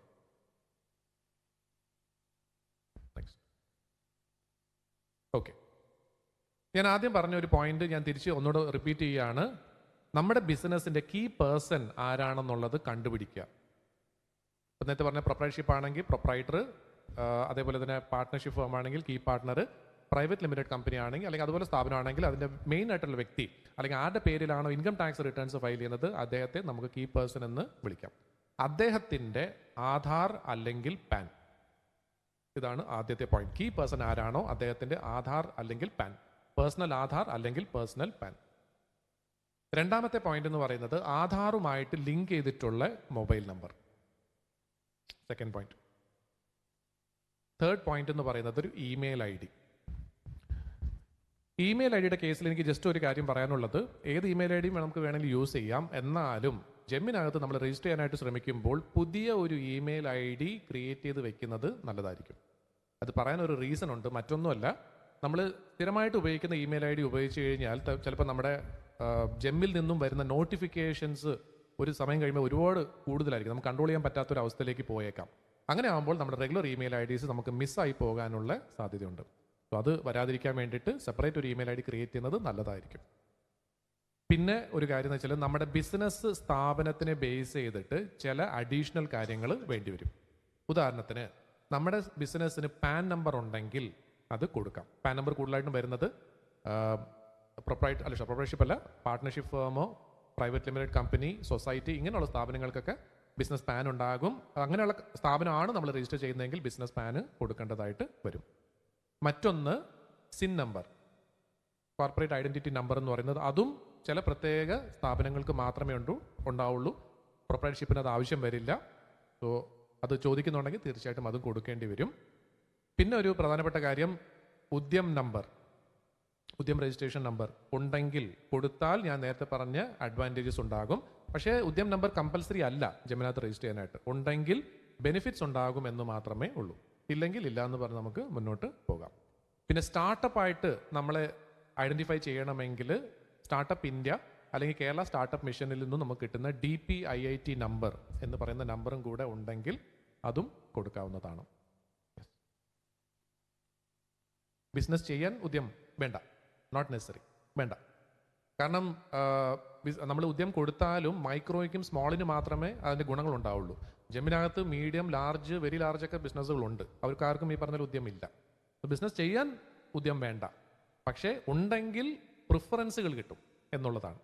നമ്മളൊരു ടെൻഡറിൽ പങ്കെടുത്തു കഴിഞ്ഞാൽ കുറേ പേരുണ്ടെങ്കിൽ നമുക്ക് ആ ടെൻഡർ കിട്ടാനുള്ള ഒരു ചെറിയൊരു ശതമാനം കിട്ടാനുള്ള സാധ്യത കൂടുതലാണ് ഉദ്യം രജിസ്ട്രേഷൻ ഉണ്ടെങ്കിൽ. അത് അതിൻ്റെ ബെനിഫിറ്റ്. പിന്നെ അതേപോലെ ഇൻകം ടാക്സ് റിട്ടേൺസ് ഫയൽ ചെയ്തിട്ടുള്ളതിൻ്റെ ഡീറ്റെയിൽസ്. പ്രൊപ്രൈറ്റർഷിപ്പ് സ്ഥാപനമാണെങ്കിൽ പ്രൊപ്രൈറ്ററിൻ്റെ income tax, personal income tax എങ്കിലും കൊടുക്കണം. പിന്നെ സ്ഥാപനമാണ് പാർട്ട്ണർഷിപ്പോ അല്ലെങ്കിൽ പ്രൈവറ്റ് ലിമിറ്റഡ് കമ്പനി ആണെങ്കിൽ സ്ഥാപനത്തിൻ്റെ പേരിൽ ഇൻകം ടാക്സ് റിട്ടേൺസ് ഫയൽ ചെയ്തിട്ടുള്ള ഡീറ്റെയിൽസ് വേണ്ടിവരും. അതും 2 വർഷത്തിൽ കൂടുതൽ പഴക്കമുള്ള സ്ഥാപനമാണെങ്കിൽ മാത്രമേ കമ്പൽസറി ആയിട്ട് ചോദിക്കുന്നുള്ളൂ. ബിലോ 2 years ഉള്ള കമ്പനി ആണെങ്കിൽ അതിൻ്റെ ആവശ്യം തൽക്കാലത്തേക്കില്ല. പക്ഷെ എപ്പോഴാണോ 2 വർഷം കംപ്ലീറ്റ് ആവുന്നത് അന്നേരം നമ്മൾ ഇൻകം ടാക്സിൻ്റെ ഡീറ്റെയിൽസ് കൊടുക്കേണ്ടതായിട്ട് വരും. പിന്നെ ബാക്ക് അഡ്രസ് ഡീറ്റെയിൽസ്, നമ്മുടെ സ്ഥാപനത്തിൻ്റെ അഡ്രസ്സ് അല്ലെങ്കിൽ ബിസിനസ്സിൻ്റെ അഡ്രസ്സ്, നമ്മൾ വീട്ടിൽ നിന്നാണ് ചെയ്യുന്നതെങ്കിൽ പോലും വീട്ടിൻ്റെ അഡ്രസ്സ് കൊടുത്താലും മതിയാവും. പിന്നെ ബാങ്ക് അക്കൗണ്ട് ഡീറ്റെയിൽസ്, നമ്മുടെ പേയ്മെൻറ്റ് റിസീവ് ചെയ്യാനായിട്ടുള്ള ബാങ്ക് അക്കൗണ്ട് ഡീറ്റെയിൽസ്. പിന്നെ മറ്റൊരു കാര്യം ഇതിനകത്ത് മെൻഷൻ ചെയ്യാത്ത 2 കാര്യങ്ങളുണ്ട്. ഒന്ന്, GST ഡീറ്റെയിൽസ് ഉണ്ടെങ്കിൽ കൊടുക്കുന്നത് നല്ലതായിരിക്കും. എന്തുകൊണ്ട്? നമുക്ക് എല്ലാവർക്കും അറിയാം, ഒരു പെർട്ടിക്കുലർ ലിമിറ്റിൽ കൂടുതൽ നമ്മൾ ബിസിനസ് ചെയ്യുകയാണെന്നുണ്ടെങ്കിൽ തീർച്ചയായിട്ടും GST ബാധകമാകും. അപ്പം നമ്മൾ ബിസിനസ് കൂടുതൽ ചെയ്യാൻ താല്പര്യപ്പെടുന്നുണ്ടെങ്കിൽ GST രജിസ്ട്രേഷൻ കൂടെ എടുത്ത് വയ്ക്കുന്നത് നല്ലതാണ്. ആസ് ഓഫ് നോ കമ്പൽസറി അല്ല, പക്ഷേ നമ്മുടെ ടേൺ ഓവർ കൂടിക്കഴിഞ്ഞാൽ പിന്നെ GST ഇല്ലാതെ നമുക്ക് മുന്നോട്ട് പോകാൻ പറ്റില്ല എന്നുള്ള സിറ്റുവേഷൻ വന്നേക്കാം. അതുകൂടാതെ മറ്റൊരു കാര്യം എന്ന് വെച്ചാൽ കോഷൻ ഡെപ്പോസിറ്റ് എന്നും പറഞ്ഞൊരു അമൗണ്ടും കൂടെ നമ്മൾ ഇതിനകത്ത് കെട്ടിവെക്കേണ്ടതായിട്ട് വരും. ഇത് ശ്രദ്ധിക്കേണ്ട ഒരു കാര്യമുണ്ട്, രജിസ്ട്രേഷൻ ചെയ്യുന്ന സമയത്തല്ല ഈ അമൗണ്ട് കെട്ടിവെക്കേണ്ടത്, രജിസ്ട്രേഷൻ ചെയ്ത് അകത്ത് ലോഗിൻ ചെയ്ത് കയറിയതിന് ശേഷം മാത്രമാണ്. ഞാനിത് എടുത്ത് പറയാനുള്ളൊരു കാരണമുണ്ട്. ഒരുപാട് പേർക്ക് കയ്യിൽ നിന്ന് കാശ് പോയിട്ടുണ്ട്. ഞാൻ നേരത്തെ പറഞ്ഞ പോലെ ഗൂഗിളിൽ പോയിട്ട് ജെം രജിസ്ട്രേഷൻ എന്നോ അല്ലെങ്കിൽ ജെം പോർട്ടൽ എന്ന് പറഞ്ഞ് സെർച്ച് ചെയ്യും. ആദ്യം വരുന്ന കുറേ സൈറ്റുകൾ ഫേക്ക് സൈറ്റുകളായിരിക്കും. അതിലേതെങ്കിലും സൈറ്റിൽ നമ്മൾ ചെല്ലുമ്പോഴത്തേക്കും അവർ പറയും ഒരു 2500 അല്ലെങ്കിൽ 3000 രൂപ അടയ്ക്കാൻ പറയും. നമ്മൾ വിചാരിക്കും അത് ജെമ്മിലേക്ക് പോകുന്ന കാശാണെന്ന് വിചാരിക്കും, നമ്മൾ അടയ്ക്കുകയും ചെയ്യും. ആ കാശ് പോയ വഴി പോകും. എന്നുവെച്ചാൽ അത് ഏതോ പ്രൈവറ്റ് കമ്പനി നമ്മളെ കബളിപ്പിച്ച് എടുത്ത കാശാണ്. സോ അത് ഒരിക്കലും ജെമ്മിലേക്കല്ല പോയിട്ടുള്ളത്. സോ ഓർക്കുക, രജിസ്ട്രേഷൻ ചെയ്യുന്ന സമയത്ത് ജെമ്മിനകത്ത് കാശ് അടയ്ക്കേണ്ട ആവശ്യമില്ല, ഫീസില്ല, ഫ്രീ ആണ്. ബട്ട് രജിസ്ട്രേഷൻ ചെയ്തതിന് ശേഷം പ്രോഡക്റ്റ് ലിസ്റ്റ് ചെയ്യുന്നതിന് മുമ്പായിട്ട് കോഷൻ ഡെപ്പോസിറ്റ് എന്ന് പറഞ്ഞൊരു അമൗണ്ട് അടയ്ക്കേണ്ടി വരും. ആ അമൗണ്ട് എന്ന് പറയുന്നത് നമ്മുടെ ആനുവൽ ടേൺ ഓവറിനെ ബേസ് ചെയ്തിട്ടാണ് തീരുമാനിക്കുന്നത്. 3 സ്ലാബായിട്ടാണ് തിരിച്ചിരിക്കുന്നത്. ഒന്ന്, നമ്മുടെ ആനുവൽ ടേൺ ഓവർ 1 കോടി രൂപയ്ക്ക് താഴെയാണെങ്കിൽ നമ്മൾ കെട്ടിവെക്കേണ്ട തുകയാണ് 5000 രൂപ.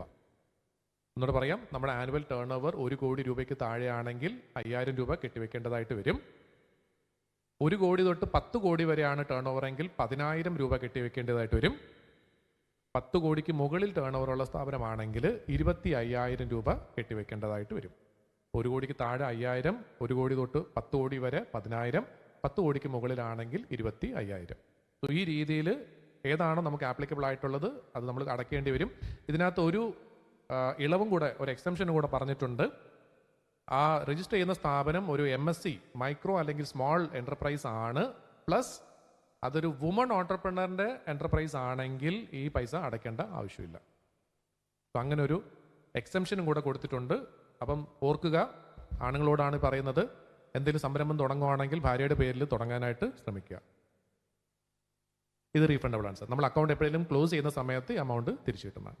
ഇതൊരു കോഷൻ ഡെപ്പോസിറ്റ് എന്ന് പറഞ്ഞാൽ ബേസിക്കലി നമ്മൾ ബിസിനസ് ചെയ്യുന്ന സമയത്ത് എന്തെങ്കിലും പ്രശ്നം നമ്മൾ ഉണ്ടാക്കുകയാണെങ്കിൽ, ആ പ്രശ്നം കാരണം ഒരു ഗവൺമെൻറ് ഡിപ്പാർട്ട്മെൻറ്റ് ബാധിക്കപ്പെടുകയാണെങ്കിൽ അതിനുള്ള പെനാൽറ്റി പിടിക്കാൻ വേണ്ടിയിട്ടാണ് ഈ ഒരു എമൗണ്ട് കെട്ടിവെക്കുന്നത്.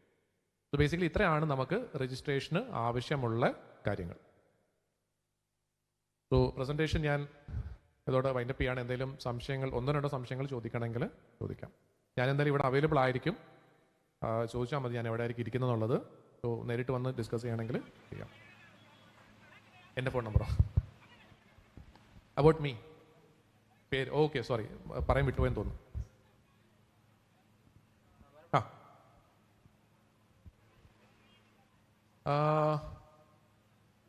ബെനിഫിറ്റ് എന്ന് പറയുന്നത് അങ്ങനെ നമുക്ക് കമ്പയർ ചെയ്യാൻ കുറച്ച് ബുദ്ധിമുട്ടാണ്. Because Amazon, Flipkart entirely different ആയിട്ടാണ്. വെച്ചാൽ പബ്ലിക്കിന് വാങ്ങാൻ പറ്റുന്നതാണ്, ഇത് ഗവൺമെൻറ് സെക്ടറിലേക്ക് വാങ്ങാൻ പറ്റുന്നതാണ്. അങ്ങനെ ഒരു ഡിഫറൻസ് മാത്രമേ ഉള്ളൂ. പിന്നെ ഒരു കാര്യം എന്ന് വെച്ചാൽ പ്രോഡക്റ്റിൻ്റെ കാറ്റഗറീസ് നമ്മൾ നോക്കിക്കഴിഞ്ഞാൽ ആമസോണും ഫ്ലിപ്കാർട്ടിലും ഉള്ളതിനെക്കാട്ടിലും ഒരുപാട് കൂടുതലാണ് ജെമ്മിനകത്തുള്ളത്.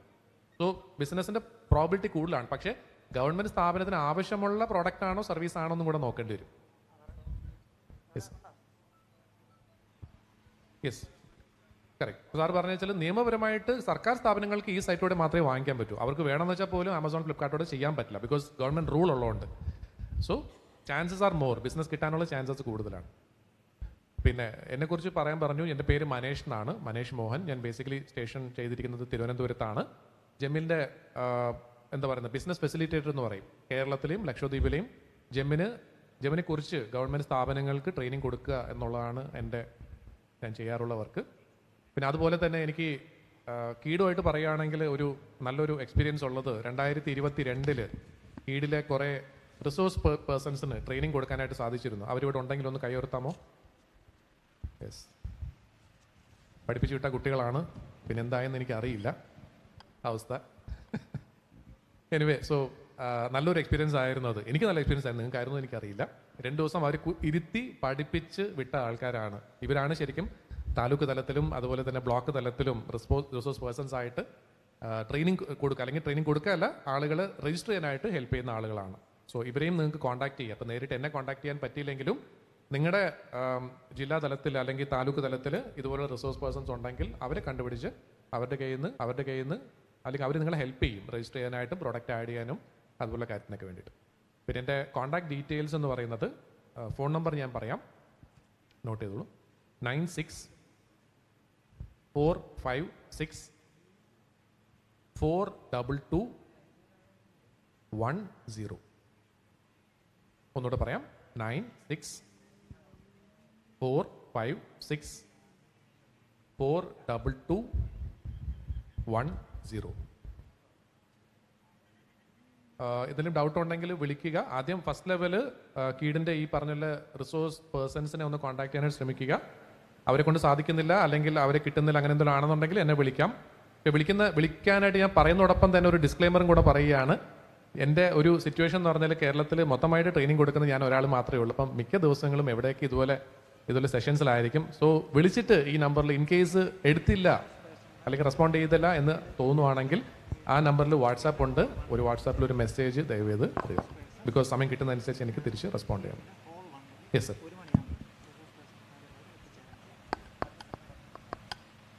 ടെക്നിക്കൽ ഇവാലുവേഷൻ ആണോ സാർ ഉദ്ദേശിച്ചത്?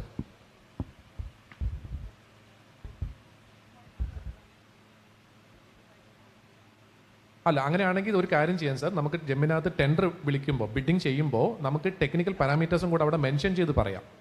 ഫോർ എക്സാമ്പിൾ അവർക്ക് എക്സ്പീരിയൻസ് വേണം, അങ്ങനെയുള്ള കാര്യങ്ങൾ നമുക്ക് ആവശ്യപ്പെടാം. അത് പക്ഷേ ഗവൺമെൻറ് സ്ഥാപനങ്ങളാണ് ആവശ്യപ്പെടുന്നത്. അപ്പോൾ നമ്മൾ അതിന് സൂട്ടബിൾ ആയിട്ടുള്ള ഡോക്യുമെൻറ്റ്സ് കൊടുത്തില്ലെങ്കിൽ തീർച്ചയായിട്ടും അവർക്ക് നമ്മളെ ടെക്നിക്കലി ഡിസ്ക്വാളിഫൈ ചെയ്യാം. അത് ചെയ്യാം. അത് പ്രോഡക്റ്റിനും ബാധകമാണ്, സർവീസിനും ബാധകമാണ്. ചെയ്യുന്നുണ്ട്. യെസ്, തീർച്ചയായിട്ടും ഗവൺമെൻറ് സ്ഥാപനങ്ങൾ അവരുടെ ബിഡിങ് ചെയ്യുന്ന സമയത്ത് ഫുൾ റിക്വയർമെൻറ്റ്സ് അതിനകത്ത് മെൻഷൻ ചെയ്യുന്നുണ്ടാവും. പക്ഷെ അവരത് എത്രത്തോളം യൂട്ടിലൈസ് ചെയ്യുന്നു എന്നുള്ളതാണ്. ചിലത് ഇപ്പോൾ അറിയാതെയൊക്കെ ചെയ്യുന്ന സമയത്ത് സാർ ചോദിച്ച പോലെ ചിലപ്പോൾ അവർ ഇടാൻ വിട്ടുപോയിട്ടുണ്ടാവും. ശരിക്കും പറഞ്ഞാൽ അങ്ങനെയല്ല. ഫുൾ ടെക്നിക്കൽ ഡീറ്റെയിൽസും പ്രീ ക്വാളിഫിക്കേഷൻ ക്രൈറ്റീരിയ എല്ലാം അതിനകത്ത് മെൻഷൻ ചെയ്യേണ്ടതാണ്. അങ്ങനെ ചെയ്ത് കഴിഞ്ഞാൽ പ്രോപ്പറായിട്ടുള്ള ആൾക്കാരെ അവർക്ക് കിട്ടും. അതിപ്പോൾ അവർ പഠിച്ചു വരികയാണ്. ശരിക്കും ഇത്രയും ഗവൺമെൻറ് സ്ഥാപനങ്ങളുള്ളപ്പം അവരെല്ലാവരും പഠിപ്പിച്ചെടുക്കുക എന്ന് പറഞ്ഞാൽ വലിയൊരു ടാസ്ക്കാണ്.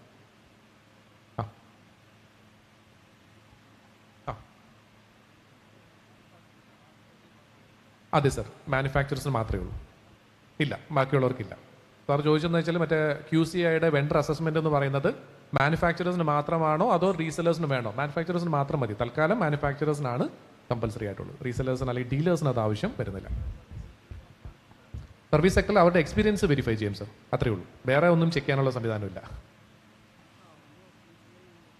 ഓക്കെ, സോ വേറെ സംശയങ്ങളൊന്നും ഇല്ലെന്നുണ്ടെങ്കിൽ നമുക്ക് സെഷൻ വൈൻഡപ്പ് ചെയ്യാം. Thank you. Thank you, sir.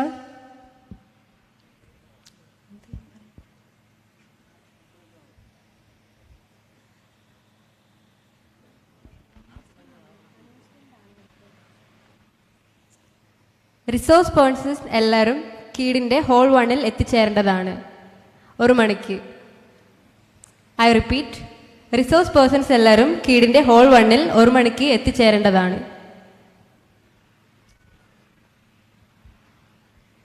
Next session is on the topic Programs and Policies of Ministry of MSME, conducted by Rega K, Technical Officer of MSME.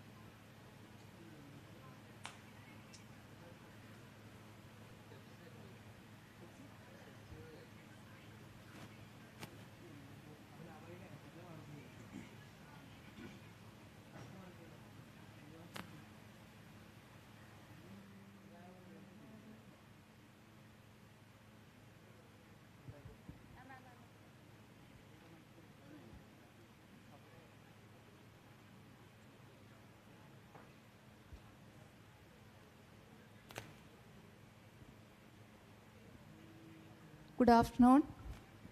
എൻ്റെ പേര് രേഖ. ഞാൻ Thrissur MSME development and facilitation ഓഫീസിലാണ് work ചെയ്യുന്നത്. കേന്ദ്ര സർക്കാരിൻ്റെ സൂക്ഷ്മ ചെറുകിട ഇടത്തര വ്യവസായ മന്ത്രാലയം തൃശ്ശൂർ ആസ്ഥാനമായിട്ട് പ്രവർത്തിക്കുന്നു. കേരളത്തിൽ നമുക്കൊരു ഓഫീസേ ഉള്ളൂ, അത് തൃശ്ശൂരാണ്. എല്ലാവർക്കും ഒരുപക്ഷെ അറിയാമായിരിക്കും. Next slide. നിങ്ങൾക്ക് എല്ലാവർക്കും അറിയാം MSME ക്ലാസിഫിക്കേഷൻ എന്ന് പറയുന്നത്. നമ്മൾ ചില സീനിയേഴ്സിനെ ഇവിടെ കാണാനുണ്ട്. അവരൊരുപക്ഷെ കേട്ടിട്ടുണ്ടാവും, പണ്ട് ഇതൊരു SSI ആയിരുന്നു. പിന്നീട് 2006 MSMED ആക്ട് വന്നതിന് ശേഷമാണ് MSME എന്നുള്ളൊരു ക്ലാസിഫിക്കേഷൻ വന്നത്. പക്ഷെ അതിനുശേഷവും അതിനകത്ത് ഒരുപാട് മാറ്റങ്ങൾ വന്ന് ഈ കോവിഡിൻ്റെ കാലത്ത് വീണ്ടും അത് ഇൻവെസ്റ്റ്മെൻറ്റ് മാത്രമല്ല ടേൺ ഓവറും കൂടി ഉൾപ്പെടുത്തിക്കൊണ്ടിട്ടുള്ള ഒരു ക്രൈറ്റീരിയയാണ് നമ്മുടെ MSMEയുടെ ക്ലാസിഫിക്കേഷൻ എന്ന് പറയുന്നത്. സൂക്ഷ്മ വ്യവസായങ്ങൾ, മൈക്രോ യൂണിറ്റ് എന്ന് പറയുന്നത് ഇൻവെസ്റ്റ്മെൻറ്റ് നിങ്ങളുടെ പ്ലാന്റ് ആൻഡ് മെഷീനറിയിൽ 1 crore താഴെ വരികയും turn over, annual turn over 5 crore താഴെ വരികയും ചെയ്യുന്നതാണ് നമ്മൾ മൈക്രോ എൻ്റർപ്രൈസസ് എന്ന് അറിയപ്പെടുന്നത്. അതുപോലെ തന്നെ സ്മോൾ എൻ്റർപ്രൈസസ് എന്ന് പറയുന്നത് ലെസ് ദാൻ 10 crore ആണ് ഇൻവെസ്റ്റ്മെൻറ്റ്. ടേൺ ഓവർ എന്ന് പറയുന്നത് ലെസ് ദാൻ 50 crore ആണ്. ഇനി ഇൻവെസ്റ്റ്മെൻറ്റ് ലെസ് ദാൻ 50 crore വരുന്നതും അതുപോലെ തന്നെ ആനുവൽ ടേൺ ഓവർ 250 crore താഴെ വരികയും ചെയ്യുന്നതാണ് നമ്മൾ മീഡിയം എൻ്റർപ്രൈസസ് എന്ന് പറയുന്നത്. ഇതിന് മുകളിലുള്ള വ്യവസായങ്ങളെല്ലാം നമ്മൾ ലാർജ് എൻ്റർപ്രൈസസ് എന്നാണ് പറയുന്നത്. ടേൺ ഓവർ ഇപ്പോൾ നമ്മൾ 250 crore മുകളിലേക്ക് പോയി കഴിഞ്ഞാൽ നമ്മൾ ലാർജ് എൻ്റർപ്രൈസസ് എന്നാണ് അറിയപ്പെടുന്നത്. അപ്പോൾ നമുക്ക് സർക്കാർ അനുവദിച്ചിരിക്കുന്ന പല ആനുകൂല്യങ്ങളും നമുക്ക് ഈ ഒരു ലാർജിലേക്ക് പോകുമ്പം ആ രീതിയിലുള്ള ബെനിഫിറ്റ്സ് ആയിരിക്കും അവൈൽ ചെയ്യാൻ പറ്റുന്നത്. Next slide. Next okay. Next ഇതിൽ നമുക്ക് 2 ഫീൽഡ് ഓഫീസാണ് ഉള്ളത്. കേന്ദ്ര MSME മന്ത്രാലയത്തിന് കേരളത്തിൽ ഞാൻ പറഞ്ഞു ഓൾറെഡി, തൃശ്ശൂരും അതുപോലെ തന്നെ ലക്ഷദ്വീപിൽ പ്രവർത്തിക്കുന്നുണ്ട് ഒരു ഓഫീസ്, ന്യൂക്ലിയസ് സെൽ എന്ന് പറയുന്നത്. പിന്നെ അത് കൂടാതെ ഒരു ടെക്നോളജി സെൻറ്റർ അപ്കമ്മിങ് ആയിട്ട് വരുന്നുണ്ട്. ഈ ഭാഗത്തുള്ളവർക്ക് അറിയായിരിക്കും, ഇങ്കൽ പാർക്കിനടുത്ത് മറ്റേ ടെൽക്കിനടുത്തുള്ള ഒരു ടെക്നോളജി സെൻറ്റർ അണ്ടർ കൺസ്ട്രക്ഷനാണ്. ഈ ടെക്നോളജി സെൻറ്ററിൽ പ്രധാനമായിട്ടും ചെയ്യുന്നത് ട്രെയിനിങ് ആക്ടിവിറ്റീസാണ്, സ്കിൽ ഓറിയൻറ്റഡ് ആയിട്ടുള്ള ട്രെയിനിങ് ആക്ടിവിറ്റീസ്. അതുപോലെ തന്നെ പ്രൊഡക്ഷൻ സെൻറ്റേഴ്സ് ഉണ്ടാവും. അപ്പം അത് MSME യൂണിറ്റ്സിന് ജോബ് വർക്ക് സെൻറ്റേഴ്സായിട്ട് യൂട്ടിലൈസ് ചെയ്യാൻ പറ്റും. അറൗണ്ട് 2020-24 കംപ്ലീറ്റ് ആവുമെന്ന് നമ്മൾ പ്രതീക്ഷിക്കുന്നു. നെക്സ്റ്റ്. ഇത് നമ്മുടെ ഓൾ ഇന്ത്യ ലെവലിലുള്ള ടെക്നോളജി സെൻറ്റേഴ്സിൻ്റെ ഒരു ലിസ്റ്റാണ്. ഇത് ഇന്ത്യയുടെ പല ഭാഗത്തായിട്ടുള്ളതാണ്. ആ ഒരു പ്രദേശത്തെ ഒരു വ്യാവസായിക പ്രാധാന്യം മനസ്സിലാക്കിക്കൊണ്ട് ഇപ്പോൾ നമ്മൾ മുംബൈ ബേസ്ഡ് ആക്കി നോക്കിക്കഴിഞ്ഞാൽ ഇലക്ട്രിക്കൽ മെഷറിംഗ് ഇൻസ്ട്രുമെൻസിനാണ്. പിന്നെ കനൗജ് ഉത്തർപ്രദേശിൽ നോക്കിക്കഴിഞ്ഞാൽ ഫ്രാഗ്രൻസ് ആൻഡ് ഫ്ലേവർ ഡെവലപ്മെൻറ്റിനെ ബേസ് ചെയ്തിട്ടുള്ള ഒരു ടെക്നോളജി സെൻറ്ററാണ്. ഇനി മീററ്റിലാണെങ്കിൽ process and product development centre, പിന്നെ സെൻട്രൽ ഫുട്വെയർ ട്രെയിനിങ് ഇൻസ്റ്റിറ്റ്യൂട്ട്സ് ഉണ്ട് ആഗ്രയിലും ചെന്നൈയിലും. ഇനി നമ്മൾ എങ്ങനെയാണ് ഒരു MSME രജിസ്റ്റർ ചെയ്യുന്നതെന്ന് നോക്കാം. നമ്മൾക്ക് പല കാലങ്ങളിൽ പല രജിസ്ട്രേഷൻ മെത്തേഡ്സ് ആയിരുന്നു ഉണ്ടായിരുന്നത്. ഇപ്പോഴും ആളുകൾ, നമ്മളിത് പല വേദികളിൽ പറയുന്നുണ്ടെങ്കിലും ആളുകൾക്കൊരു പ്രോപ്പറായിട്ടുള്ള ഒരു അവയർനെസ് ലഭിച്ചിട്ടില്ല എന്ന് തന്നെയാണ് എനിക്ക് തോന്നുന്നത്. ഒരു ദിവസം ഒരു 5 കോളെങ്കിലും നമ്മുടെ ഓഫീസിലേക്ക് വരും, ഞങ്ങൾ ഉദ്യോഗ ആധാർ എടുത്തു എന്നൊക്കെ പറഞ്ഞിട്ട്. ഞാൻ 2005 സർവീസിൽ കയറുന്നത്. അന്ന് അതൊരു SSI രജിസ്ട്രേഷൻ ആയിരുന്നു. അത് കഴിഞ്ഞ് ഒരു എൻ്റർപ്രണേഴ്സ് മെമ്മോറാണ്ടം വന്നു. അത് കഴിഞ്ഞ് അതൊരു ഉദ്യോഗ ആധാറായി. ഇപ്പോൾ ലേറ്റസ്റ്റ് ആയിട്ടുള്ളത് ഉദ്യം രജിസ്ട്രേഷനാണ്. ഇതാണ് 1 ടൈം രജിസ്ട്രേഷനായിട്ട് പറയുന്നത്. ഓൺലൈൻ രജിസ്ട്രേഷനാണ് ഉദ്യം രജിസ്ട്രേഷൻ. നിങ്ങളുടെ ആധാർ നമ്പരും പാൻ നമ്പരും GST ആപ്ലിക്കബിൾ ആയിട്ടുള്ള കേസസിൽ GST നമ്പരും കൊടുത്ത് ഉദ്യം registration.gov.in എന്ന് പറയുന്ന വെബ്സൈറ്റിൽ പോയി ഓൺലൈനായിട്ട് രജിസ്റ്റർ ചെയ്യുകയാണ് വേണ്ടത്. അപ്പം ഉദ്യോഗ ആധാറിൻ്റെ വാലിഡിറ്റി കഴിഞ്ഞു പോയിട്ടുണ്ട്. അപ്പോൾ ഉദ്യോഗ ആധാർ ഉള്ളവർ ഈ വെബ്സൈറ്റിൽ പോയിട്ട് ഉദ്യോഗ ആധാർ എക്സിസ്റ്റിംഗ് ആയിട്ടുള്ളവർ അത് വെച്ച് അപ്ഡേറ്റ് ചെയ്യണം, അല്ലെങ്കിൽ ഒരു ന്യൂ രജിസ്ട്രേഷൻ എടുക്കുകയാണ് വേണ്ടത്.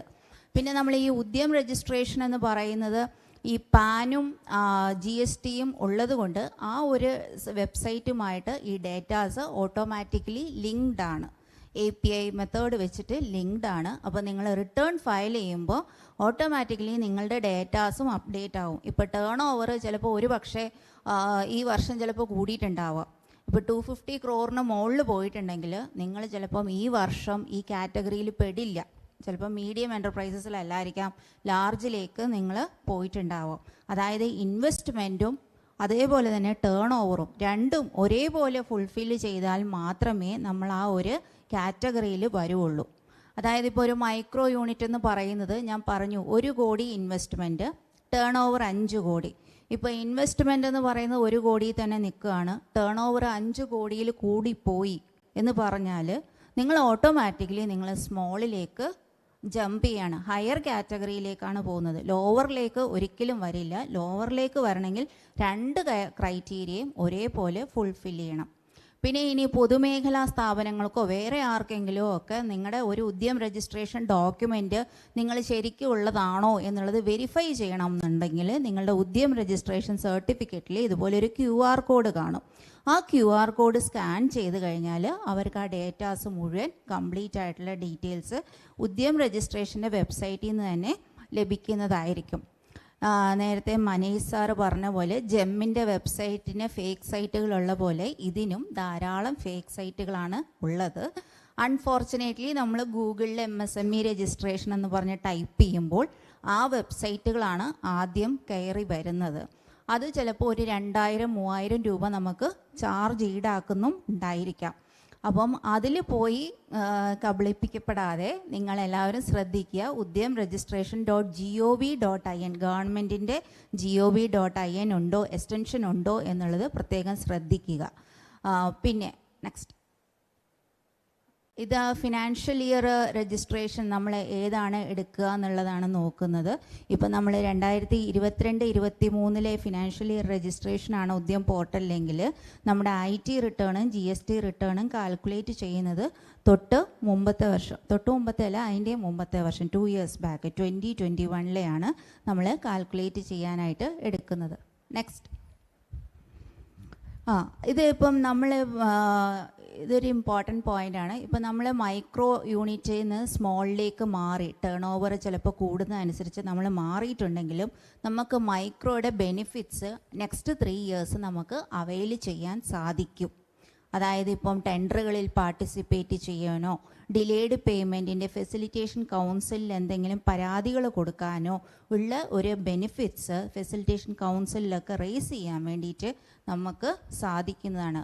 ജസ്റ്റ് നമ്മൾ ഒരു ഇൻവെസ്റ്റ്മെൻറ്റ് ടേൺ ഓവർ കൂടിയത് കൊണ്ട് മാത്രം നിങ്ങൾക്ക് ആ ബെനിഫിറ്റ് ഇല്ലാതാവുന്നില്ല. 3 വർഷവും കൂടി നമുക്ക് ഇങ്ങനെയുള്ള ഫിനാൻഷ്യൽ ബെനിഫിറ്റ്സ് അല്ലാതെയുള്ള ബെനിഫിറ്റ്സ് അവൈൽ ചെയ്യാവുന്നതാണ്. ഇത് 2020-21 വന്ന ഒരു ഇൻക്ലൂഷനാണ്. ഇടക്കാല ബഡ്ജറ്റിൽ റീറ്റെയിലേഴ്സ്, ഹോൾസെയിൽ ട്രേഡേഴ്സ് അങ്ങനെയുള്ളവരെയും കൂടി നമ്മൾ MSME ആയിട്ട് രജിസ്റ്റർ ചെയ്യാൻ പറ്റുമെന്ന് വന്നതാണ്. പക്ഷേ അവർക്ക് പ്രയോറിറ്റി സെക്ടർ ലെൻഡിങ്, അതായത് ബാങ്ക് ലോണുകൾ എടുക്കാൻ മാത്രമായിരിക്കും ഈ ഉദ്യം രജിസ്ട്രേഷൻ യൂസ് ചെയ്യാൻ പറ്റുക. അല്ലാതെ വേറെയുള്ള ഒരു ബെനിഫിറ്റ്സും ഇപ്പം ടെൻഡറുകളിൽ പാർട്ടിസിപ്പേറ്റ് ചെയ്യാൻ കൂടുതലും ഈ ട്രേഡേഴ്സ് അപ്രോച്ച് ചെയ്യുന്നത് ടെൻഡറുകളിൽ പാർട്ടിസിപ്പേറ്റ് ചെയ്യാനാണ്.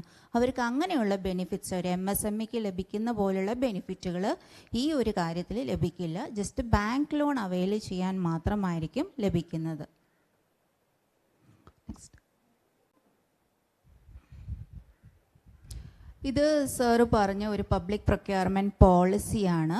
ഗവൺമെൻറ് ഡിപ്പാർട്ട്മെൻറ്റുകളിലേക്ക് അത് നിങ്ങൾ പ്രത്യേകം ശ്രദ്ധിക്കുക. സെൻട്രൽ ഗവൺമെൻറ്റിൻ്റെ ഡിപ്പാർട്ട്മെൻറ്റുകളാണ് കേട്ടോ നമ്മുടെ പോളിസി.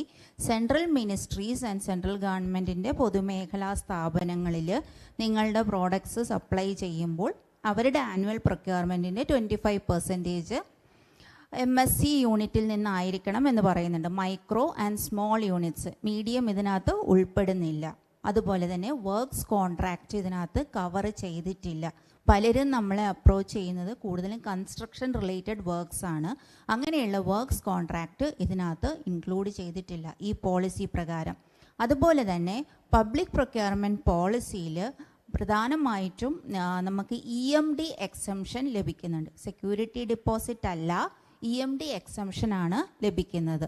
പിന്നെ പ്രൈസ് പ്രിഫറൻസ് ഉണ്ട്. അതുപോലെ തന്നെ 358 ഐറ്റംസ് ഇതിന് വേണ്ടിയിട്ട് റിസർവ് ചെയ്ത് വെച്ചിട്ടുണ്ട്.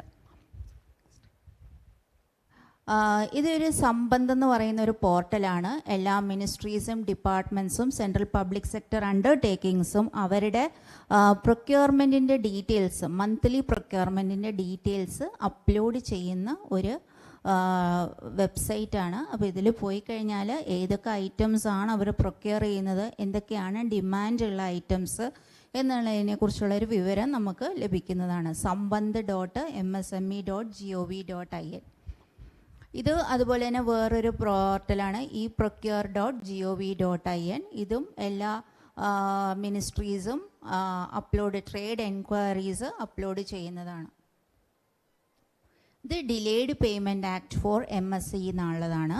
അതായത് നിങ്ങൾ ഏതെങ്കിലും ഗവൺമെൻറ് ഡിപ്പാർട്ട്മെൻറ്റുകളിലേക്ക് നിങ്ങളുടെ പ്രോഡക്ട്സ് സപ്ലൈ ചെയ്തിട്ട്, ഒരു മൈക്രോ ആൻഡ് സ്മോൾ എൻ്റർപ്രൈസ് ആയിട്ടുള്ള നിങ്ങൾ സപ്ലൈ ചെയ്തിട്ട് 45 ഡേയ്സ് കഴിഞ്ഞിട്ടും നിങ്ങളുടെ പേയ്മെൻറ്റ് നിങ്ങൾക്ക് ലഭിച്ചിട്ടില്ല എന്നുണ്ടെങ്കിൽ നിങ്ങൾക്ക് MSE മൈക്രോ സ്മോൾ എൻ്റർപ്രൈസസിൻ്റെ ഫെസിലിറ്റേഷൻ കൗൺസിലിൽ നിങ്ങളുടെ ഡിസ്പ്യൂട്ട് റേസ് ചെയ്യാനുള്ള ഒരു സംവിധാനം സർക്കാർ ഒരുക്കിയിട്ടുണ്ട്. ഈ MSEFC എന്ന് പറയുന്ന ഫെസിലിറ്റേഷൻ കൗൺസിൽ ഹെഡ് ചെയ്യുന്നത് directorate of industries and commerce ആണ്, കേരള സർക്കാരിൻ്റെ.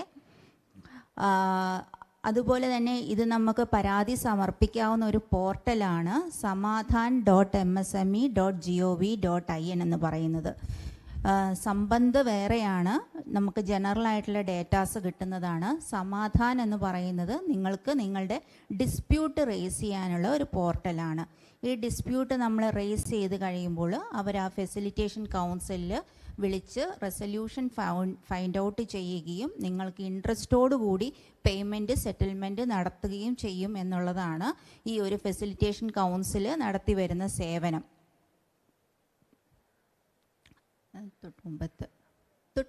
ഓക്കെ. നമ്മുടെ കേരളത്തിൽ ഈ അടുത്തായിട്ട് ഒരുപാട് MSEFCയുടെ കേസസ് വരുന്നുണ്ട്. ഈ ഡിലേഡ് പേയ്മെൻറ്റ്സ് കേസസ് വരുന്നത് കൊണ്ടും അത് പെൻഡിങ് നിൽക്കുന്നത് കൊണ്ടും കേരള സർക്കാർ ഈ അടുത്ത ഒരു മാസം മുമ്പ് 3 റീജിയണൽ സെൻറ്റേഴ്സും കൂടി തുടങ്ങുകയുണ്ടായി. അതായത് 1 കോടിയിൽ താഴെയുള്ള ഡിസ്പ്യൂട്ട് പരിഹരിക്കാനായിട്ട് ജില്ലാ വ്യവസായ കേന്ദ്രം തിരുവനന്തപുരത്തിനെ, അതായത് തിരുവനന്തപുരം, കൊല്ലം, പത്തനംതിട്ട അതുവരെയുള്ള ജില്ലകൾ തിരുവനന്തപുരം DICയിലും, അതുപോലെ തന്നെ എറണാകുളം DIC 1 crore ലെസ് ആയിട്ടുള്ള ഡിസ്പ്യൂട്ട്സ് പരിഹരിക്കാനും, പിന്നെ MSEFC കോഴിക്കോട് DIC കോഴിക്കോടിനെയും ഡെപ്യൂട്ടി ചെയ്യുകയുണ്ടായി. പിന്നെ 1 crore മുകളിലുള്ള കേസസ് മാത്രമാണ് directorate of industries and commerce handle ചെയ്യുന്നത് എന്നാണ് ഇപ്പോൾ വന്നിട്ടുള്ള പുതിയ ഒരു ഡെവലപ്മെൻറ്റ്. ഇത് കേരളത്തിൽ ഇപ്പോൾ ഉള്ള ഒരു കേസസ് ഡിസ്പോസ് ചെയ്തതാണ്. 770 കേസസ് ആയിരുന്നു ഫയൽ ചെയ്തത്. ഈ MSEFCയിൽ 350 കേസാണ് ഡിസ്പോസ് ചെയ്തിരിക്കുന്നത്. അതിനകത്ത് 84.50 കോടി രൂപ ഡിസ്പോസ് കേസസിന് സെറ്റിൽമെൻറ്റ് നടത്തിയിട്ടുണ്ട്.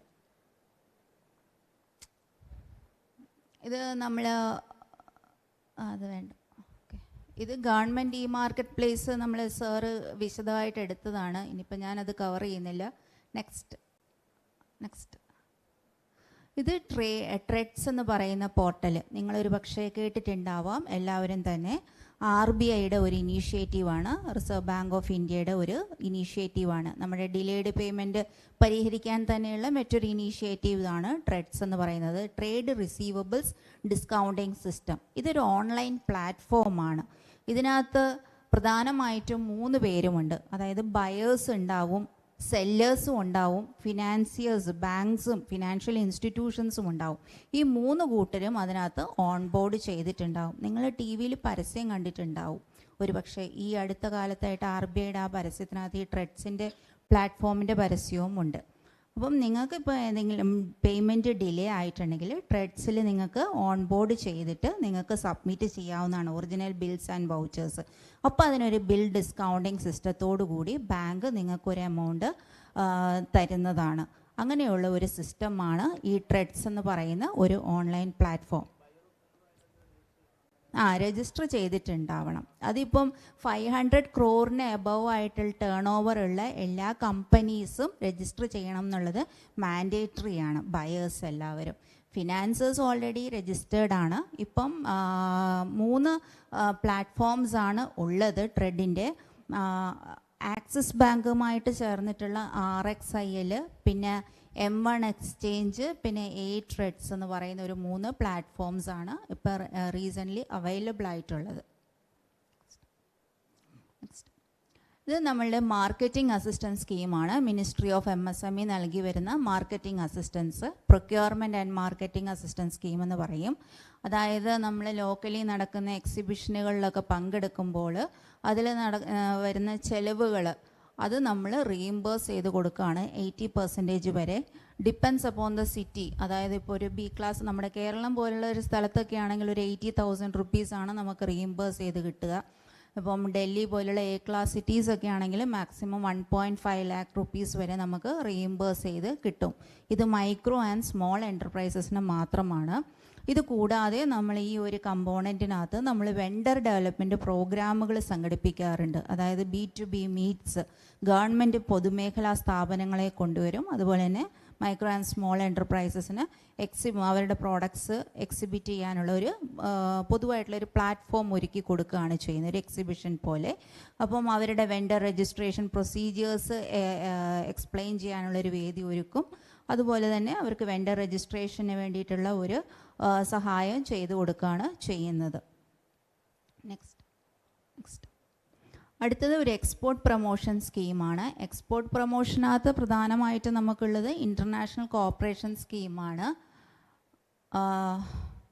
Next slide please. ഈ ഇൻ്റർനാഷണൽ കോഓപ്പറേഷൻ സ്കീമിൽ പ്രധാനമായിട്ട് 2 കമ്പോണൻസ് ആണ് ഉള്ളത്.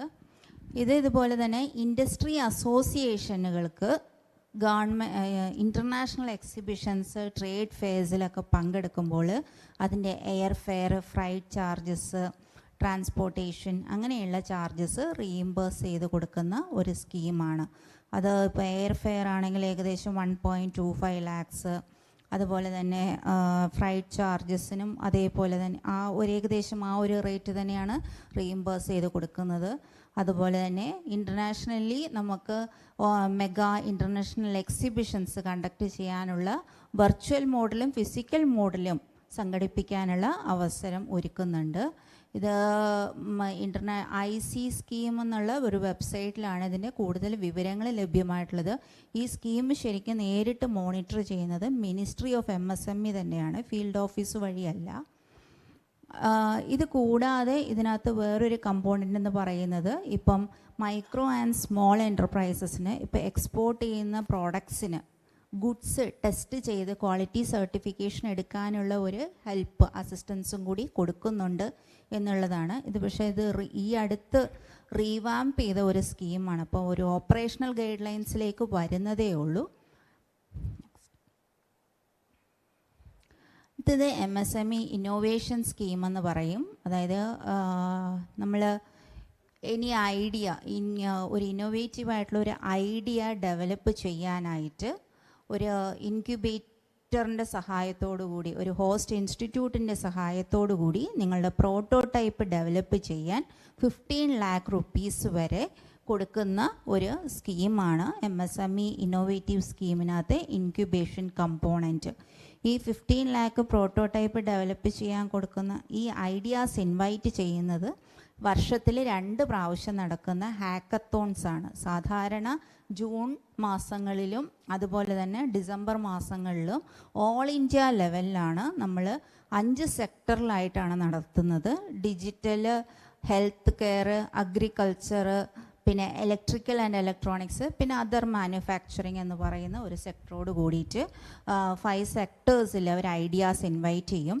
പക്ഷേ കൂടുതൽ ഐഡിയാസ് എന്ന് പറയുന്നതും MSME അല്ലെങ്കിൽ ഏതെങ്കിലും ഒരു യൂണിറ്റുകൾക്ക് സൊല്യൂഷൻ പ്രൊവൈഡ് ചെയ്യുന്ന ഐഡിയാസിനാണ് സെലക്ഷൻ കിട്ടുന്നത്. അത് ഓൾ ഇന്ത്യ ലെവലിൽ തന്നെയാണ് സെലക്ഷൻ വരുന്നത്. ആ സെലക്ട് ചെയ്യുന്ന ഐഡിയയ്ക്ക് പ്രോട്ടോടൈപ്പ് ഡെവലപ്പ് ചെയ്യാനായി 15 lakh റുപ്പീസ് കൊടുക്കും.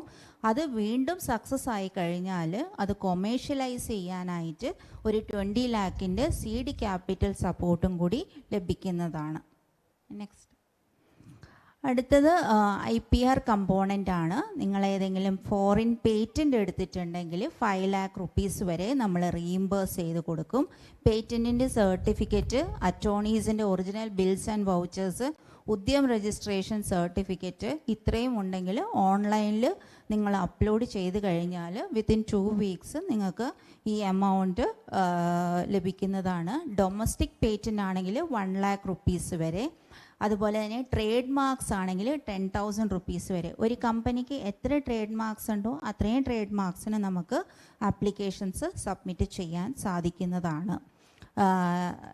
ക്ലാസ് ബേസ് ചെയ്തിട്ടല്ല, ഒരു ട്രേഡ് മാർക്കിനാണ് നമ്മൾ 10,000 rupees കൊടുക്കുന്നത്. ഇപ്പം ആക്ച്വലി ഫണ്ട് അവൈലബിൾ ആണ്. ഇൻട്രസ്റ്റഡ് ആയിട്ടുള്ളവർക്ക് എന്നെ പേഴ്സണലി കോൺടാക്ട് ചെയ്താൽ ഞാൻ ലിങ്കും കാര്യങ്ങളും തരാവുന്നത്. ഇത് MSME സെറ്റ് സർട്ടിഫിക്കേഷൻ സ്കീമാണ്. ഇത് ഓൾറെഡി ഒരു സെഷൻ ഉണ്ടെന്ന് തോന്നുന്നു, അതുകൊണ്ട് ഞാൻ ഡീറ്റെയിലേക്ക് വരുന്നില്ല. ഇതൊരു ISO, എല്ലാ ISOസിൻ്റെയും ബെസ്റ്റ് പ്രാക്ടീസസ് ഉൾക്കൊണ്ടുകൊണ്ടുള്ള ഒരു ക്വാളിറ്റി സർട്ടിഫിക്കേഷൻ പ്രോഗ്രാമാണ് സെറ്റ് സർട്ടിഫിക്കേഷൻ എന്ന് പറയുന്നത്. 3 ലെവൽ ഓഫ് സർട്ടിഫിക്കേഷനാണ്: ബ്രോൺസ്, സിൽവർ, ഗോൾഡ്. ഇതെടുത്താലുള്ളൊരു ബെനിഫിറ്റ് എന്ന് പറയുന്നത് നിങ്ങളുടെ പ്രോസസ്സ്, നിങ്ങളുടെ യൂണിറ്റിലുള്ള പ്രോസസ്സ് ഒന്ന് സിസ്റ്റമാറ്റിക് ആകുന്നു, നിങ്ങളുടെ ക്വാളിറ്റി കൂടുന്നു, പൊല്യൂഷൻ കുറയുന്നു, അങ്ങനെയുള്ള കാര്യങ്ങൾ. നോൺ ഫിനാൻഷ്യൽ ബെനിഫിറ്റ്സ് ഉണ്ട്. ഫിനാൻഷ്യൽ ബെനിഫിറ്റ് എന്ന് പറയുന്നത് നമ്മൾ ഈ എക്സിബിഷനുകൾ പറഞ്ഞല്ലോ, ഫോറിനിലുള്ള എക്സിബിഷനുകൾ, അതിലൊക്കെ പങ്കെടുക്കുമ്പോൾ കുറച്ചൊരു ആഡഡ് ആയിട്ടുള്ള ഗ്രേഡഡ് ഇൻസെൻറ്റീവ്സ് ഉണ്ട്. ഇത് കൂടാതെ ബാങ്ക് ലോണുകളിൽ നിങ്ങൾക്ക് പലിശ നിരക്കിൽ ഇളവ് ലഭിക്കുന്നുണ്ട്. കൂടാതെ നിങ്ങൾക്ക് ഏതെങ്കിലും ഈ ടെസ്റ്റിങ്ങിന് പോകുമ്പോൾ, ക്വാളിറ്റി സർട്ടിഫിക്കേഷൻ NABL അക്രഡീറ്റഡ് ലാബിൽ ടെസ്റ്റിങ്ങിന് പോകുമ്പോൾ നിങ്ങൾക്ക് അതിൻ്റെ 75% അല്ലെങ്കിൽ 50,000 rupees മാക്സിമം നമ്മൾ റീഇംബേഴ്സ് ചെയ്ത് കൊടുക്കുന്നുണ്ട്. ISO സർട്ടിഫിക്കേഷൻസ് എടുത്തിട്ടുണ്ടെങ്കിൽ, സെറ്റ് സർട്ടിഫിക്കേഷൻ എടുത്തതിന് ശേഷം ISO സർട്ടിഫിക്കേഷൻ എടുക്കുകയാണെങ്കിൽ ആ എമൗണ്ട് റീഇംബേഴ്സ് ചെയ്ത് കൊടുക്കും.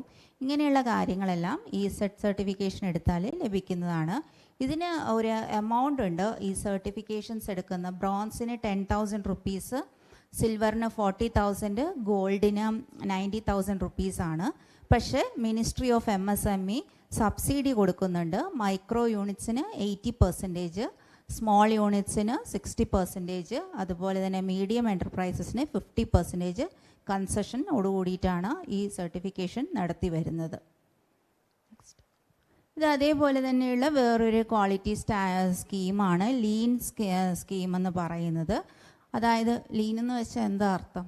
നമുക്ക് എല്ലാവർക്കും അറിയാം, അൺവാണ്ടഡ് ആയിട്ടുള്ള വേസ്റ്റ് റിമൂവ് ചെയ്യുക. നിങ്ങളുടെ കമ്പനിയിലുള്ള അൺവാണ്ടഡ് ആയിട്ടുള്ള വേസ്റ്റ് റിമൂവ് ചെയ്ത് അതിനെ ഒന്ന് ശരിക്ക് തിന്നാക്കി ലീനാക്കി എടുക്കുന്ന ഒരു സിസ്റ്റമാണ്. ഇതിനായിട്ട് നമുക്കൊരു കൺസൾട്ടൻറ്റിനെ സഹായം ഗവൺമെൻറ് നമുക്ക് തരികയാണ്. ആ കൺസൾട്ടൻറ്റിന് 90% സബ്സിഡിയോട് കൂടിയിട്ടാണ് നമുക്ക് ഈ സർട്ടിഫിക്കേഷൻ തരുന്നത്. ഈ ലീൻ ഇംപ്ലിമെൻറ്റ് ചെയ്യുമ്പോഴും ഓട്ടോമാറ്റിക്കലി നിങ്ങളുടെ ക്വാളിറ്റി കൂടുന്നു, പ്രൊഡക്ടിവിറ്റി കൂടുന്നു, പ്രോഫിറ്റ് കൂടുന്നു, വേസ്റ്റേജ് കുറയുന്നു, ഇങ്ങനെയുള്ള എല്ലാ കാര്യങ്ങളും സംഭവിക്കുന്നുണ്ട്. Next slide. ഇത് 3 ലെവൽ ഓഫ് സർട്ടിഫിക്കേഷനാണ്: ബേസിക്, ഇൻ്റർമീഡിയറ്റ്, അഡ്വാൻസ്ഡ്. ഇതിനകത്ത് ബേസിക് എന്ന് പറയുന്നത് സെൽഫായിട്ടുള്ള ലേണിംഗ് ആണ്. അതായത് നിങ്ങൾ ആ വെബ്സൈറ്റിൽ പോയിട്ട് lean.msme.gov.in എന്ന് പറയുന്ന വെബ്സൈറ്റിൽ പോയി നിങ്ങളുടെ ക്വാളിറ്റി ഡിപ്പാർട്ട്മെൻറ്റിൽ വർക്ക് ചെയ്യുന്ന ഏതെങ്കിലും ഒരു സ്റ്റാഫിനോട് ഇതിനെക്കുറിച്ച് വിശദമായി പഠിക്കാൻ പറയുക. ഒരു ഓൺലൈൻ അസസ്മെൻറ്റ് എക്സാം ഉണ്ട്, അത് അറ്റൻഡ് ചെയ്ത് ഒരു സർട്ടിഫിക്കറ്റാണ് ജനറേറ്റ് ആവുന്നത്. ബേസിക് ലെവൽ നമുക്ക് ഫ്രീ ആണ്. ഇൻ്റർമീഡിയറ്റിനും അഡ്വാൻസ്ഡിനുമാണ് നമുക്കൊരു കൺസൾട്ടൻറ്റിൻ്റെ ആവശ്യം വരുന്നത് നമുക്ക് ലഭിക്കുന്നതും. നെക്സ്റ്റ്. ഇതിൻ്റെ ചാർജസ് ഇങ്ങനെയാണ്: 1,20,000 അഡ്വാൻസ്ഡിന് 2,40,000 ആണ്. പക്ഷേ അതിന് 90% ഗവൺമെൻറ് ഓഫ് ഇന്ത്യയുടെ കോൺട്രിബ്യൂഷൻ ഉണ്ട്. ബെനിഫിഷ്യറി കോൺട്രിബ്യൂഷൻ 10% മാത്രമാണ് വരുന്നത്. ഇതിനകത്ത് ഇപ്പോൾ നമ്മൾ ഒറിജിനൽ എക്യുപ്മെൻറ്റ് മാനുഫാക്ചററോ അല്ലെങ്കിൽ ഏതെങ്കിലും MSME അസോസിയേഷൻ ആണെങ്കിൽ, MSMEയുടെ റെക്കഗ്നൈസ്ഡ് അസോസിയേഷനിൽ പെടുന്ന ഒരു അംഗമാണെങ്കിൽ, ഇപ്പോൾ KSSAയിലെയൊക്കെ മെമ്പർ ആണെന്നുണ്ടെങ്കിൽ നിങ്ങൾക്ക് അഡീഷണൽ ആയിട്ട് ഇതെല്ലാ സർട്ടിഫിക്കേഷനും കഴിയുമ്പോൾ ഒരു 5,000 രൂപ നിങ്ങൾക്ക് തിരിച്ച് ലഭിക്കുന്നതാണ്.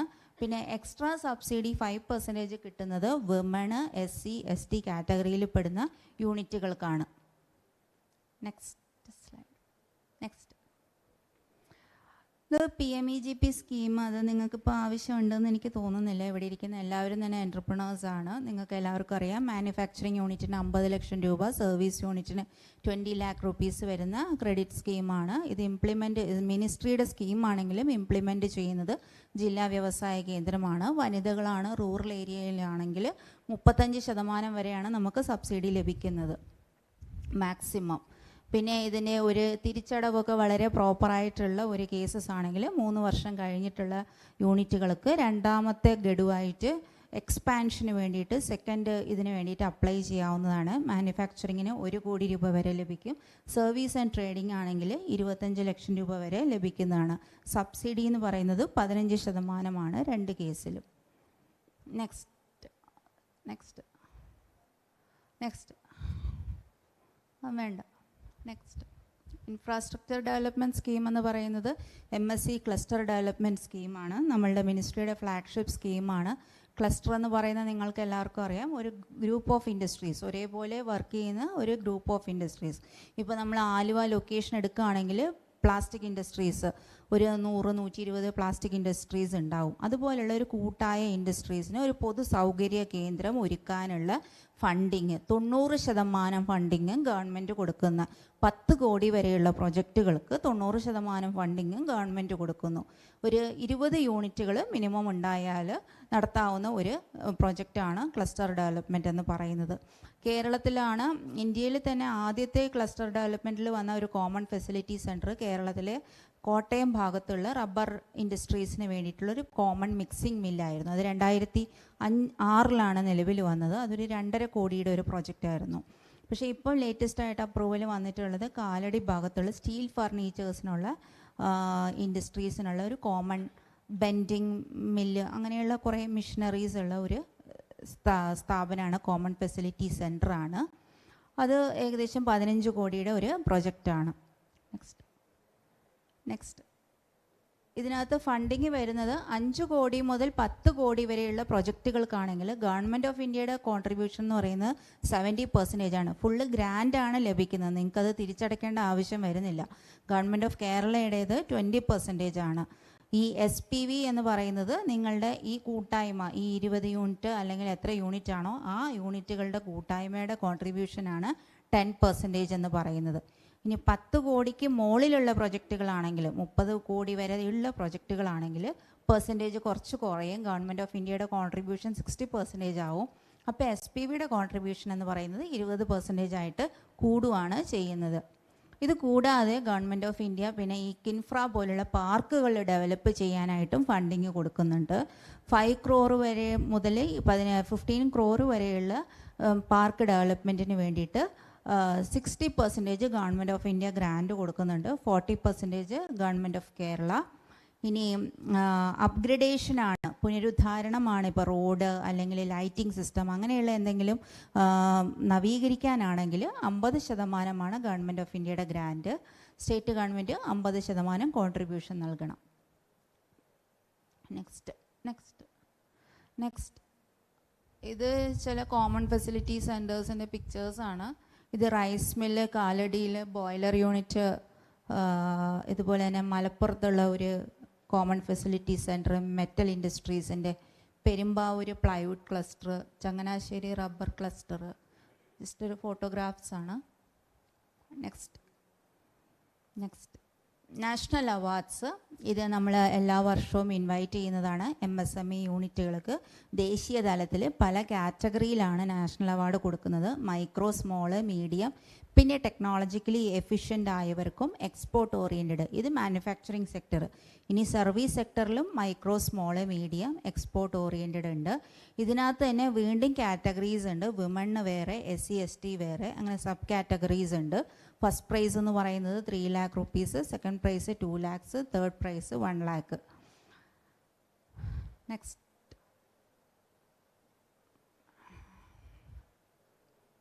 നെക്സ്റ്റ്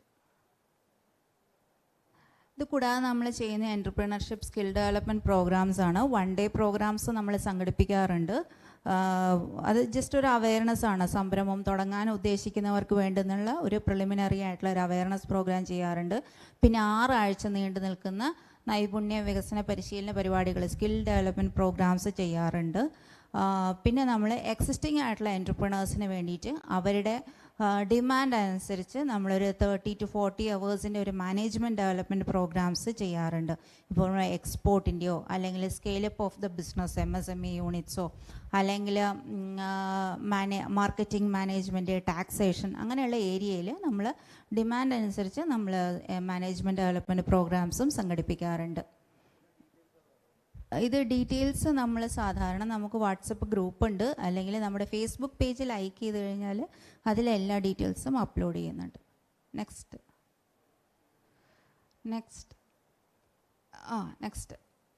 ഇതൊരു ഗ്രീവിയൻസ് റിഡ്രസൽ മെക്കാനിസം. ഈ പോർട്ടൽ ഒന്ന് നോട്ട് ചെയ്ത് വെച്ചോളൂ. champions.gov.in എന്ന് പറയുന്നത്, നിങ്ങൾക്കിപ്പോൾ ഒരു ബാങ്ക് ലോണ് അപ്ലൈ ചെയ്തിട്ട് ലഭിക്കുന്നില്ല, നിങ്ങൾക്ക് എന്തെങ്കിലും പരാതികളുണ്ടെങ്കിൽ, അല്ലെങ്കിൽ സജഷൻസ് ആയാലും കുഴപ്പമൊന്നുമില്ല, പരാതി മാത്രം പറഞ്ഞാൽ പോരല്ലോ, സജഷൻസും പറയാം. ഏതെങ്കിലും ഒരു റെപ്രസെൻറ്റേഷൻ പോലെ സബ്മിറ്റ് ചെയ്യാനുണ്ടെങ്കിൽ, അല്ലെങ്കിൽ നിങ്ങൾക്ക് ഉദ്യം രജിസ്ട്രേഷൻ ചെയ്യുമ്പോൾ നിങ്ങളുടെ പാൻ നമ്പർ വേറെ ആരെങ്കിലും മിസ്യൂസ് ചെയ്തു, അങ്ങനെയുള്ള എന്തെങ്കിലും ഡിഫിക്കൽട്ടീസ് നിങ്ങൾ ഫേസ് ചെയ്യുന്നുണ്ടെങ്കിൽ, അല്ലെങ്കിൽ നിങ്ങളുടെ ഉദ്യം ക്യാൻസൽ ചെയ്തതിന് ശേഷം പുതിയതായിട്ട് എടുക്കുമ്പോൾ എന്തെങ്കിലും ഡിഫിക്കൽട്ടി ഫേസ് ചെയ്യുന്നുണ്ടെങ്കിൽ, ആദ്യം നിങ്ങൾ അപ്രോച്ച് ചെയ്യേണ്ടത് ഈ ഒരു പോർട്ടൽ വഴിയാണ്. champions.gov.in എന്ന് പറയുന്ന പോർട്ടൽ വഴിയാണ് നിങ്ങൾ അപ്രോച്ച് ചെയ്യേണ്ടത്. ഇതാണ് നമ്മുടെ ഓഫീസ് അഡ്രസ്സ്. തൃശ്ശൂരാണ്, അയ്യന്തോൾ ഔട്ട് പോസ്റ്റ് എന്ന് പറയുന്ന സ്ഥലത്താണ്, കാഞ്ഞാണി റോട്ടിൽ. ഇത് നമ്മുടെ ഒരു വാട്സപ്പ് നമ്പറാണ്. ഇത് 24 hours ലൈവാണ്.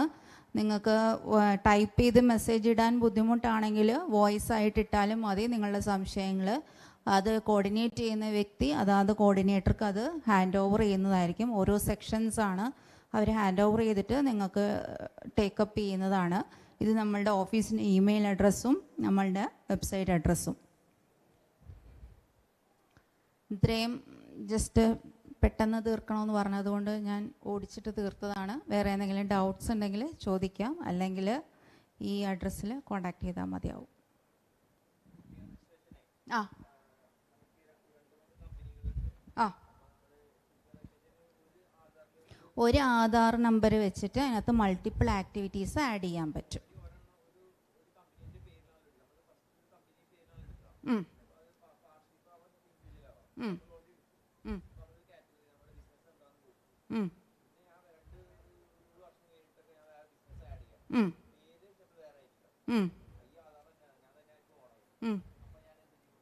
അതിനകത്ത് ആഡ് ചെയ്യാനുള്ള പ്രൊവിഷനുണ്ട്. വേറെ പേര് ആഡ് ചെയ്യാൻ പറ്റും, പ്രൊവിഷനുണ്ട്, ആഡ് ചെയ്യാൻ പറ്റും, കാറ്റഗറീസ് ആഡ് ചെയ്യാൻ പറ്റും. നമ്മൾ NIC കോഡ് അനുസരിച്ച് ആഡ് ചെയ്തുകൊണ്ടിരിക്കാൻ പറ്റും. K-Swift state ഗവൺമെൻറ്റിൻ്റെയാണ്. അത് നിലവിലുണ്ട്. അത് മാൻഡേറ്ററി ആയിട്ടുള്ള ലൈസൻസുകൾ അതിനകത്ത് ഉൾപ്പെടുത്തിയിട്ടില്ല. അല്ലാതെയുള്ള ജനറൽ ലൈസൻസുകൾ നമുക്ക് ചെയ്യാൻ പറ്റും. മറ്റേതും വേണം. K-Swift കൊണ്ട് ഉദ്ദേശിക്കുന്ന ലൈസൻസ് വേണ്ട എന്നല്ല. ഞാൻ മനസ്സിലാക്കിയത് K-Swift MSME രജിസ്ട്രേഷൻ എന്ന് പറയുന്നത് നമ്മളുടെ ഒരു ബർത്ത് സർട്ടിഫിക്കറ്റ് പോലെയാണ്. നമ്മൾ ജനിച്ചു എന്നുള്ളതിൻ്റെ ഒരു സർട്ടിഫിക്കറ്റാണ്. അഡ്രസ്സ്, അതായത് ബാക്കി എല്ലാത്തിനും പോകുമ്പോൾ ഉള്ള ഒരു ബേസിക് ഡോക്യുമെൻറ്റ്, ഞാൻ MSME യൂണിറ്റ് ആണ് എന്നുള്ളതിൻ്റെ ഒരു ബേസിക് ഡോക്യുമെൻറ്റ്. പക്ഷേ സാധാരണ വേണ്ടുന്ന ക്ലിയറൻസുകളുണ്ടല്ലോ, പൊല്യൂഷൻ്റെ ക്ലിയറൻസ്, ലോക്കൽ ബോഡി ലൈസൻസിങ്ങുകൾ, അതുപോലുള്ള ക്ലിയറൻസ്, അത് നിങ്ങൾ പെട്ടെന്ന് എടുക്കണ്ട, 3 വർഷത്തിനുള്ളിൽ എടുത്താൽ മതി എന്നുള്ളതാണ് K-Swift കൊണ്ട് ഉദ്ദേശിക്കുന്നതെന്നാണ് ഞാൻ മനസ്സിലാക്കിയിട്ടുള്ളത്. അല്ല MSME രജിസ്ട്രേഷൻ എന്ന് പറയുന്ന ഉദ്യം രജിസ്ട്രേഷൻ നമ്മൾ 3 മീൻസ് പ്രൊഡക്ഷൻ തുടങ്ങിയതിന് ശേഷമാണ് എടുക്കേണ്ടത്.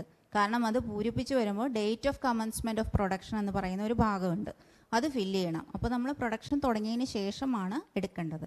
ഇപ്പോൾ ഞാൻ നാളെ തുടങ്ങുന്നു എന്ന് പറഞ്ഞിട്ട് എനിക്ക് ഇന്ന് രജിസ്റ്റർ ചെയ്യാൻ പറ്റില്ല.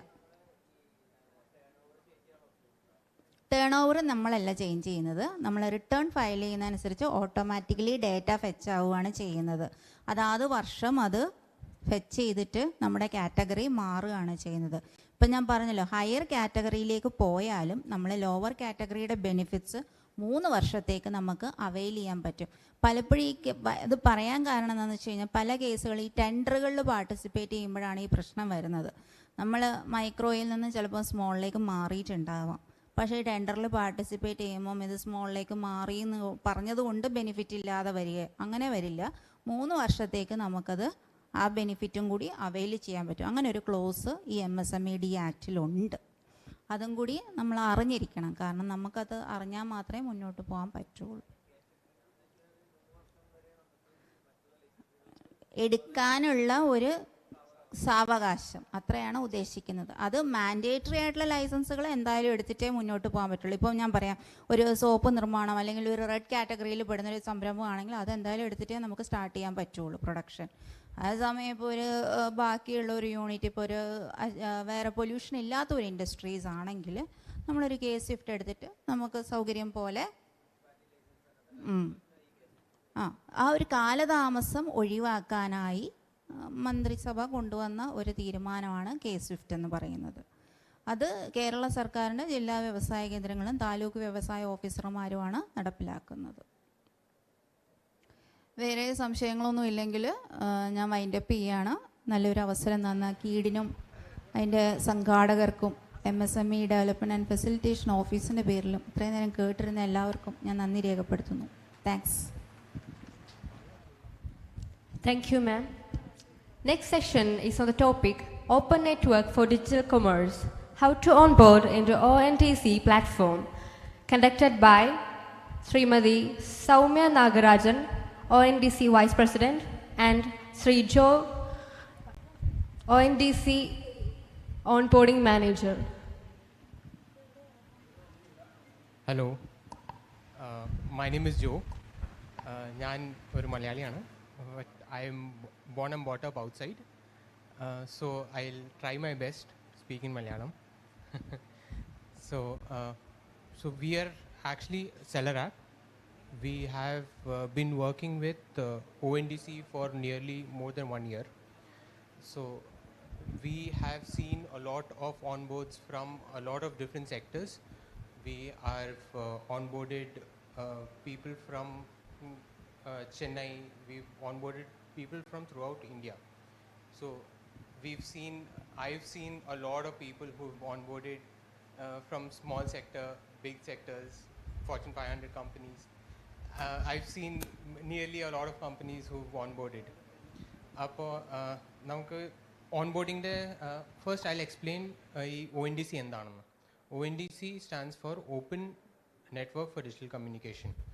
So this is a government undertaking, and with ONDC you can actually onboard into one platform and you will be onboarded into various buyer applications.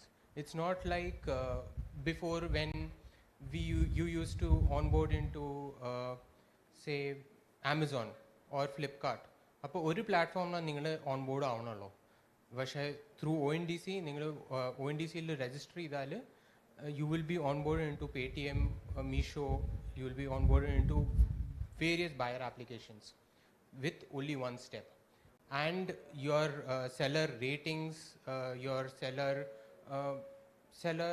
any seller details. What happens before is നിങ്ങളുടെ seller details ഒക്കെ ratings, reviews, everything നിങ്ങളുടെ ഒരു പ്ലാറ്റ്ഫോമിലാണെങ്കിൽ ഒരു പ്ലാറ്റ്ഫോമിൽ തന്നെ ഇരിക്കട്ടതല്ലോ.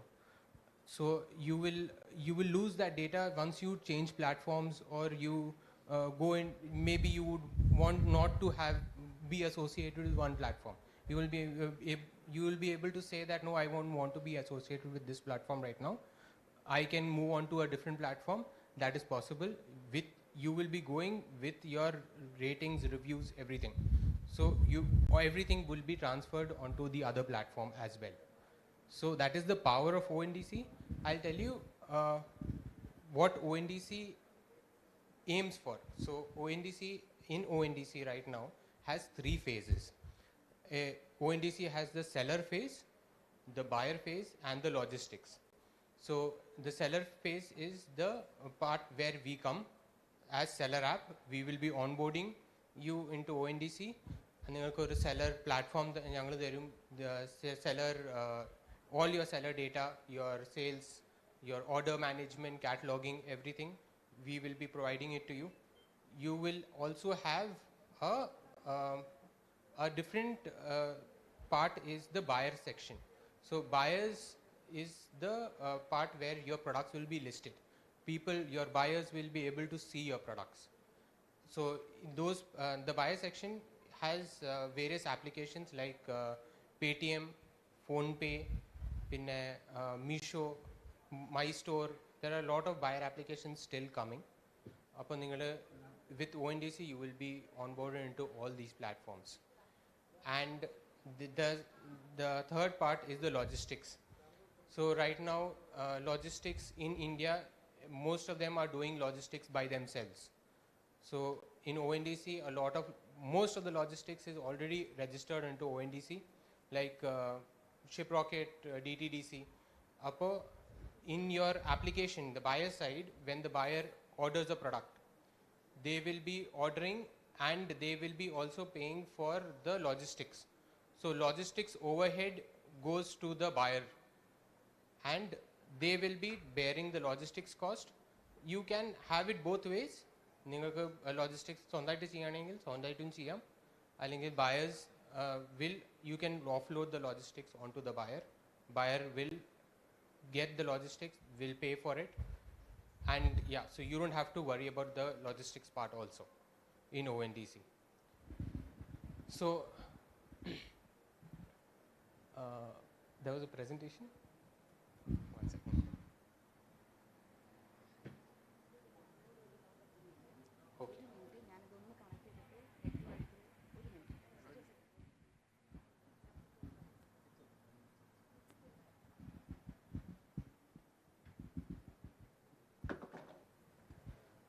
So that's the gist of ONDC.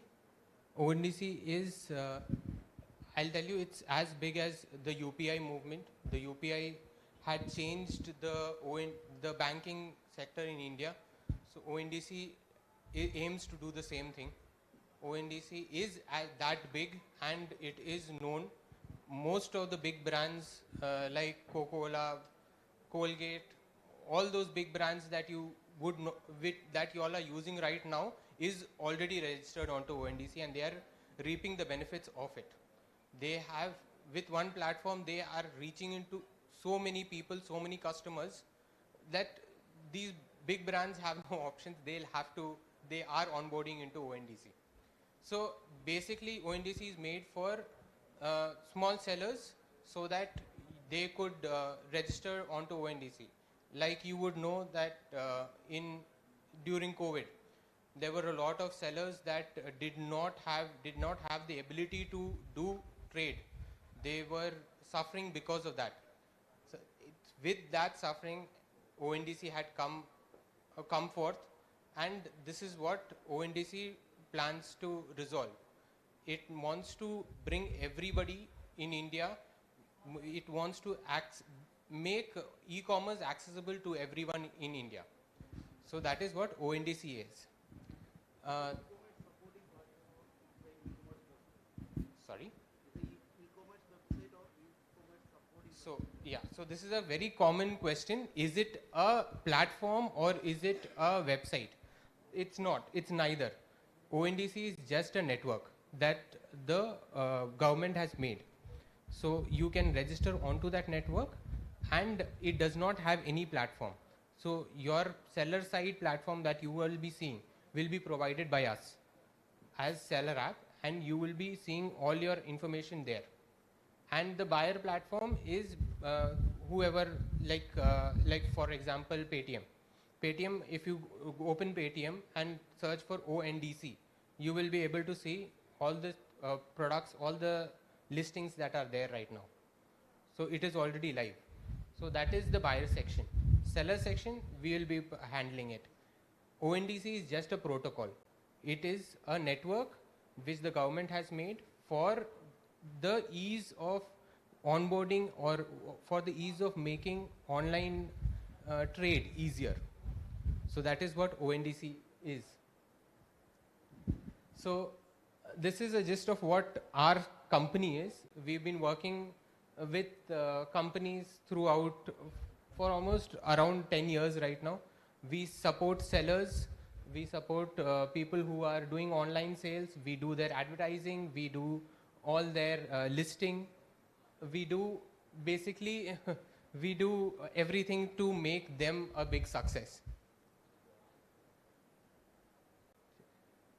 So this is ONDC. ONDC stands for Open Network for Digital Commerce. It is based, it is a government-backed project, and it aims to decentralize and democratize the trading system, as I told you. So ONDC has three sides to it. The seller side is where you all come in. You will be the seller. You will have a lot of benefits from ONDC, as if once you onboard into ONDC, you will be onboarding into various platforms just by registering into ONDC. Then buyer side, buyers will also have a big profit out of ONDC because they can order anything that they want sitting right in the house. So if they want anything, any kirana shops that you see right now in Bangalore, we have a Bangalore-based company. So in Bangalore, we've seen that there are a lot of kirana shops that are doing ONDC right now, and they are doing a lot of sales. Earlier, these kirana shops are small shops. There are shops that as big as this speaker system, that they are doing online sales. So yeah, so that's the power of ONDC. So this is a network view of ONDC. There'll be a lot of platforms that will have ONDC, that will have your product listed. Your buyers could come to any one of those platforms and order your product, and you will get it in the seller side. In your dashboard, you will get that product, that order, saying that from this platform you've received this product, this is the price, this is the logistics, and you can accept the product or normal order processing flow, accept, reject, or accept and reject is the normal order flow. So this is the protocol level. That's a bit complicated, how ONDC works at the back end, but the gist of it is that it is for you, your products will be listed in a lot of buyer applications. So there's a video, we can make that available from the Government of India about ONDC. You can just ask any of us, or you can take down my number and you can message me. We can make that video available to you. So we've worked with a lot of companies right now. We worked with ODOP, Yes Bank, Coca-Cola, a lot of major sectors we've worked in, Patanjali. The functionalities that we will be providing to you will be cataloging, your catalog management, inventory management, your customers managing means that whatever reviews or whatever problems that you face from your customer's side, it will be coming to us, and we will be passing it on to you, or we will be handling most of them. So you don't have to worry about that. Your order processing and your reports, that will be the most important thing for you, where your reports will tell you how good your product is, how well it will do in the market, and how you can improve your sales. So that would be provided by us. Your onboarding process is pretty simple compared to most of the platforms I've seen. So we have the order account creation, the KYC process. GST is mandatory here. So since it's a government-backed project, GST is mandatory. You need GST. The KYC processing will be done. Your cataloging, you will be provided a catalog template. It's a basic catalog template where you need to fill in your name of the product, description, images, your size.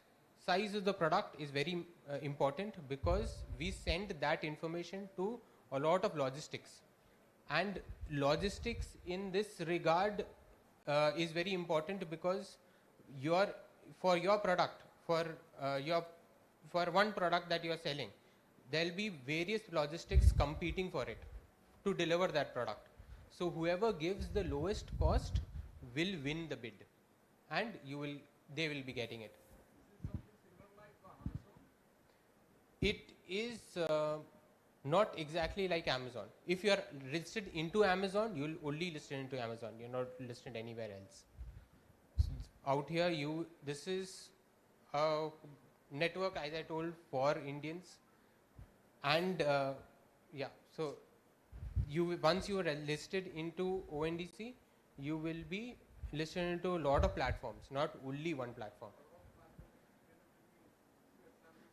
Paytm, you will be there in pin code. That's a new application from PhonePe. There will be My Store. There will be Meesho.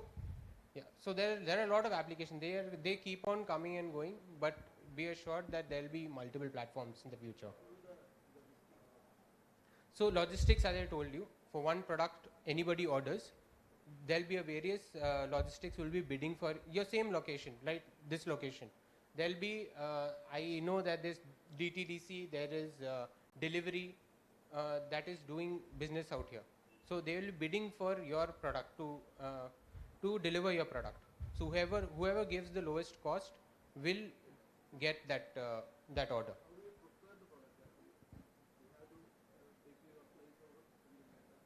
So it will be picked up from your location.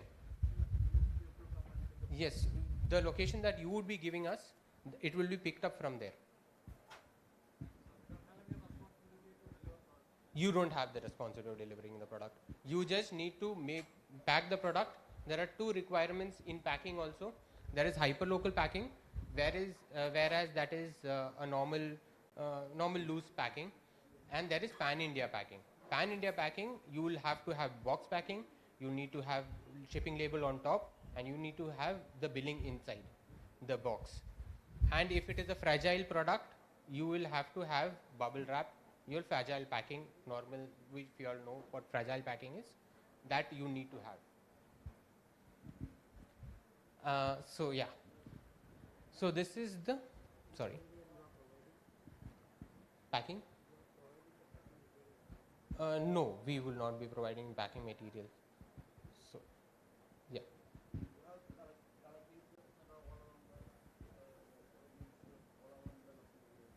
Yes. Most local areas will be collecting. Right now it is only in India.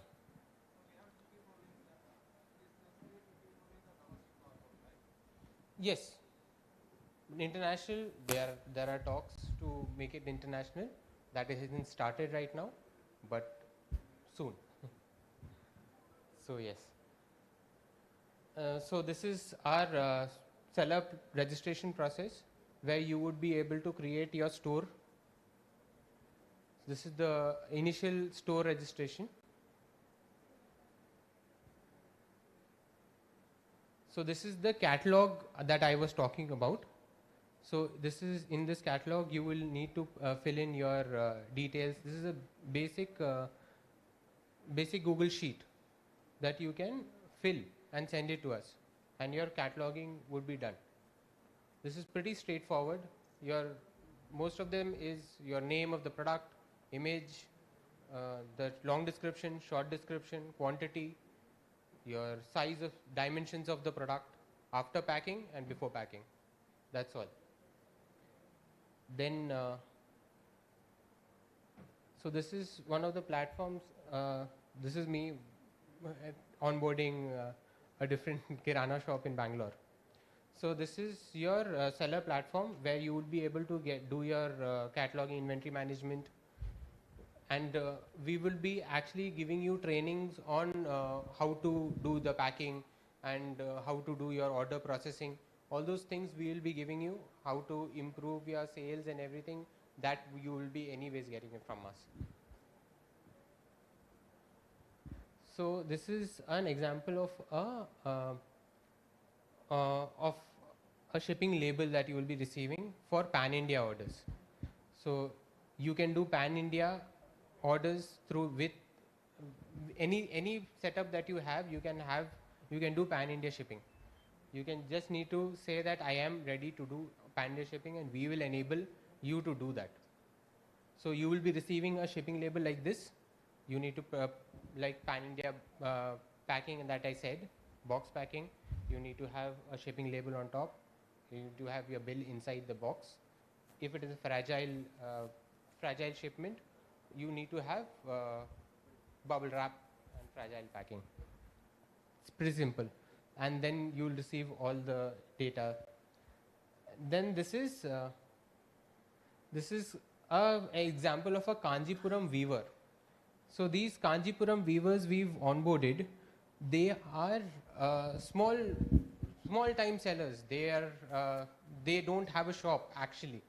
They're weaving saris inside their house. So they were very reluctant to do online sales. So for them, doing one sale a month is pretty good for them. So we've enabled them to do that. We told them that why don't you come to ONDC? We've done their listing. We've been there. We've made their descriptions. We've done their images, everything, like this institution is doing. Today you can actually, we had a session on top. You could have clicked your images and everything and onboarded into ONDC. It is being held on the second floor.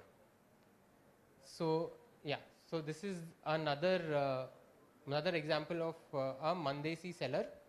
These are small women sellers who want to do business, but they were again very reluctant because they used to think that doing online sales is a big thing, but it is not. We've onboarded them, and most of them are doing extremely well in ONDC right now.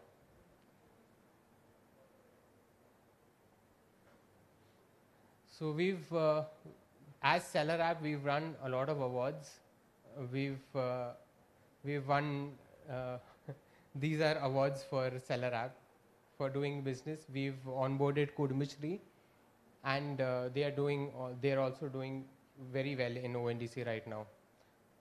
They are one of the most sales that we've got is from Kudmishri. So we are also working with Google to make this listing process easier, better, and more effective. We've enlisted the help of Google to get your listings, your images, your product descriptions more effective online. So this is a work in progress, and yeah, so this will be coming soon from us.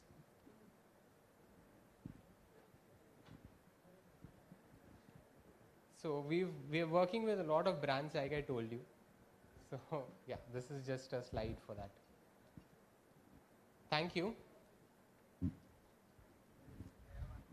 Yes.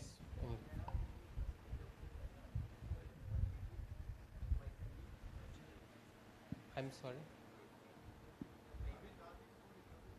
So we will be charging around 1%. Yes. For all things. So yeah. Yeah, we will. So because payment gateways are taken care of by the buy side, so you don't have to worry about it. No, there's no registration fee. There's 1% commissions that we charge. There is no differentiation like that. We do D2C right now. B2B is not something that we do. Buyer payment will come to you. It's come to the seller, yes. So it will be coming to you. Anything else? Any questions?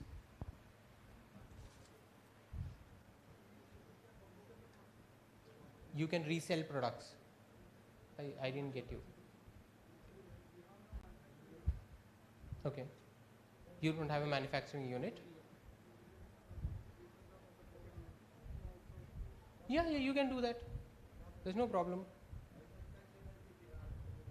Yes, you can do that. You can resell your products. There's no problem at all. Exactly like what I said, Kirana shops. Anything else?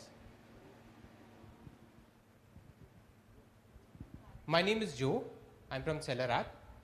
My number is 9620.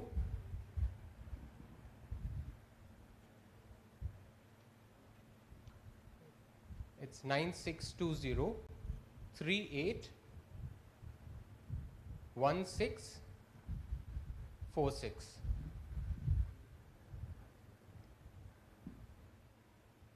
That's my number. Reach out to me anytime and we can give you restrictions. There's no restrictions. 9620 381646. So there are no restrictions. There are certain categories that ONDC is right now doing business in. That's home and decor, grocery, and beauty and personal care, fashion. So most of your products would be following under this. Is it, or am I wrong? So you will be able to onboard in any of these categories. Service is something that ONDC hasn't begun till now. So the service is yet to begin. ONDC is just starting off with vehicles. So that's just starting right now. So service is coming. Anything else? It is government. Yeah, completely owned. It is not only for government. You can onboard there, but ONDC itself is launched and maintained by the government.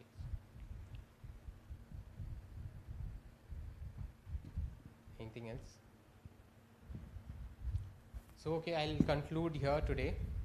So if any of you all want to onboard, we are on the second floor. We are onboarding right now.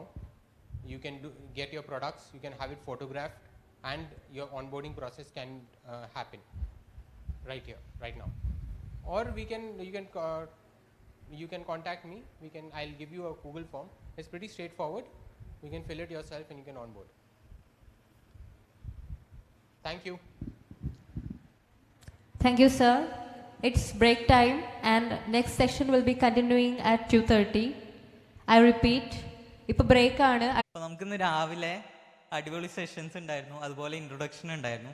ഉച്ചയ്ക്ക് ശേഷം നമുക്ക് വരുന്നത് sustainable entrepreneurship വരുന്നുണ്ട്. അപ്പോൾ നമുക്ക് ഇന്ന് sustainable entrepreneurship session handle ചെയ്യാൻ വന്നിരിക്കുന്നത് വെങ്കട്രാമൻ സാറാണ്. Venkitaraman sir actually IM Kozhikode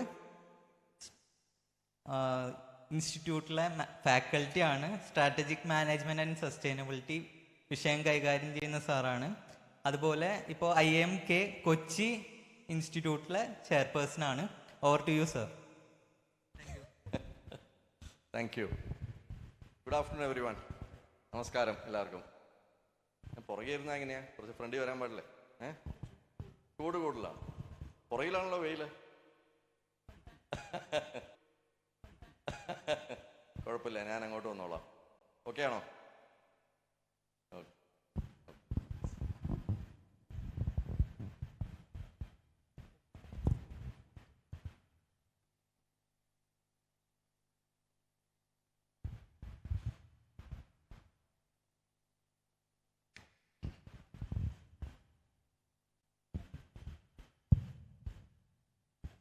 So first of all,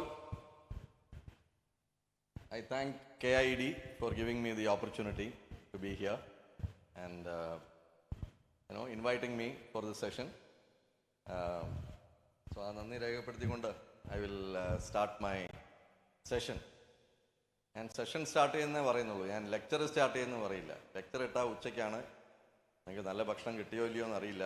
എങ്ങനെയായാലും ഉച്ചയ്ക്ക് ഏതെങ്കിലും സ്റ്റാർട്ട് ചെയ്തെങ്കിലും ഉറങ്ങാൻ സാധ്യത വളരെ കൂടുതലാണ്. സോ ഞാനത് എത്രത്തോളം പറ്റുമോ അതൊരു കോൺവെർസേഷനായിട്ട് ഒരു സംഭാഷണമാക്കി മാറ്റാം. ഓക്കെ ആണോ? എനിക്കും കാട്ടി അധികം കിട്ടുന്നില്ല, അപ്പോൾ ഞാൻ അങ്ങോട്ടും വരും ചിലപ്പോൾ. ഓക്കെ, നിങ്ങളുടെ ഇടയ്ക്ക് കുഴപ്പമില്ലല്ലോ. Okay. So the topic given to me today is sustainable entrepreneurship. right? So we will take it in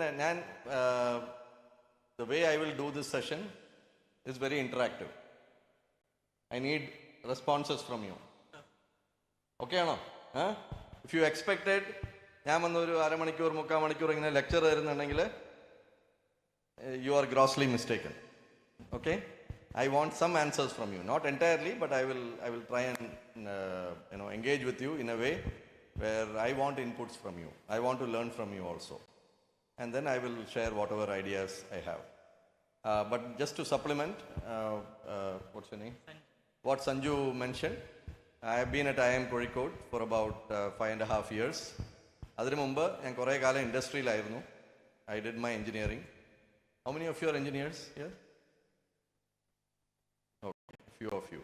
How many of you are entrepreneurs? You are an entrepreneur. Okay. How many of part of the DIC and this setup here, government working here? Related to industry? വ്യവസായത്തായിട്ട് സംബന്ധമായ departments ആണോ? Okay. What is your role? ആരെങ്കിലും 1-2 പേര് പറയൂ. Because അത് മനസ്സിലായാലല്ലേ എനിക്കത് സംസാരിക്കാൻ പറ്റുള്ളൂ അതിനനുസരിച്ച്. ബിക്കോസ് ഞാൻ പ്രിപ്പയർ ചെയ്തേക്കുന്ന സെഷൻ ഒന്ന് അധികവും thinking it will be entrepreneurs എന്ന് പറഞ്ഞിട്ടാണ് ഞാൻ കുറച്ച് പ്രിപ്പയർ ചെയ്തത്. ബട്ട് അതല്ലെങ്കിൽ we can make it still relevant, but I want to know, speaker aduthaayonnaanu, I want to know what all you are doing, little bit, just a feel. Those of you are entrepreneurs is fine, but others working in government, what exactly are you doing? ഏതാണ് നിങ്ങളുടെ department? what is your work role? ചോദിക്കുന്നതിൽ തെറ്റില്ലല്ലോ, പറഞ്ഞോളൂ please. it will understand, help me.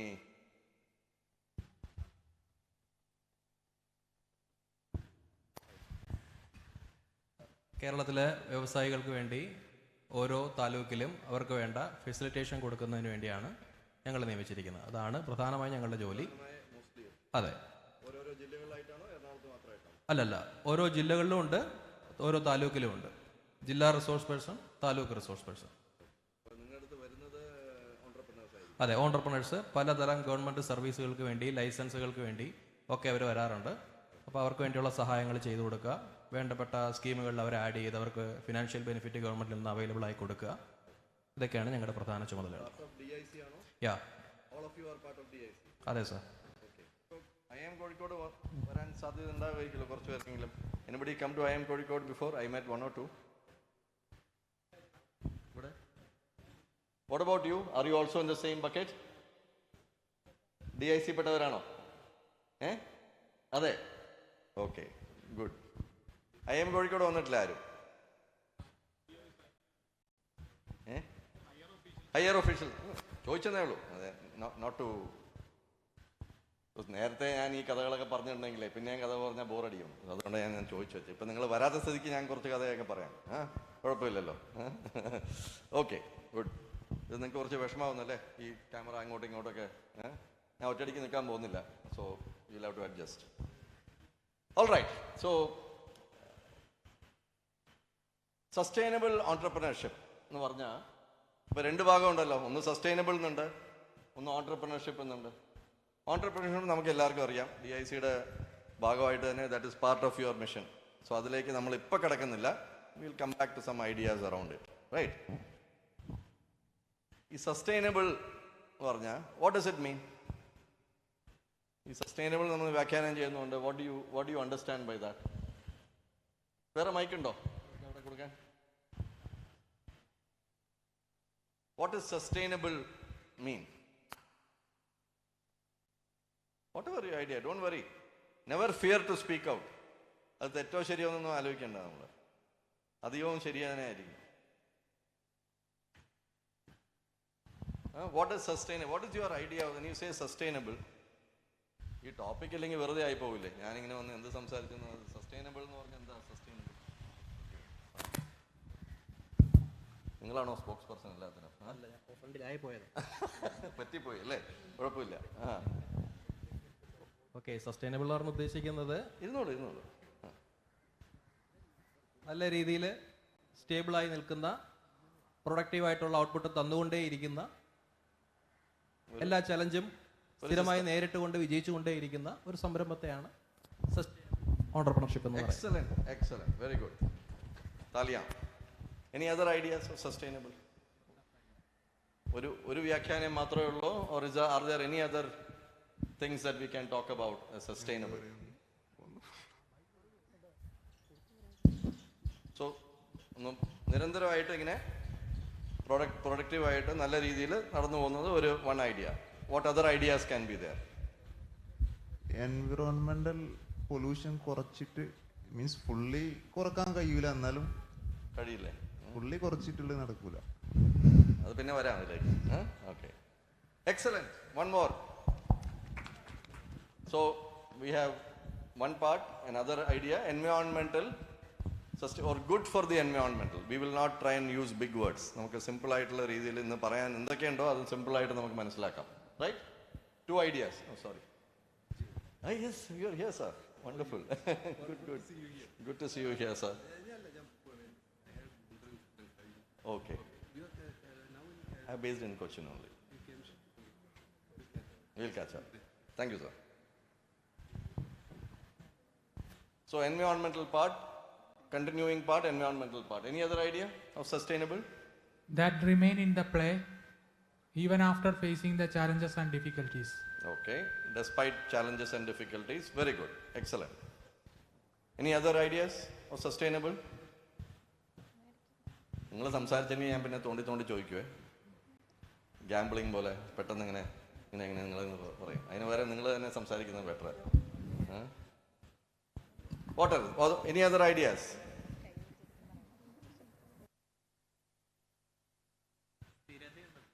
അത് പറഞ്ഞല്ലോ, സ്ഥിരതയുള്ളത്. അത് കറക്റ്റാണ്. ഈ idea സ്ഥിരതയുള്ളത്, countering difficulties, എന്നാലും തട്ടിമുട്ടിയോ നല്ല രീതിയിലോ പോകുന്നതും ഇതാണ്. All are connected. Good ideas. Environmental is one. Anything else? ഈ connected to the hint തരാം. Connected to nowadays we talk about this environmental sustainability, and also one more thing, eco-friendly. That is connected to environmental. We'll talk about it. Harmonious development. Very good. Harmony for whom? Whom all? Who is all? For the customer and the entrepreneur. Okay, very nice. Can we extend that idea a little bit more? Customer include I, environment include I, employees. Very nice. Anybody else other than employees? All stakeholders. Who are stakeholders? Very good word. Like every business will have different set of stakeholders. Like if we choose some business, we can expand on it. no, any business, different kind of stakeholders. Okay, take any business. You name the business. So if it's a clothing industry. Clothing industry. Very good. Who are the stakeholders for clothing industry? There will be weavers, there will be painters. Yes. There will be people who transport the thing.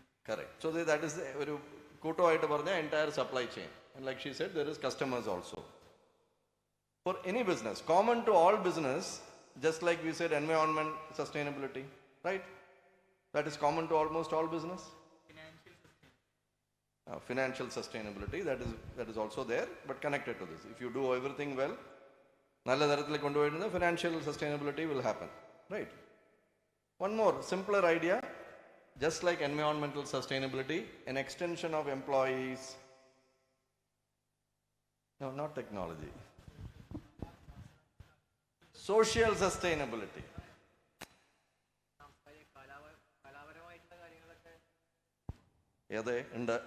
That is part of society. അല്ലേ? അത് തന്നെയാണ് social sustainability എന്ന് പറയുന്നത്. ഞാനപ്പോൾ CSR will be part. I deliberately did not use the word CSR for a few reasons. I'll come to that later, right? Artisans products, കലാപരമായെങ്കിൽ ഇതും ആവാം, sports ആവാം, അല്ലേ, ക്രാഫ്റ്റ് ആവാം, many things are there. So why I said this is extension എന്ന് പറഞ്ഞാൽ എന്തുകൊണ്ട്? Employees immediate, customers immediate, suppliers are immediate. But നമ്മളൊരു സൊസൈറ്റിയിലാണ് ഇരിക്കുന്നത്, and it is larger than that. There may be people not anything to do with directly with our business, but they have given us space. നമ്മൾക്ക് ഒരു legitimacy തന്നിട്ടുണ്ടല്ലോ ഇവിടെ ഇരുന്ന ഒരു business ചെയ്യാം എന്നുള്ളത്, and we are using resources. Maybe people are from that society who work for us. But ഒരു കൂട്ടമായിട്ട് നോക്കുമ്പോൾ the society around us also has to sustain. What happens when an industry shuts down? Unemployment happens, not just within the company. അതിൽ ചായ എറിയുന്ന ആൾക്കാരുണ്ടാവും, രാവിലെ ബോണ്ട വടയൊക്കെ ഉണ്ടാക്കി, അവർക്കും ബുദ്ധിമുട്ടുള്ള കാര്യമല്ലേ. അത് മാത്രമല്ല, but generally like supporting may be arts around, supporting a football or some other thing which is relevant. Okay, so many things can be there which is around us as a business. So that is also something we can consider as part of sustainability. So one idea is the longevity. തുടർന്നുകൊണ്ടിരിക്കണം. Anything, any system which can continue for a long time with minimal inputs or as a system, that is longevity is an idea. Sustain എന്ന് പറഞ്ഞാൽ English വെറുതെ ഒരു meaning എടുത്ത് നോക്കിയെങ്കിൽ something that can sustain, that part is there. Any business also wants to have that. ഒരു business തുടങ്ങിയെങ്കിൽ ആ സംരംഭം നടന്നുകൊണ്ടേയിരിക്കണം എന്നല്ലേ നമുക്ക് ആഗ്രഹം. So that is a longevity is one part of it. Right? Can I have the next one?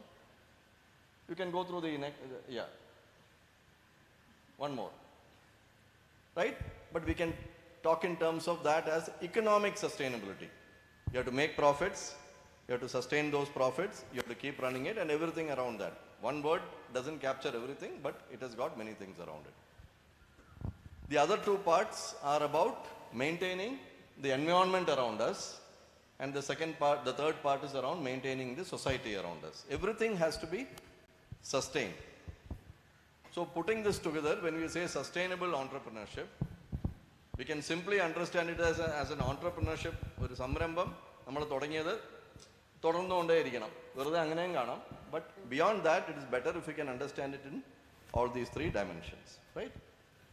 If you put all this together, people also call it by different names. Old wine, new bottle എന്ന് പറയില്ലേ, അതുപോലെ കുറേ terms വരും. CSR എന്ന് പറഞ്ഞു, corporate social responsibility. But our social responsibility, if you see, it also includes the environmental responsibility in that, right? Many people include that.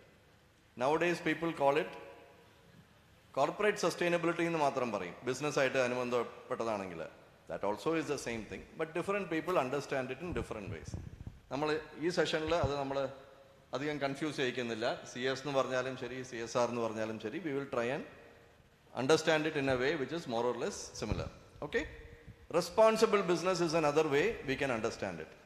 A business which is responsible not only to oneself in terms of making money, making profits, but also responsible to everyone around it, responsible to Mother Nature, responsible to, people around, the community around. So that is another way we can call it. So sustainable entrepreneurship, we can simply also call it responsible entrepreneurship as well. So if I have to break it down further, right? If you break down responsible business, you can have it as 2 or 3 buckets, right? The first is the economic, second is the environmental, and third is the social part of it. Fine? You're with me? Now let us break it down even further. If you break down the first one, the economic one, you will get many things. You can see it in front of your screen, right? The first part could be about customers, because everything starts with customers by and large. അല്ലേ? നമ്മളൊരു business തുടങ്ങിയെങ്കിൽ there is a purpose to that. I'll come to that. But finally, it starts with customers. If customers don't buy your product, there is no money, right? So we have to find out how do we add value to customers എന്നുള്ളത് അതുണ്ട്. പിന്നെ you can think in terms of your shareholders. ഇപ്പോൾ ഒരാളല്ല 10 പേരുണ്ട്, family ഉണ്ട്, അങ്ങനെ ഒരു കൂട്ടമായിട്ട് ഒരു 10 പേരിരിക്കട്ടെ, 20 പേരിരിക്കട്ടെ, വലുതായെങ്കിൽ it may be a listed company ആയെങ്കിൽ, right? It can get bigger and bigger. Now, as DIC, many of you are helping small entrepreneurships, small enterprises. But what I am telling you applies for everybody, right? ചിലപ്പോൾ നമുക്കൊരു idea, ഇതൊക്കെ വലിയ വലിയ ബിസിനസ്സിന് മാത്രം apply ആകുന്ന കാര്യമാണെന്നൊരു idea ചിലപ്പോൾ വരും. അങ്ങനെയല്ല അത്. Everything starts for everybody, and I'm happy to sort of, engage with how it can apply for even small businesses. So, PPT and slide ഒക്കെ ഇടുമ്പോൾ please don't think that it is only applicable for big business. അങ്ങനെയല്ല അത്. Okay, we can apply these fundamental principles everywhere, right? So you can think in terms of all shareholders, not just one person. right? If you have partners, everybody can be there as part of it. You can think in terms of suppliers. So Sanju പറഞ്ഞ എല്ലാവരും ഉണ്ട്, weavers ഉണ്ട്, cotton growers ഉണ്ട്, ഇപ്പോൾ cotton ആണെങ്കിൽ എടുക്കണമെങ്കിൽ anybody, transporters ഉണ്ട്, everybody is a supplier. So they are also part of giving you goods or services which you then value add and then നമ്മളത് വിൽക്കുന്നു, whatever we are making, right? ആ പ്രോസസ്സിലുള്ള ആ value chain എന്ന് പറയും, ആ supply chain is also part of your economic ഘടകം, right? Then you can think in terms of investors. വലുതാവുമ്പോൾ people who are putting money not as owning the business but they separately invest. Your bankers and lenders, bank പണം കൊടുക്കുന്നു, അവരും stakeholders ആണ്, right? So that word that Sanju used, stakeholders, അതൊരു 360 degree ഒരു വളയം പോലെയാണ്. There are a lot of people there whom we have to go back. When you talk about the environmental sustainability, that also we can break down.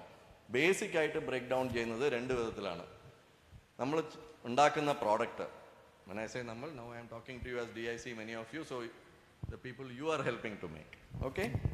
അവരുടെ products തന്നെ, is it environmentally sustainable? Environmentally sustainable എന്ന് പറഞ്ഞാൽ what does it mean? ഒരു product environmentally sustainable എന്ന് പറഞ്ഞാൽ what does it mean for you?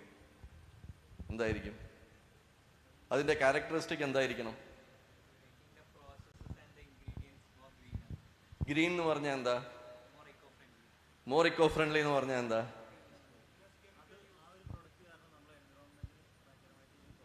ദോഷം വരാൻ പാടില്ല. ദോഷം വരാതിരിക്കാൻ എന്താണ്?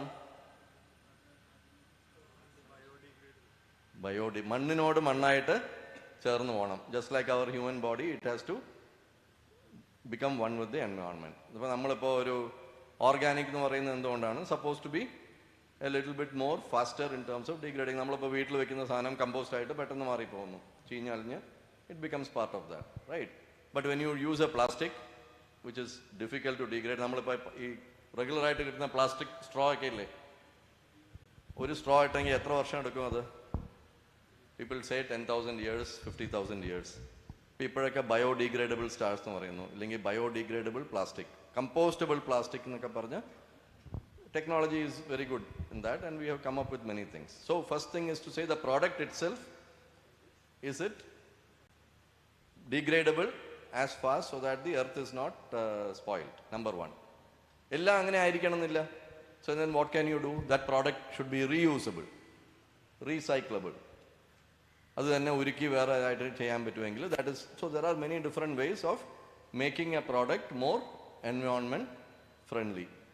പിന്നെ ചില പ്രോഡക്റ്റിൽ ഉണ്ടാക്കുന്ന, so that is A product part of it. Second part is A process part of it. ഇപ്പം നമ്മൾ ചില സാധനങ്ങൾ ഉണ്ടാക്കുമ്പോൾ അതിൽ കുറേ ഈ ഹാനികരമായ വസ്തുക്കളൊക്കെ ഉണ്ടാവും, കെമിക്കൽസ് ഉണ്ടാവും. വി മേ ബി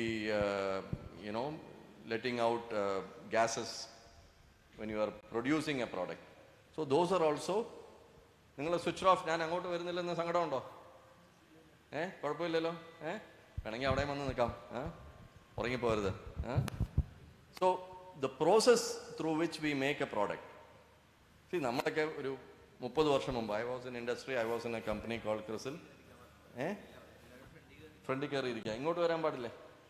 അവിടെ കാറ്റ് കിട്ടുന്നില്ലേ? ചോദിക്കാനേ പറ്റുള്ളൂ.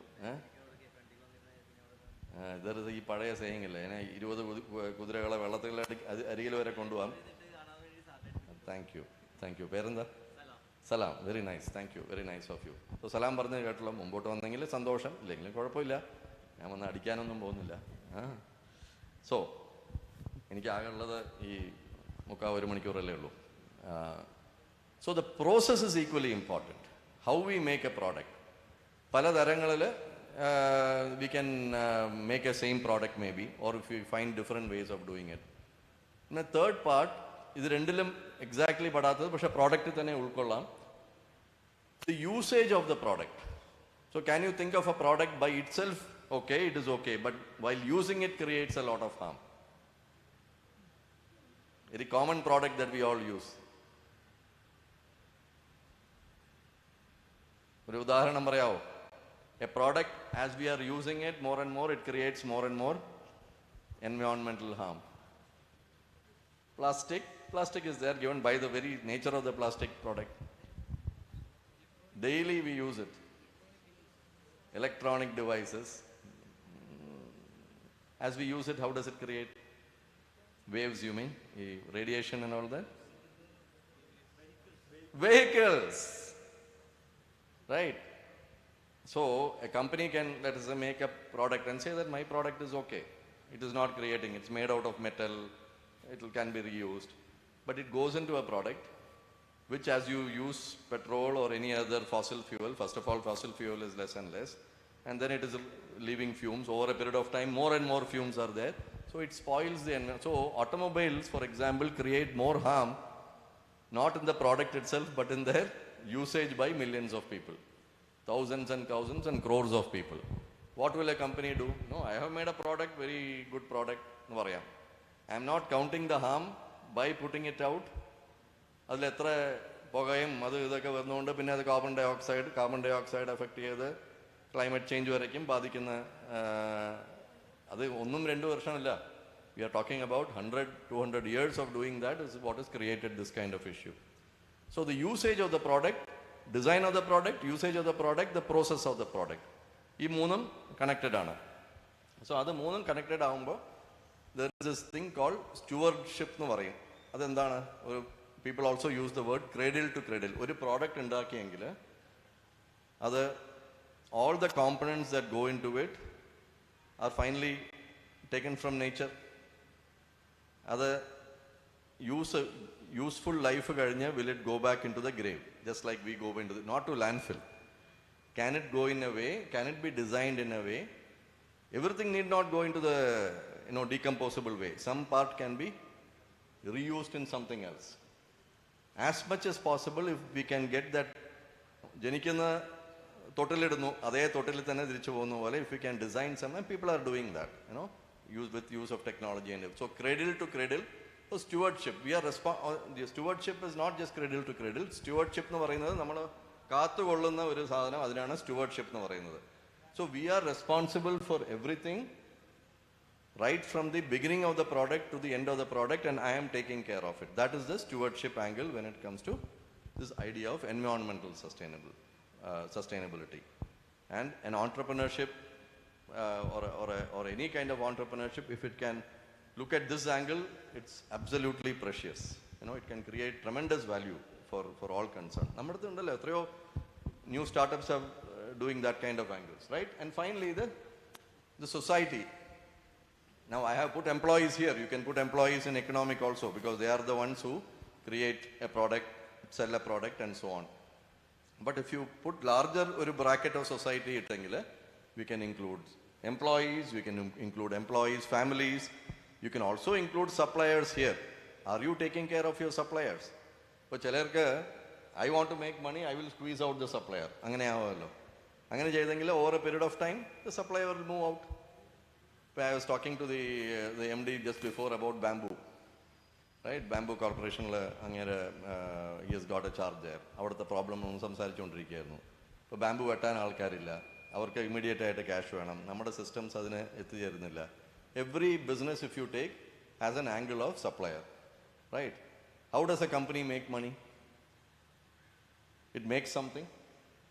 It starts with raw material. Raw material നിന്ന് തുടങ്ങി അതിന് എന്തെങ്കിലും പ്രോസസ്സ് വാല്യൂ ആഡ് ആക്കി ഒരു ഫിനിഷ്ഡ് ഗുഡ് എത്തിയിട്ട് then it is selling it. അതിനൊക്കെ ഒരു കോസ്റ്റ് ഉണ്ട്. അതിൽ cost includes employee cost, it includes suppliers cost, raw material cost, value addition cost ഒക്കെ ഉണ്ട്. അത് എത്രത്തോളം നമ്മൾ എഫിഷ്യൻ്റ് ആയിട്ട് ചെയ്യാൻ പറ്റുന്നോ നമുക്ക് അതിൻ്റെ മാർജിൻ കൂടെ കിട്ടും. പക്ഷേ മാർജിൻ കൂടാൻ വേണ്ടിയിട്ട് if we squeeze out suppliers over a period of time, or if you squeeze out the transporters, അവർക്ക് മാർജിൻ ഇല്ലാതാവും. അവർക്ക് മാർജിൻ ഇല്ലാതായെങ്കിൽ പിന്നെ അവരെന്തുകൊണ്ട്, why should they work for this particular, അങ്ങനെയാവും. So there has to be a balance in that, right? Large companies sometimes squeeze out small suppliers because എല്ലാ ഇതിലും കേട്ടിട്ടുണ്ട്, people like Reliance stores ഒക്കെ ഉണ്ടല്ലോ, but they through COVID and without COVID, everybody is not necessarily a good way of running business, right? And Reliance എടുത്ത് പറയുന്നില്ല, many businesses do that, right? So suppliers are also a part of your ecosystem. നമ്മൾ ecosystem എടുത്തെങ്കിൽ they are part of it. Similarly, you can look at employees. എംപ്ലോയീസിൽ just taking care of, നമ്മൾ പുറത്തൊക്കെ CSR ചെയ്യാം. What about are you doing good for your own employees? Charity begins at home എന്ന് പറയില്ലേ? So first of all, same principle, if you don't take care of our employees well, they may also look for other opportunities or the other leave out, right? Similarly, ഇപ്പോൾ ഒരു ideas of employees എന്ന് പറഞ്ഞാൽ is not just giving them good working conditions or money. There is this idea of diversity. നമ്മൾ diverse ആയിട്ട് എല്ലാവരും കാണുന്നുണ്ടോ? Inclusive ആയിട്ട് എല്ലാവരും എടുക്കാൻ പറ്റുന്നുണ്ടോ? എക്വിറ്റി, എല്ലാവർക്കും ഒരേപോലെ കഴിവില്ല. But still how much are we able to include a larger portion of society into this, which is also a social obligation. And finally, the community around us, right? So നിങ്ങൾ പറഞ്ഞ പോലെ the community has artists, arts. Suppose I have money as a company. Now I want to support art. Now I can go and support art in Nagaland and Mizoram, but I can support art here as well. Why am I more interested in എന്തുകൊണ്ട് ഇവിടെ support ചെയ്യാം അധികം? Because my company is here, right? ഇവിടെ നിന്നാണ് ഞാൻ ആൾക്കാർ കിട്ടുന്നത് എനിക്ക് വർക്ക് ചെയ്യാൻ, ഇവിടെയാണ് ഞാൻ വിൽക്കുന്നതും may be. But at least they have given me a space, ഒരു ലെജിറ്റിമസി തന്നിട്ടുണ്ട്, ഇവിടെ ഇരുന്ന് ഓപ്പറേറ്റ് ചെയ്തോളൂ എന്ന് പറഞ്ഞ്. So my first loyalty is here. നാഗാലാൻഡിലും മണിപ്പൂരും ചെയ്യാൻ പാടില്ലെന്നല്ല, there also we can do. Why? അത് it's a larger part of our community, ഒരു ലാർജർ സൊസൈറ്റി എടുത്ത് നോക്കുമ്പോൾ that is also a wider community for us. So we can define എങ്ങനെ വേണമെങ്കിലും, however we R defining it. But how do we make this? ഇതൊരു charity ആയിട്ട് നമുക്ക് കാണാം.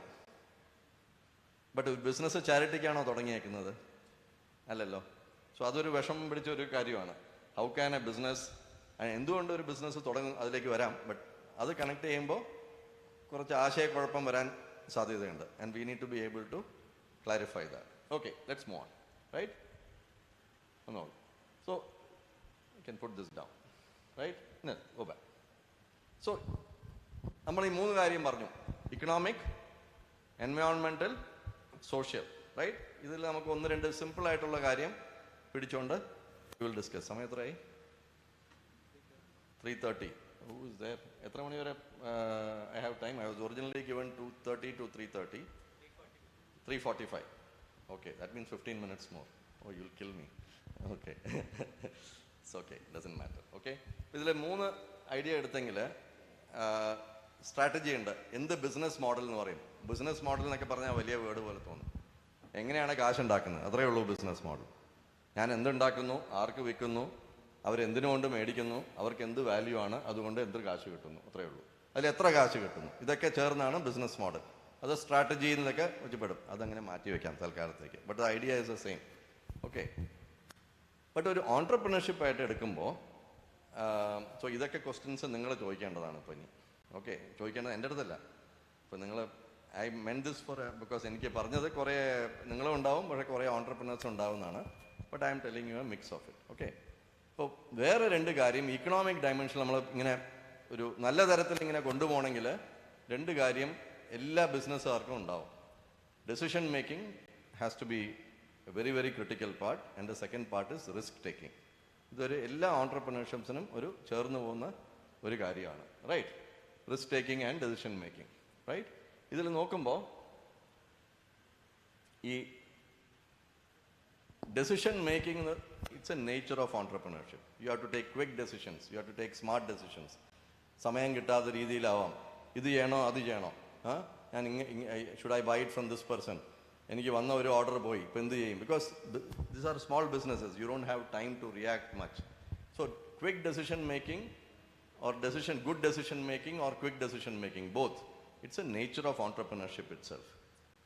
Risk taking on the other hand is a nature of the entrepreneur. Business നടത്തിക്കൊണ്ടുപോകുന്ന ആളുടെ കുറച്ചുകൂടെ closer നേച്ചറാണ് റിസ്ക് ടേക്കിംഗ്. അത് ഞാൻ I will explain it in a bit, right? ഇത് രണ്ടും വേറെ വേറെയാണ്. So risk taking is a very philosophical. ഇപ്പോൾ നിങ്ങൾ എത്ര പേര് നീന്തും? ബാക്കിയുള്ളവർ എന്തുകൊണ്ടാണ് നീന്താത്ത? ചാൻസ് കിട്ടിയില്ലേ? പഠിച്ചിട്ടുണ്ടാവില്ല. ഓക്കെ. ഈ ബങ്കി ജമ്പിംഗ് എന്നൊക്കെ കേട്ടിട്ടുണ്ട്. How many of you, if I give you a chance today, how many of you will do bungee jumping? ഇവിടെ സെറ്റപ്പ് ചെയ്ത് തരാം. ഒരു അരക്കായി വരുന്നു അവിടെ. ലേഡീസാണ് അധികം ഫ്രണ്ടില്. വരുന്നില്ലേ നന്ദിത? വേണ്ടേ? വെള്ളത്തിനടി പോയാലോ? സ്ക്യൂബ ഡൈവിങ് 100 അടി വേണ്ട, അത് വേണ്ട. ഡിപ്പെൻസ് ഓൺ എക്യുപ്മെന്റ് ഒക്കെ. സ്ക്യൂബ ഡൈവിങ് എല്ലാ എക്യുപ്മെന്റ് ഉണ്ടാവും.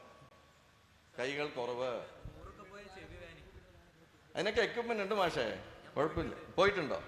എന്നാലും ചെവി വേദനിക്കും. അതെന്താ ഈ സ്ക്യൂബ ഡൈവിങ് അല്ല ഈ ബങ്കി ജമ്പിങ് ആൾക്കാർ എന്താ സ്ക്യൂബ ഡൈവിങ്ങിന് പോകാത്തെ? പേടിയാണോ? പേടി അല്ലേ? വെള്ളം അലർജി, വെള്ളം കണ്ടാ പേടി. വെള്ളം അലർജി. അല്ലെങ്കിൽ എൻ്റെ ഒരു ഫ്രണ്ട് ഉണ്ടായിരുന്നു, അതൊക്കെ അറിയാം, അവിടെ ഊട്ടിയിലൊക്കെ പോകുമ്പോൾ ആ ലേക്കിൻ്റെ അടിയിൽ നടക്കില്ല. എൻ്റെ അടുത്ത് ജോത്സ്യൻ പറഞ്ഞിട്ടുണ്ട് എൻ്റെ ചാവ് വെള്ളത്തിലായിരിക്കും, സോ അതുകൊണ്ട് ഒരു 10 അടി മാറി നടക്കും. അപ്പം ഇങ്ങനെയൊക്കെ പരിപാടി നടത്തുന്ന ആൾക്കാരുണ്ട്. That is A risk appetite. എൻ്റെ അടുത്ത് ചോദിച്ചാൽ ഞാൻ സ്ക്യൂബ ഡൈവിങ് ചെയ്യാൻ തയ്യാറാണ്, ചെയ്തിട്ടുണ്ട്. ഓക്കെ, 100 അടിയോ എന്താണാട്ടെ, എനിക്ക് ഇഷ്ടമാണ്. നീന്തൽ എനിക്ക് അറിയാത്തപ്പോൾ പോലും, എനിക്ക് അരവറ അറിയാത്തപ്പോൾ പോലും I have done scuba diving without knowing swimming. ബങ്കി jumping നിങ്ങൾ തന്നെ 10 ആന വെച്ച് അയച്ചാലും ഞാൻ ചെയ്യില്ല അങ്ങോട്ട്. എന്തുകൊണ്ട്? എനിക്കറിയില്ല.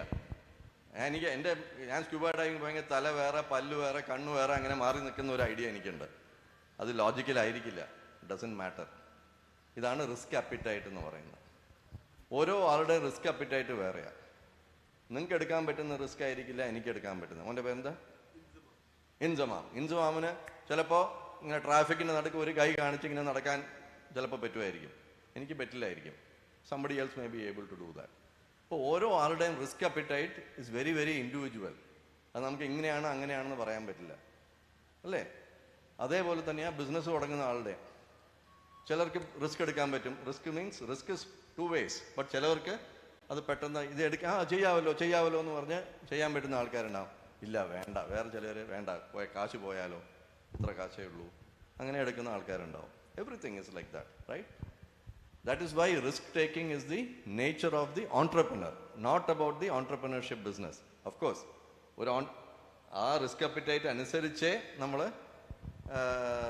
ചിലതിലേക്ക് പോവുള്ളൂ, അതുണ്ട്. Okay, sustaining over time.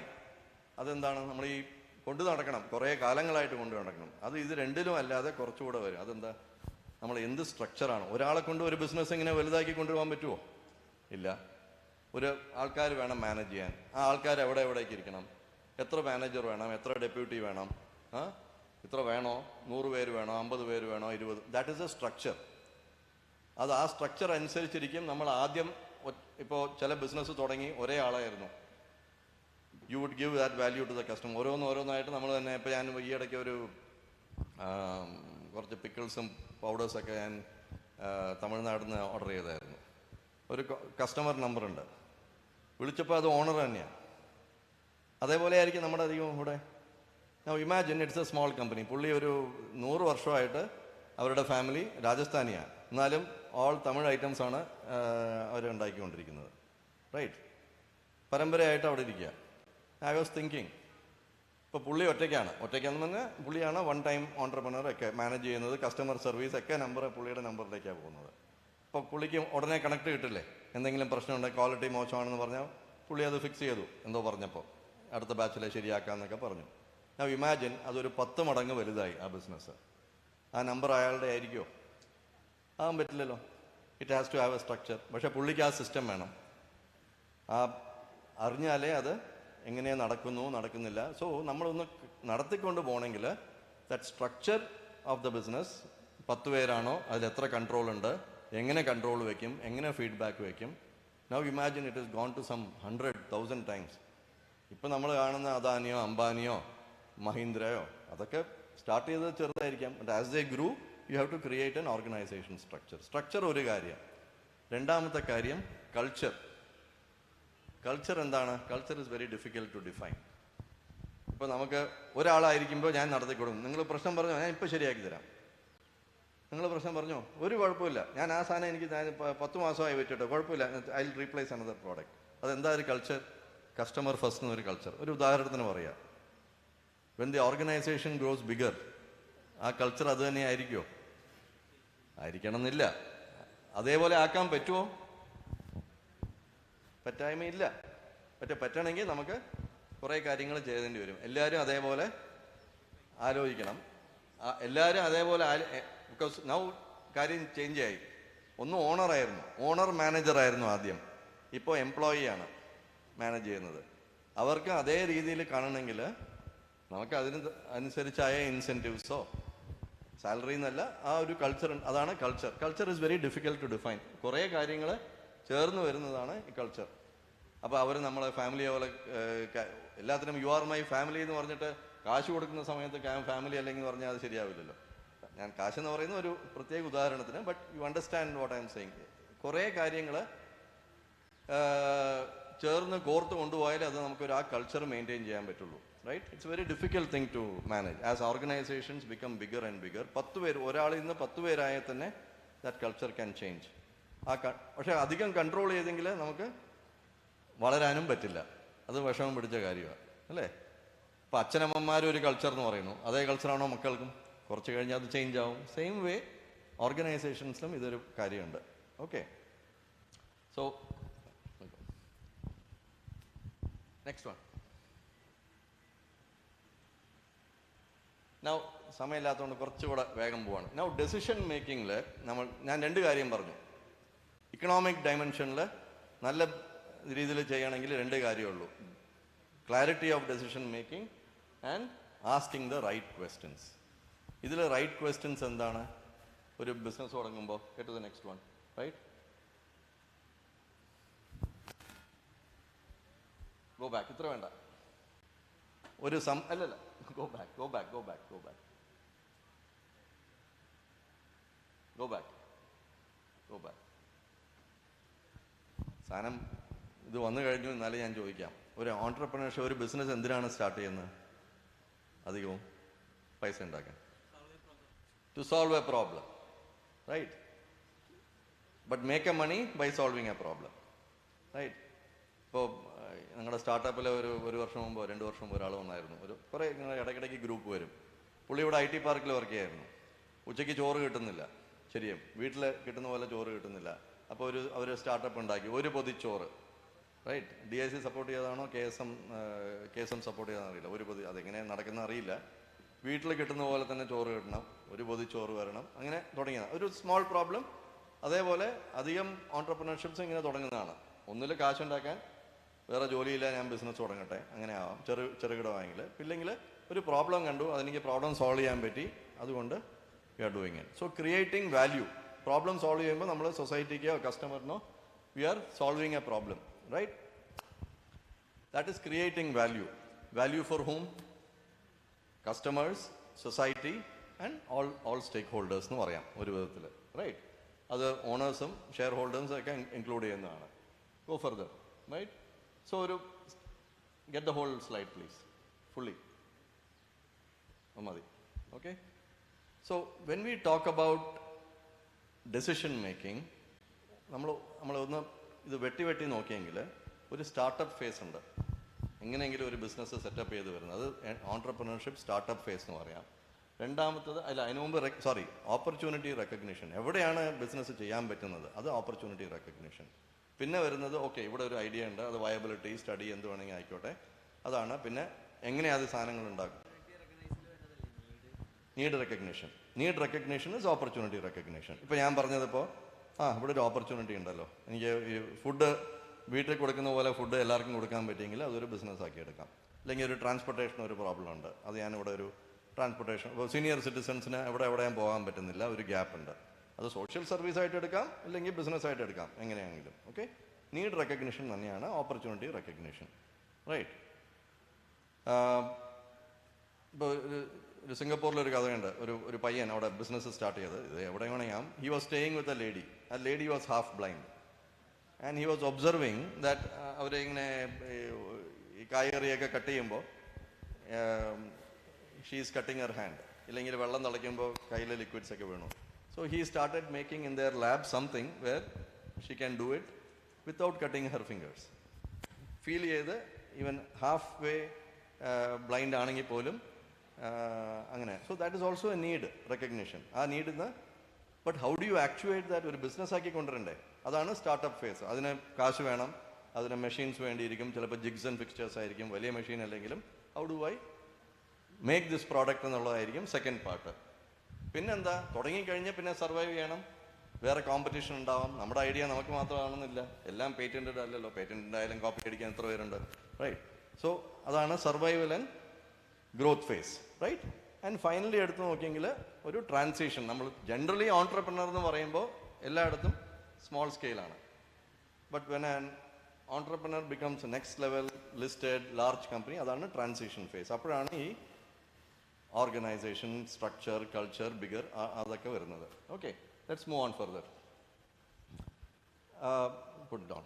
അപ്പോൾ ഇതിൽ കുറേ ക്വസ്റ്റ്യൻസ് ഉണ്ട്, അതിലേക്ക് നമ്മൾ അധികം കിടക്കേണ്ട. You already had sessions. എവിടെയാണ് ഓപ്പർച്യൂണിറ്റി, അത് എങ്ങനെ നമുക്ക് ഈടാക്കാൻ പറ്റും ഈ ഓപ്പർച്യൂണിറ്റി ഉണ്ടെങ്കിൽ, അതിന് എന്തൊക്കെ ചെയ്യേണ്ടിയിരിക്കുന്നു, ഇത് ചെയ്യാൻ എവിടെ നിന്ന് റിസോഴ്സസ് കിട്ടും, ആരൊക്കെ എനിക്ക് പൈസ തന്ന് എനിക്ക് സഹായം തരും, ഇതൊക്കെയാണ് ഈ ഫസ്റ്റ് ഫേസിലേക്ക് നമുക്ക് നോക്കേണ്ട ക്വസ്റ്റ്യൻസ്, റൈറ്റ്? പിന്നെ എനിക്ക് ഈ മെഷീൻ വേണം, ഈ റോ മെറ്റീരിയൽ വേണം, ഇത്രയൊക്കെ പണം വേണം, ഇതൊക്കെയാണ് റിസോഴ്സസ്. പിന്നെ ഇതെങ്ങനെ നടത്തിക്കൊണ്ട് പോകും, ഹൗ വിൽ ഐ ഗ്രോ, ഇത് നടത്തിക്കൊണ്ടുപോകാൻ എത്ര പേര് വേണം, പിന്നെ ഒരു ടെക്നോളജി ആൾ വേണം. ഇപ്പോൾ കമ്പ്യൂട്ടേഴ്സൊക്കെ ഉണ്ടെങ്കിൽ അതിനൊരു ടെക്നോളജി ആൾ വേണം, സെയിൽസ്മാൻ വേണം, ഹെഡിങ് സെയിൽസ് വേണം. ഫൈനാൻസ് എനിക്ക് അത്ര അറിയില്ല, എനിക്ക് പ്രോഡക്റ്റ് അറിയും, പക്ഷേ ഫൈനാൻസ് നടത്തിക്കൊണ്ടുപോകാൻ. സോ ഇതൊക്കെയാണ് structure related issues. Okay, this are all important. Okay, but ഇതൊക്കെ മാറ്റി നോക്കിയാലും നമുക്ക് ഇമ്പോർട്ടൻ്റ് ആയി ഈ സ്ട്രാറ്റജി, ബിസിനസ് മോഡലൊക്കെ കൂടെ മിശ്രമായിട്ട് വെച്ചോളൂ. ജീവിതത്തിൽ ഈ ബിസിനസ് നടത്തിക്കൊണ്ടുപോകാൻ 4 ക്വസ്റ്റ്യൻസ് എൻ്റെ അറിവിൽ ഉള്ളൂ. ഫസ്റ്റ് ക്വസ്റ്റ്യൻ ഇസ് ഇല്ലല്ല, വേർ ആർ വി കമ്പീറ്റിംഗ്? നമ്മൾ ഉണ്ടാക്കുന്ന പ്രോഡക്റ്റ് ആരെങ്കിലും മേടിക്കണം. അവരെന്തുകൊണ്ട് അത് മേടിക്കണം? അവർക്ക് എന്ത് വാല്യൂ ആണുള്ളത്? അവർക്ക് വേറെ എന്തൊക്കെയാണ് ചോയ്സ് ഉള്ളത്? നമ്മൾ വലുതാക്കി നോക്കിയാലും ഇത് തന്നെയാണ്. ഇപ്പോൾ നമ്മളൊരു ടയർ മേടിക്കുന്നു. അപ്പോൾ നമുക്ക് പലതരം ടയർ ഉണ്ടല്ലോ, C8 ഉണ്ട്, MRF ഉണ്ട്, വേറെ എന്തൊക്കെയോ ഉണ്ട്, റൈറ്റ്? അപ്പോളോ ഉണ്ട്. Why do we go to one company rather than any company? ഇതേ ക്വസ്റ്റ്യൻ C8 ആണ് ചോദിക്കുന്നത്. അവർ we are competing in the tyre market. ഒരു പൊതിച്ചോറിൻ്റെ മാർക്കറ്റ് എടുക്കുകയാണെങ്കിൽ and deliberately taking a small business. ഇപ്പോൾ ഒരു പൊതിച്ചോറിൻ്റെ മാർക്കറ്റ് എടുക്കുകയാണെങ്കിൽ അവർക്ക് കോമ്പറ്റീഷൻ എന്തായിരിക്കും? It could be a 20 rupee Kudumbashree meal, it could be a thattukada nearby, ഉച്ചയ്ക്ക് പോയി അവിടെ ഭക്ഷണം കഴിക്കുന്നതാകാം. So that is the market you may be competing in. ഇപ്പോൾ Kudumbashree may not deliver, these people may deliver. അപ്പോൾ ഈ മാർക്കറ്റിൽ എന്താണ് ഈ പർട്ടിക്കുലർ ബിസിനസ്സിൻ്റെ സ്പെസിഫിക് അട്രാക്ഷൻ? അത് നമ്മൾക്ക് അറിഞ്ഞിരിക്കണം ഒരു ഓൺട്രപ്രണറായിട്ട്. എന്തുകൊണ്ട് നിങ്ങളുടെ പ്രോഡക്റ്റ് ഇതിൽ വിൽക്കും? വേറെ ഒരു ഓൾട്ടർനേറ്റീവിനെ കമ്പയർ ചെയ്ത് നോക്കുമ്പോൾ എന്തുകൊണ്ട് ഇത് അധികം വിറ്റ് പോകുന്ന ഒരു ഐഡിയ വേണം. അതില്ലെങ്കിൽ ഇൻവേരിയബിളി അത് ഇങ്ങോട്ടും അങ്ങോട്ടും പോകാൻ സാധ്യത വളരെ അധികമാണ്, റൈറ്റ്? സോ അത് അറിഞ്ഞിരിക്കണം. ആരൊക്കെയാണ് കമ്പീറ്റ് ചെയ്യുന്നത്, ഇതിൽ എന്തൊക്കെയാവാം, റൈറ്റ്? ഇപ്പോൾ ഒരു ഉദാഹരണം പറയാം. നമുക്കൊക്കെ കുറേ വലിയ തോതിൻ്റെ ബിസിനസ്സാണ്. ഡോമിനോസ് പിസ്സ ഇല്ലേ, കണ്ടിട്ടുണ്ടല്ലോ? ഡോമിനോസ് പിസ്സയുടെ കോമ്പറ്റീഷൻ എന്താണ് ഇപ്പോൾ ഇന്നത്തെ കാര്യത്തിൽ? ആരുമില്ലേ? നമുക്ക് പിസ്സ എവിടെ നിന്ന് കിട്ടുന്നു? കുറഞ്ഞ സമയം കൊണ്ട് ഡെലിവറി ചെയ്യുക, റേ, അതാണ് ഡോമിനോസ് പിസ്സ. ബട്ട് കോമ്പറ്റീഷൻ എന്ന് പറഞ്ഞാൽ ഡോമിനോസ് പിസ്സന് എന്തായിരിക്കും കോമ്പറ്റീഷൻ? ആരുമില്ലേ കോമ്പറ്റീഷൻ? Chinese dining. ഓക്കെ, എവിടുത്തെ ഡൈനിൻ? Well furnished. അച്ഛാ, going to a restaurant and dining in. Okay, പിന്നെ വേറെ ബേൽപൂരി ടൈപ്പ്. പിസ്സ ഹട്ട് എന്ന് ആരും പറഞ്ഞില്ലേ? പിന്നെ ഈ ലോക്കലായിട്ടൊക്കെ ബേക്കറിയിലൊക്കെ പിസ്സ ഒക്കെ ഉണ്ടാക്കുന്നല്ലോ, അവരും കോമ്പറ്റീഷൻ ആയിക്കൂടെ? ചിലപ്പോൾ ഡോമിനോസിൻ്റെ അപ്പീൽ വന്നതല്ല. പക്ഷേ ഇതൊക്കെ താരതമ്യപ്പെടുത്തി നോക്കിയെങ്കിൽ അവരുടെ കോമ്പറ്റീഷൻ ഇതൊന്നുമല്ല. അവരുടെ ആക്ച്വൽ കോമ്പറ്റീഷൻ എന്താണെന്നറിയോ? ഇന്ന് നിങ്ങൾ പറഞ്ഞ കാര്യം, ഡെലിവറി. ഏതാണ് അവരുടെ കോമ്പറ്റീഷൻ ആയിരിക്കാൻ സാധ്യത? സൊമാറ്റോ, സ്വിഗ്ഗി. ബിക്കോസ് പണ്ടൊരു കാലത്ത് അരമണിക്കൂറിൽ വല്ല ഫുഡ് വേണമെങ്കിൽ ഈ ഡോമിനോസ് മാത്രമേ ഉള്ളൂ. പിസ്സ ഹട്ട് ചിലപ്പോൾ കുറച്ച് 3/4 മണിക്കൂറിലാണ്. പക്ഷേ ഇന്ന് ആപ്പ് തുറന്ന് നോക്കിയെങ്കിൽ എന്ത് വേണമെങ്കിൽ കിട്ടും. ഇപ്പോൾ കോമ്പറ്റീഷൻ എന്ന് പറഞ്ഞത് നേരെ പ്രോഡക്റ്റ് ടു പ്രോഡക്റ്റ് കോമ്പറ്റീഷനിൽ നമുക്കൊരു നീഡുണ്ട്. ആ ഒരു കസ്റ്റമറിന് ഒരു നീഡുണ്ട്. ആ നീഡ് എവിടെ നിന്ന്, ആരായിരിക്കും ആ നീഡ് സാറ്റിസ്ഫൈ ചെയ്യുന്നത് നമുക്കറിയില്ല, അല്ലേ? അങ്ങനെ നോക്കിയെങ്കിൽ competition can be very different. അതേപോലെ ഏത് ചെറിയ ബിസിനസ് ആയാലും, ഇപ്പോൾ food is very common, but ഏത് ബിസിനസ് ആയാലും ഇപ്പോൾ ചകിരിമെത്ത ഉണ്ടാക്കുന്നു, ഒരു പിക്കിൾ ഉണ്ടാക്കുന്നു. Okay, no pickles competition can be any process food. So we have to see who will buy this product, why are they buying this product, what else can they buy to satisfy their need എന്ന് നമുക്കൊരു ആ ഐഡിയയിൽ നോക്കിയെങ്കിൽ we will be helping the business people who you are trying to help, like to clarify their thought. എന്തിനാണ് ഇതിനെ എത്ര തോളം നടത്താൻ പറ്റും, എന്തെന്ത് കുഴപ്പങ്ങൾ ആകാൻ സാധ്യതയുണ്ട്, മാർക്കറ്റ് എന്തുകൊണ്ട് ഇടിഞ്ഞു പോകാൻ സാധ്യതയുണ്ട്, മാർക്കറ്റ് എന്തുകൊണ്ട് പൊങ്ങി വരാനും സാധ്യതയുണ്ട്. ഈ വിധത്തിൽ നോക്കിയാൽ നമുക്ക് കുറച്ചുകൂടെ ക്ലാരിറ്റി കിട്ടാൻ സാധ്യതയുണ്ട്. റൈറ്റ്. പിന്നെ എന്താ ഉള്ളത്, നമ്മൾ ഈ സാധനം എന്തൊക്കെ ഉണ്ടാക്കുന്നു, അതെങ്ങനെ ഉണ്ടാക്കുന്നു, ഈ special value. Suppose use A best product ആണത്, വേറെ ആരെ കൊണ്ട് ഈ ബെസ്റ്റ് പ്രോഡക്റ്റ് ഉണ്ടാക്കാൻ പറ്റില്ല. പ്രൊഡക്റ്റാണത്, വേറെ ആരെ കൊണ്ട് ഈ ബെസ്റ്റ് പ്രോഡക്റ്റ് ഉണ്ടാക്കാൻ പറ്റില്ല. അങ്ങനെയാണെങ്കിൽ നമുക്ക് ഒന്ന് രണ്ട് കാര്യങ്ങൾ വേണമല്ലോ നമ്മുടെ കയ്യിൽ. എന്താണ്? റോ മെറ്റീരിയൽ സോഴ്സ് ചെയ്യാൻ പറ്റണം, ഇല്ലെങ്കിൽ ക്വാളിറ്റി കൺട്രോൾ വേണം. സോ അതിനെങ്ങനെയാണ് നമുക്ക് ചെയ്യാൻ പറ്റുന്നത്, എന്തുകൊണ്ട് വേറൊരാൾക്ക് അതേപോലെ ചെയ്യാൻ പറ്റില്ല? ഈ ക്ലാരിറ്റി ഉണ്ടെങ്കിൽ again as an entrepreneur you will be better off in the market compared to somebody else, right? But this is coming from clarity. The points alla, where am I selling, who am I selling to, and why are they buying my product, why will they continue to buy my product better than any other product. ആ ക്ലാരിറ്റിയുടെ reasons നമുക്കത് distil ചെയ്യാൻ പറ്റിയെങ്കിൽ we will be better off as DIC people trying to help them or as the companies themselves. Go to the next one. Risk taking. Go on. Sanju, സമയം എത്രയായി? മുക്കാലായോ? 4 വരെ പോവാം. Thank you. ഇവിടെ നിന്നോളൂ. നമ്മളൊരു ബിസിനസ് തുടങ്ങുമ്പോൾ ഒരു ഓൺട്രപ്രണർഷിപ്പ് എന്ന് പറയുന്നത് റിസ്ക് ടേക്കിംഗ്, റിസ്ക് ആണെന്ന് പറയും. ബട്ട് ആക്ച്വലി അത് entrepreneurship is not about risk taking, it is about managing risk. എല്ലാത്തിലും റിസ്ക് ഉണ്ട് അല്ലേ? ഇപ്പോൾ രാവിലെ കുളിച്ച് പുറത്ത് വരുമ്പോൾ നമ്മൾ തെന്നി വീഴാൻ സാധ്യതയുണ്ടോ? ഉണ്ടല്ലോ അല്ലേ? അതുകൊണ്ട് കുളിക്കാതിരിക്കുമോ? ഇല്ല, നമ്മൾ ആലോചിക്കാറില്ല അതിനെപ്പറ്റി, അത്രയേ ഉള്ളൂ അല്ലേ?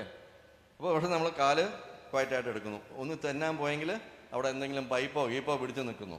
അത് റിസ്ക് മാനേജ്മെൻറ്റാ. എനിക്ക് അതിന് പേരെന്താ, രാവിലെ ബ്രെഡും മുട്ടയും വേണമെങ്കിൽ അപ്പുറത്ത് പോയി നടക്കണം. അപ്പുറത്താണ് കട, എൻ്റെ വീട് ഇപ്പുറത്താണ്. ട്രാഫിക് വരുന്നു, ട്രാഫിക് ഞാൻ ക്രോസ് ചെയ്യാതിരിക്കാൻ പറ്റുമോ? പറ്റും.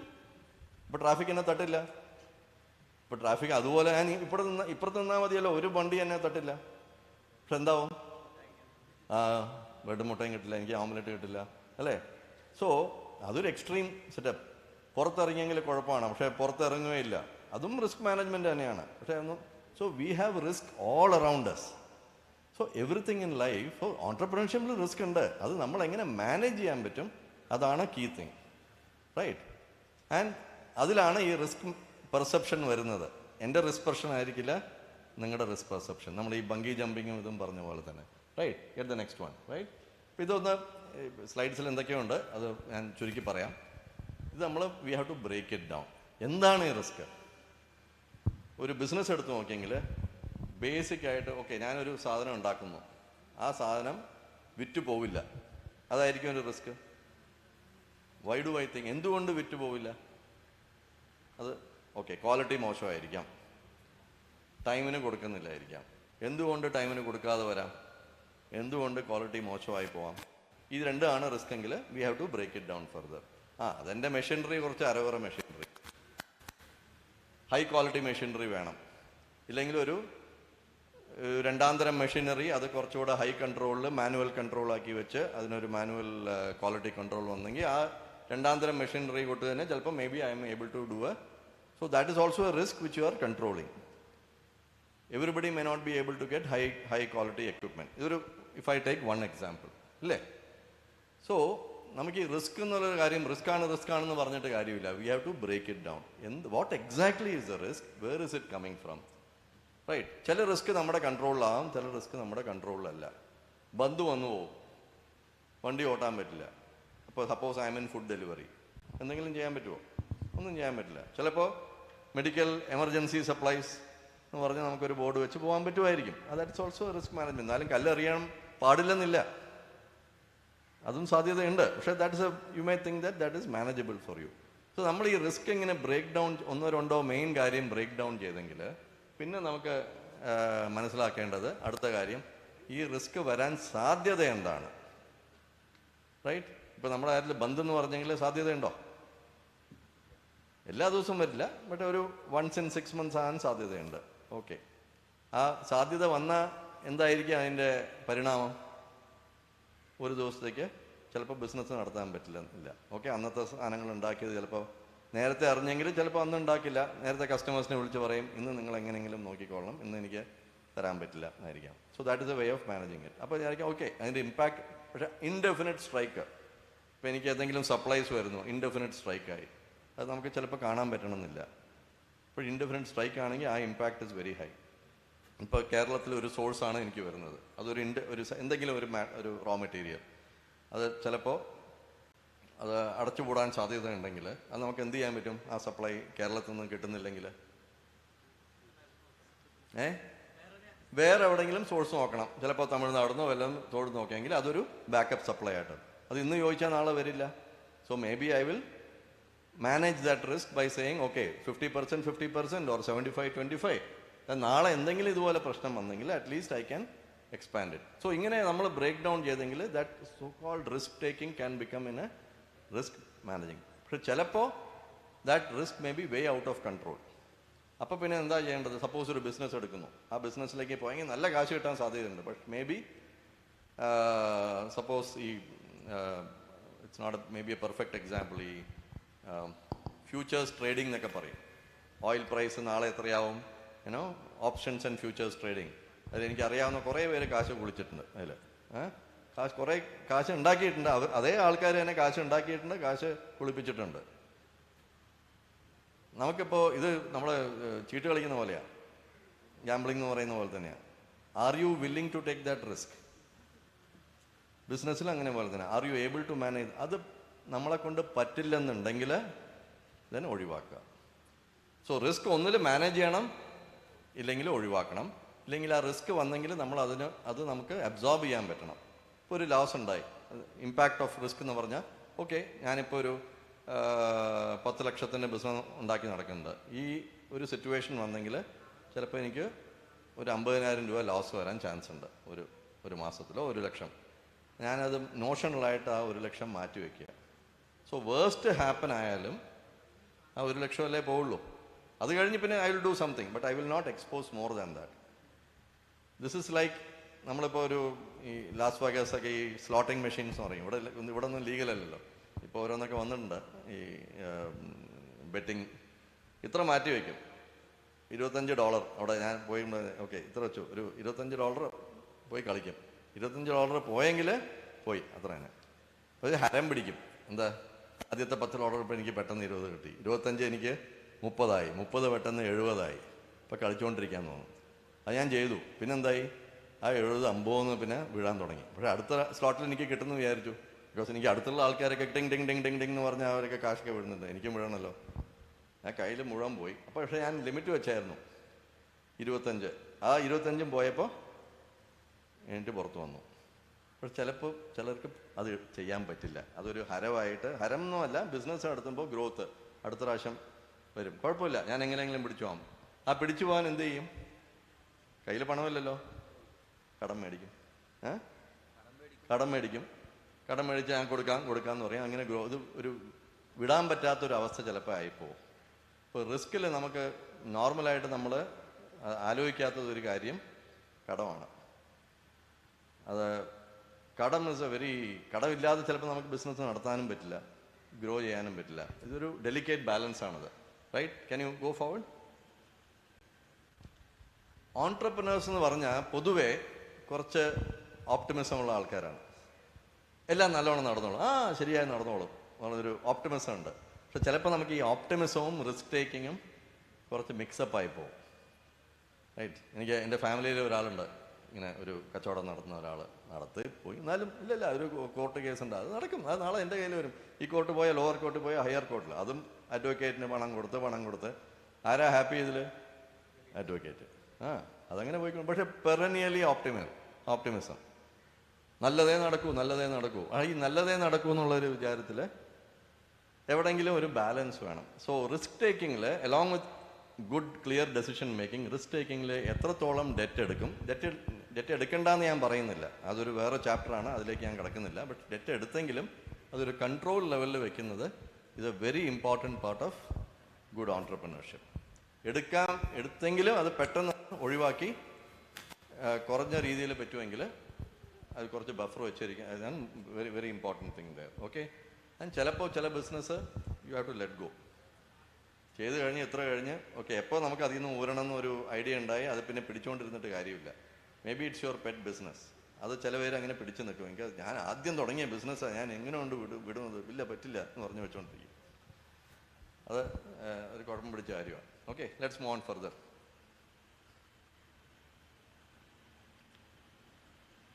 Go on. സമയം എത്രയായി Sanju? 2 minutes more. Okay, then you'll skip. Go to the next slide. No, വേണ്ട, ഇത് വേണ്ട. ഞാൻ വരാം അങ്ങോട്ട്. ഇത് വേണ്ട.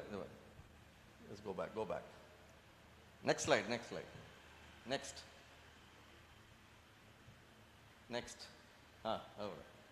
Sorry. അത് നല്ലൊരു വീഡിയോ ഉണ്ട്, നിങ്ങൾ യൂട്യൂബിൽ സെർച്ച് ചെയ്ത് നോക്കൂ. മാൻ എന്ന് പറഞ്ഞൊരു സ്റ്റീവ് കർട്ടിസ് മാൻ, അതേപോലെ മാൻ 2020 എന്നുണ്ട്, കോവിൻ്റെ നടക്കെടുത്ത്. Both are interesting videos. That shows man, just man, MAN. അതിൽ എത്രത്തോളം നമ്മുടെ ബിസിനസ്സുകൾ കാരണം എത്ര നമ്മുടെ നേച്ചറിന് ബാധകമായിട്ടുള്ളൊരിതാണ്. അതേപോലെ man 2020, both are by Steve Curtis, STEVECURTIS. കാർട്ടൂണാണ്, എന്നാലും അത് പറയുന്നതൊക്കെ ഒരുമാതിരി സത്യമാണ്. ദിസ് ഇസ് ബോംബെ ഇൻ 1600 ഇതായിരുന്നു ബോംബെ. ഒരു 7 ഐലൻഡ്, 7 ഒരു റഫ്ലി 7 ഐലൻഡ്സ്. നെക്സ്റ്റ്. ഇതാണ് ആക്ച്വൽ ബോംബെ. മിഡിൽ പാനലിൽ കാണുന്നതാണ് ആക്ച്വൽ ബോംബെ ടുഡേ. ഇപ്പോൾ ഇപ്പോഴത്തെ കണ്ട ബോംബെ അല്ല, 400 വർഷം കുറേ ലാൻഡൊക്കെ ഫില്ല് ചെയ്ത് വന്നാണ് നമ്മളിപ്പോൾ കാണുന്ന ബോംബെ. ലാസ്റ്റ് എക്സ്ട്രീം റൈറ്റിൽ കാണുന്ന പിക്ചർ, ഗ്ലോബൽ വാർമിംഗ് ഒരു 2% ചൂട് കൂടിയെങ്കിൽ ബോംബെക്ക് എന്താകുന്നുള്ളതാണ്. കണ്ടോ, എല്ലാം വെള്ളത്തിനടിയിൽ. So today's biggest commercial centre in India, if this global warming happens by 2 3 എന്ന് വെച്ചോളൂ, 4%, ബട്ട് ഇറ്റ് ഇസ് ഇമിനൻറ്റ്. കൊച്ചിയും കുറവൊന്നുമല്ല. ഒരു വർഷം മുമ്പ് ഒരു റിപ്പോർട്ട് വന്നായിരുന്നു that we are one of the most endangered ഈ ഗ്ലോബൽ വാർമിംഗ് കാരണം. നമ്മൾ വീടുകളൊക്കെ കുറേ കെട്ടിക്കൊണ്ട് പോകുന്നു, ഇവിടെ തന്നെ നമ്മുടെ ജീവിതം എന്നൊക്കെ പറഞ്ഞ് കഴിയുന്നു. എന്നാലും ഇറ്റ് ഇസ് ടഫ് അല്ലേ? എന്തോ അവന് ഡൗട്ട് ഉണ്ടെന്നോ? അങ്ങനെയൊന്നും ആവില്ല. ആകും. Okay. So this is why environment sustainability is important. അതേപോലെ സോഷ്യൽ സസ്റ്റൈനബിലിറ്റി, ഇതും just some statistics. So many people live on so much less money. ഇതൊക്കെ ഇത് actual statistics from ILO, International Labour Organization. ഒരു 15 crore children are under work on a daily basis. അതിൽ 50%, next slide, are less than the age of 5 to 7 years old. ഇതൊക്കെ കുറേ ഉണ്ട് around us which we don't realize too much. Go on further. So sustainability angle മാത്രം എടുത്തു നോക്കിയെങ്കിൽ main ആയിട്ടുള്ള issue ഇതാണ്. നമുക്ക് ഒരു 300 വർഷമായിട്ട്, പ്രത്യേകിച്ച് ഒരു 100-150 വർഷമായിട്ട്, the way business has grown, അതൊരു ഭയങ്കര ഒരു ഈ തീപിടുത്തം പോലെയാണ് ആ ബിസിനസ് വളർന്നേക്കുന്നത്. കൺസ്യൂമറിസം, എല്ലാം ഇത് വേണം, നമുക്ക് അത് വേണം, ഈ ഫോൺ മേടിച്ചു, ഒരു വർഷം പോലും ആയില്ല, എനിക്ക് അടുത്ത ഫോൺ വേണം. കൺസ്യൂമറിസം എന്ന് പറയും, റൈറ്റ്? അതിങ്ങനെ പിടിച്ച് പോകുമ്പോൾ we are also individually responsible for that. അപ്പോൾ ഒരു ബിസിനസ്സായിട്ട് എടുത്തു വരുമ്പോൾ നമുക്ക് എന്ത് ചെയ്യാൻ പറ്റും?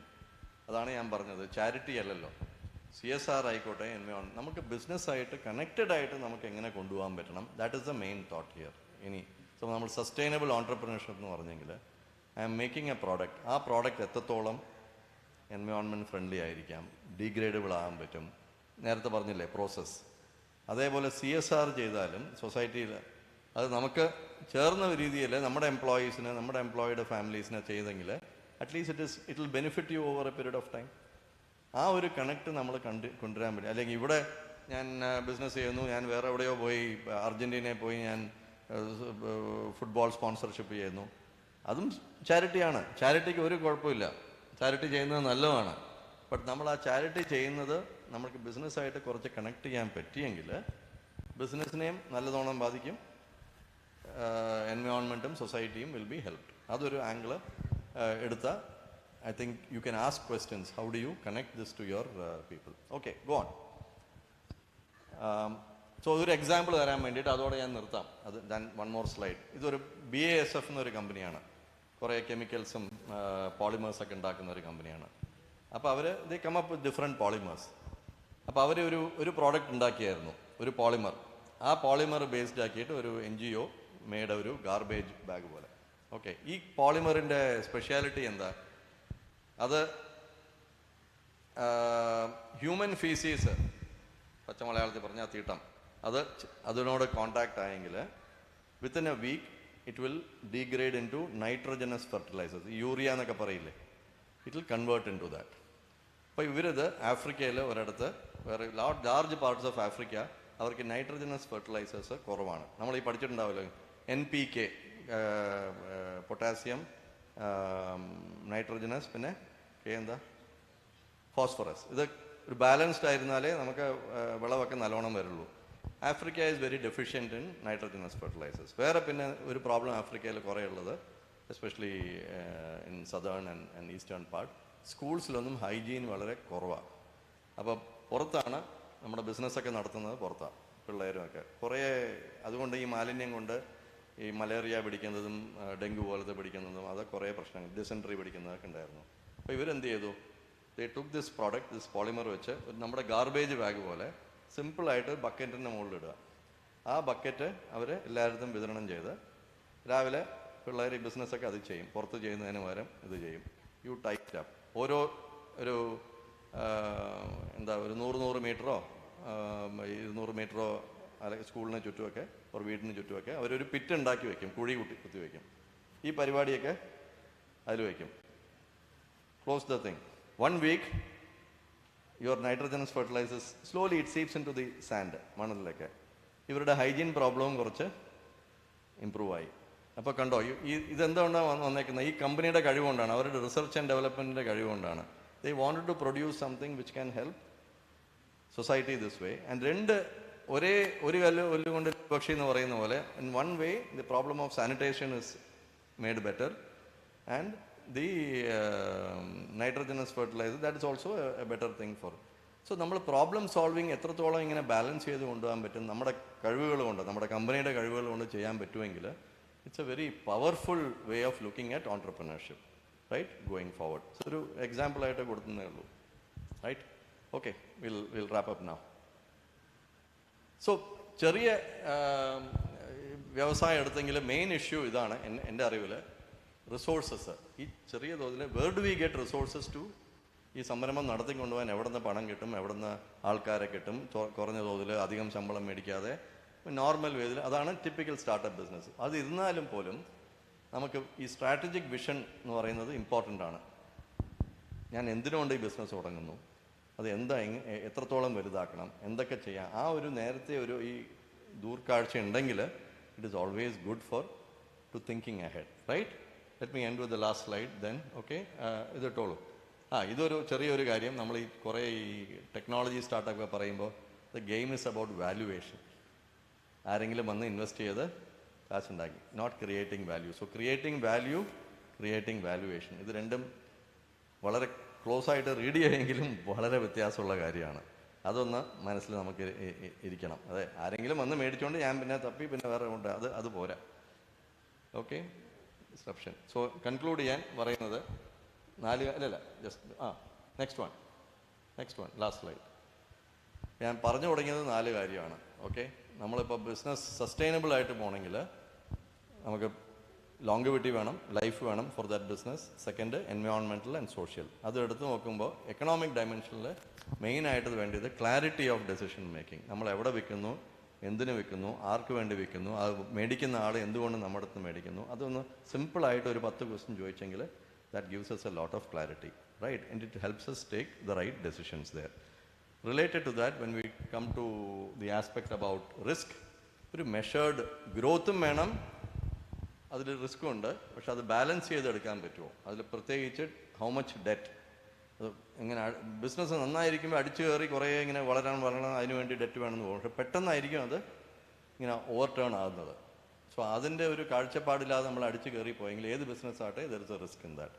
അതിന് അത്ര റിസ്ക് എടുക്കണമെങ്കിൽ എടുക്കാൻ പറ്റാതില്ല, എടുക്കണമെങ്കിൽ സ്വന്തം കാശിലെടുക്കണം.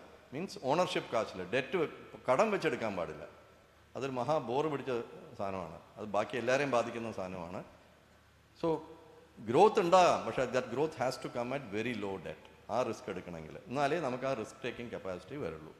ഫൈനലി നമ്മൾ ചെയ്യുന്ന ബിസിനസ്സും സൊസൈറ്റി, എൻവയോൺമെൻറ്റ്, ഇത് നമുക്ക് കണക്ട് ചെയ്ത് ചെയ്യാൻ പറ്റിയെങ്കിൽ അതിനേക്കാളും ബെറ്റർ ആയിട്ടുള്ള കാര്യം വേറെ ഇല്ല. ഇത് മൂന്നും ചേർന്ന് വന്നെങ്കിൽ we can call it as a sustainable entrepreneurship.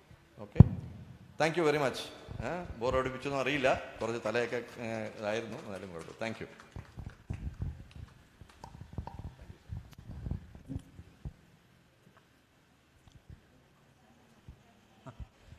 Thank you, Venkatraman sir. Next, I would like to invite Sriresh sir. He's currently the director at Nexa Corporate Infotech Private Limited, and he will be sharing his insights on digitalization of MSME.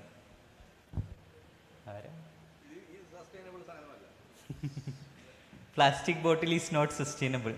Steel bottle. Use steel bottles. So over to Sriresh. Let's welcome with a clap. ആ slides വന്നാൽ start ചെയ്യാം കേട്ടോ. Okay,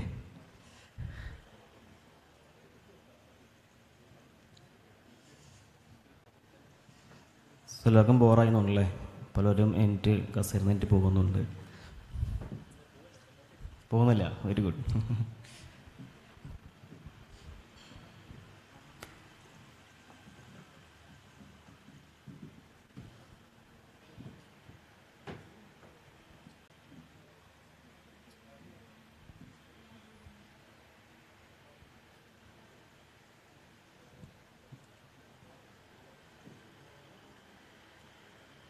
okay, നമുക്ക് start ചെയ്യാം. So നമ്മുടെ ഒരു entrepreneur journey അല്ലെങ്കിൽ you are going to business, ഒരു ബിസിനസ് ചെയ്യുമ്പോൾ നമുക്ക് ഏറ്റവും ആവശ്യമുള്ള പാർട്ട് എന്താ? It is a main integral part of our business or entrepreneurship.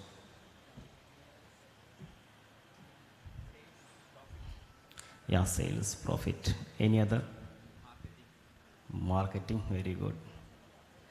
അതൊക്കെ തന്നെയാണോ? വേറെ എന്തെങ്കിലും ഉണ്ടോ എക്സ്ട്രാ? എന്തെങ്കിലും any other things? No. Fine. നമുക്ക് ദ മെയിൻ തിങ്, നമുക്ക് ഏറ്റവും കൂടുതൽ ആവശ്യമുള്ള കാര്യം എന്ന് പറഞ്ഞാൽ അഡാപ്റ്റ് ചെയ്യണം. What is adapt? What is the current situation, current scenario happens. So അതിന് കറസ്പോണ്ടിങ് ആയിട്ട് അഡാപ്റ്റായിട്ട് പോയാൽ മാത്രമാണ് നമ്മുടെ ഒരു ബിസിനസ്സിന് നമ്മൾ വിചാരിക്കുന്ന ഒരു ഗ്രോത്ത്, അല്ലെങ്കിൽ നമ്മൾ വിചാരിക്കുന്ന ദ പ്രോഫിറ്റ് അല്ലേ, that can be achieved. So എൻ്റെ ടോപ്പിക് എന്ന് പറയുന്നത് ഡിജിറ്റലൈസേഷൻ ഓഫ് MSME ആണ്. So how you can become ഡിജിറ്റലൈസായി മാറാൻ പറ്റും, അതിനെ പറ്റിയുള്ള ടോപ്പിക്സാണ് കവർ ചെയ്ത് പോകുന്നത്.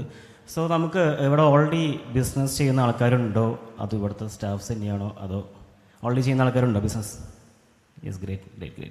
സോ വളരെ സിമ്പിളായി പറയുകയാണെങ്കിൽ, നമുക്ക് ഈ കൊറോണ സമയത്ത് നമുക്ക് ഏറ്റവും കൂടുതൽ എഫക്റ്റ് ചെയ്തത് നമ്മുടെ ബിസിനസ് ഗ്രോത്ത് ആണല്ലേ. സോ വാട്ട് ഹാപ്പൻസ്, ആ ടൈമിൽ നമ്മൾ ഏറ്റവും കൂടുതൽ ഒരു അനുഭവിച്ച കാര്യം എന്ന് പറഞ്ഞാൽ, നമ്മുടെ എംപ്ലോയീസ് എല്ലാം അവരുടെ ഓൺ ഹോമിലായിരിക്കും അല്ലേ. അതേപോലെ തന്നെ നമ്മുടെ ബിസിനസ്സിന് ടോട്ടലി നമുക്കൊരു സിസ്റ്റമാറ്റിക്കലി മാനേജ് ചെയ്യാൻ പറ്റുന്നില്ല. ബിക്കോസ് എല്ലാവരും ആ ഒരു ഓഫ്ലൈൻ പ്ലേസിൽ അല്ലെങ്കിൽ ഒരു നമ്മൾ ഉദ്ദേശിക്കുന്ന ഫിസിക്കൽ പ്ലേസിൽ അവൈലബിൾ അല്ല. സോ നമ്മളത് എങ്ങനെയാണ് നമ്മളത് ഡിജിറ്റലൈസേഷനായി മാറണ്ടേ എന്നുള്ള കാര്യമാണ്. സോ നമുക്കതിനാദ്യം എന്താണ് digitization, and second one what is digitalization, and third one ആണ് ഡിജിറ്റൽ ട്രാൻസ്ഫോർമേഷൻ. ഇത് മൂന്നും അറിഞ്ഞാൽ മാത്രമാണ് നമ്മുടെ ഒരു ബിസിനസ്സിന് നമുക്കത് ബെറ്ററാക്കാൻ പറ്റുകയുള്ളൂ. സോ ഇത് എന്തായാലും പറ്റുമെങ്കിൽ നോട്ട് ചെയ്യുക, കാരണം you must become a digitally നിങ്ങൾ മാറിയിരിക്കണം. വിത്തിൻ ഒരു 5 to 7 years കൊണ്ട് ടോട്ടലി ബിക്കം ഡിജിറ്റലായിരിക്കും. So it's very important part. So what is digitisation? എന്താണ്? നമ്മൾ സിമ്പിളായി പറയുകയാണെങ്കിൽ ഫിസിക്കൽ ഡോക്യുമെൻറ്റ്സിന് ഡിജിറ്റൽ ഫോർമാറ്റിലേക്ക് കൺവേർട്ട് ചെയ്യുക, അതാണ് എന്ത് ഡിജിറ്റൈസേഷൻ ഉദ്ദേശിക്കുന്നത്. ഫോർ എക്സാമ്പിൾ ഒരു ഫിസിക്കൽ ഇൻവോയ്സ് നമുക്ക് എന്ത് ചെയ്യാം, ഒരു ഇൻവോയ്സായി കൺവേർട്ട് ചെയ്യാൻ പറ്റും. ഇതാണ് എന്ത് ഡിജിറ്റൈസേഷൻ എന്ന് പറയുന്നത്. And second one, next hello. Yeah, digitalization, the main thing. Converting manual process into digital with the help of digital tools.